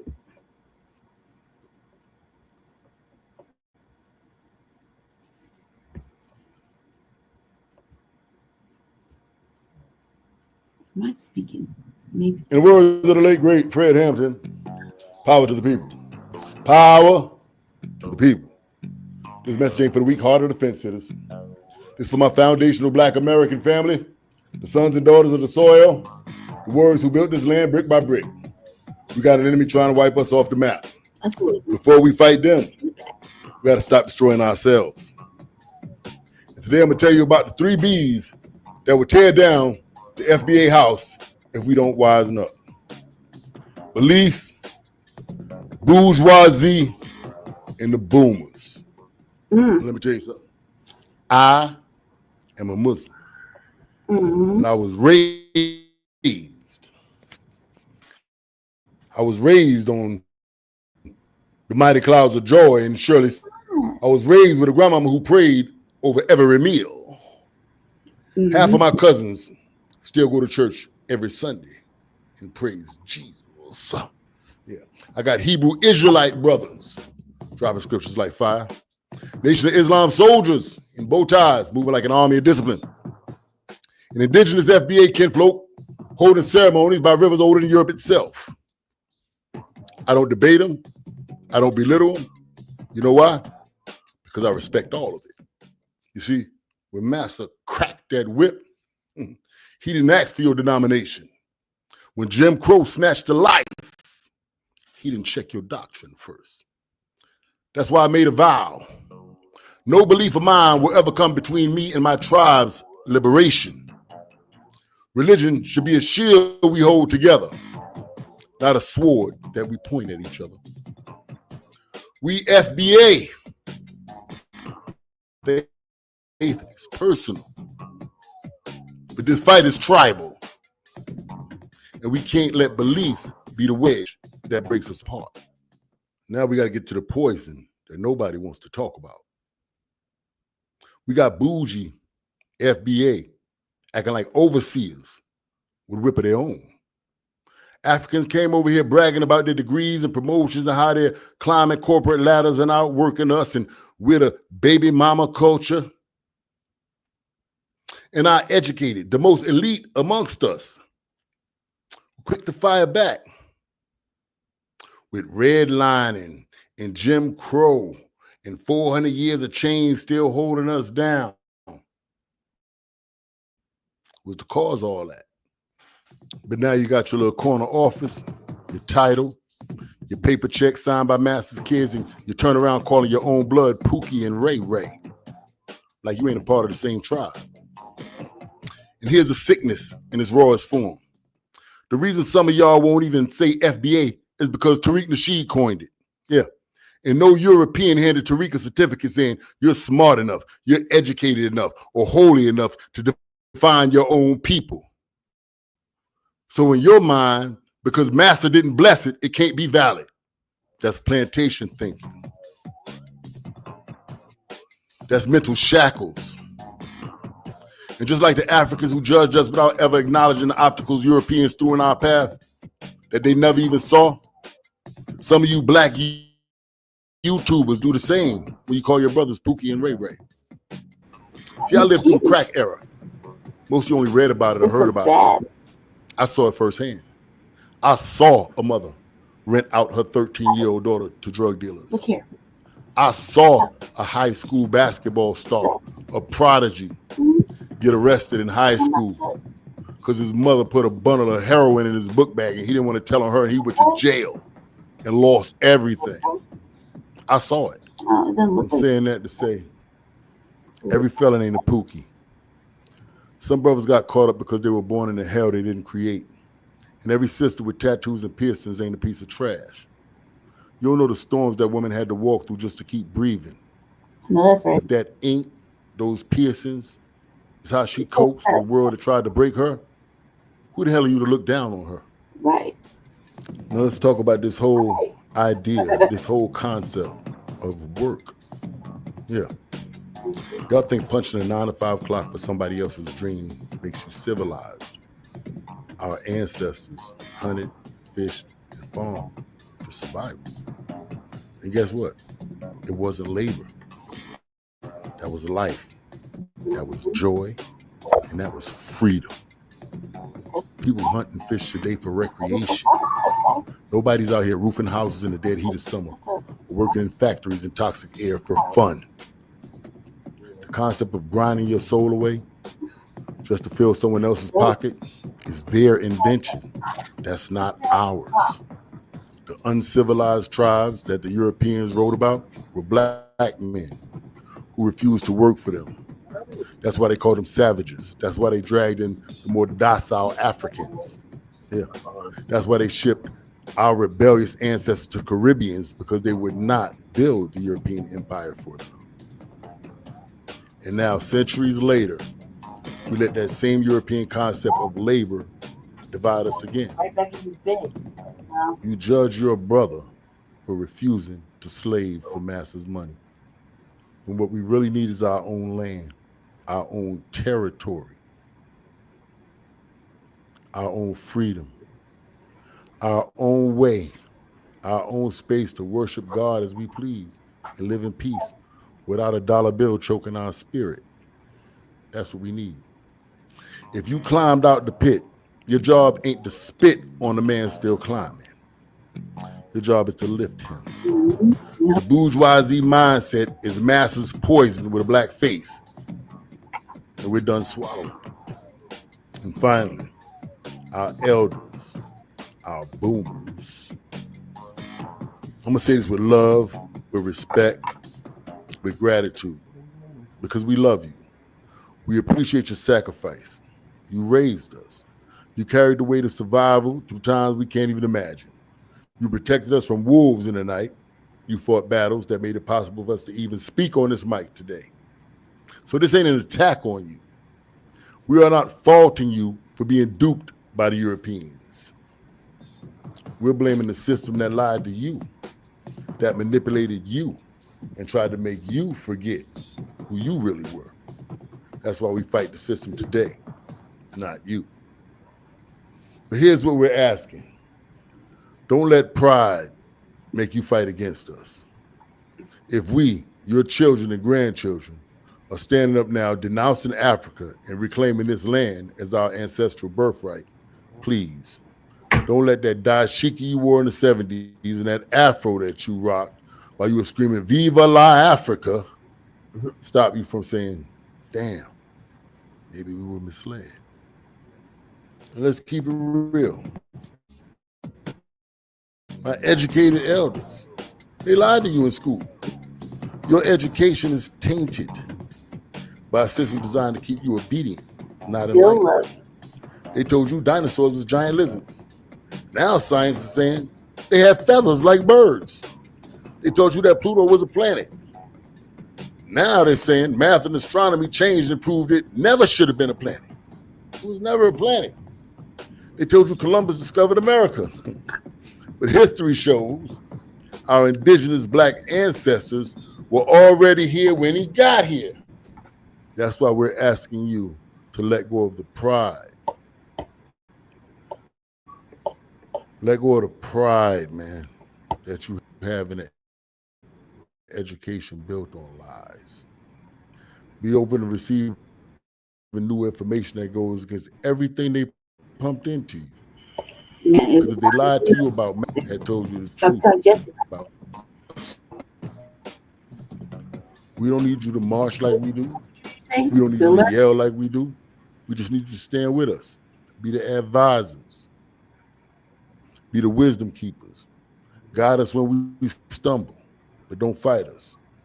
Just to protect the European lies that rob both you and us.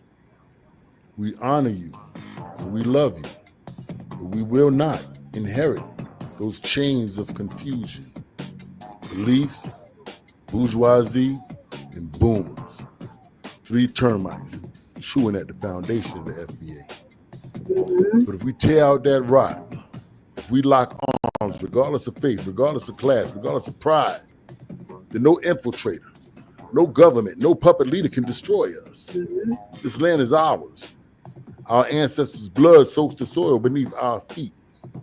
The world is watching to see if we fold or rise like warriors. So let me make it plain. We ain't dividing, we ain't disappearing, and we damn sure ain't letting these 3 B's tear us apart. No, not the tribe that built America. In the words of the late, great Fred Hampton, power to the people. Power. Right. To the people. All right. Okay, so get out of this real quick. Oh, no. Hold on. I would love to bring in the Black Magas. Okay. Let me get out of that real quick. Thank you everybody for staying with me and watching the Revolutionary Agenda. I'm your host, obviously the Black Villain, Seduction Doll, aka Lady J. Jesse's waking up now and he would like his computer back. So I gotta go. I've been on there a pretty decent amount of time, so thank you guys for coming. Thank you, Twin. Thank you, Stolen Ancestors 1526. Thank you, Ray, for finally showing back up. Yes, came in and looked for you. Just embarrassed. I was like, yeah, wrong show. You sleep. I told him, see? You say hi. He said Grand Rising. Twin. Who else was in here? Twin. Ray. Stolen Ancestor. Who else? I think there was one other. I think. Maybe not. Oh no, okay, that's not. Join us for another episode of Frontline Black News later on this evening at the usual scheduled time of 10. Maybe I doubt we'll be later, pretty much be on time. So join us for that. And I'll probably do one more one more RVA before I have to get back to my my area of town tomorrow. So I'm gonna try to catch a Mr. Bobby and Gate in the morning. So try to show up over there. But thank you for watching the Revolutionary Agenda. Thank you for staying with me. Hope you learned a lot today. You learned something. That's always my goal. And join us later on tonight. And then Tuesday for Shabaka's Black Experience Enhanced on StreamYard as well. You might have something else going on. I'm not knowing. So we'll stay in the loop. Stay in the loop. Stay black, stay dangerous. Have a great fucking Monday to work. It's a holiday, so it's a holiday.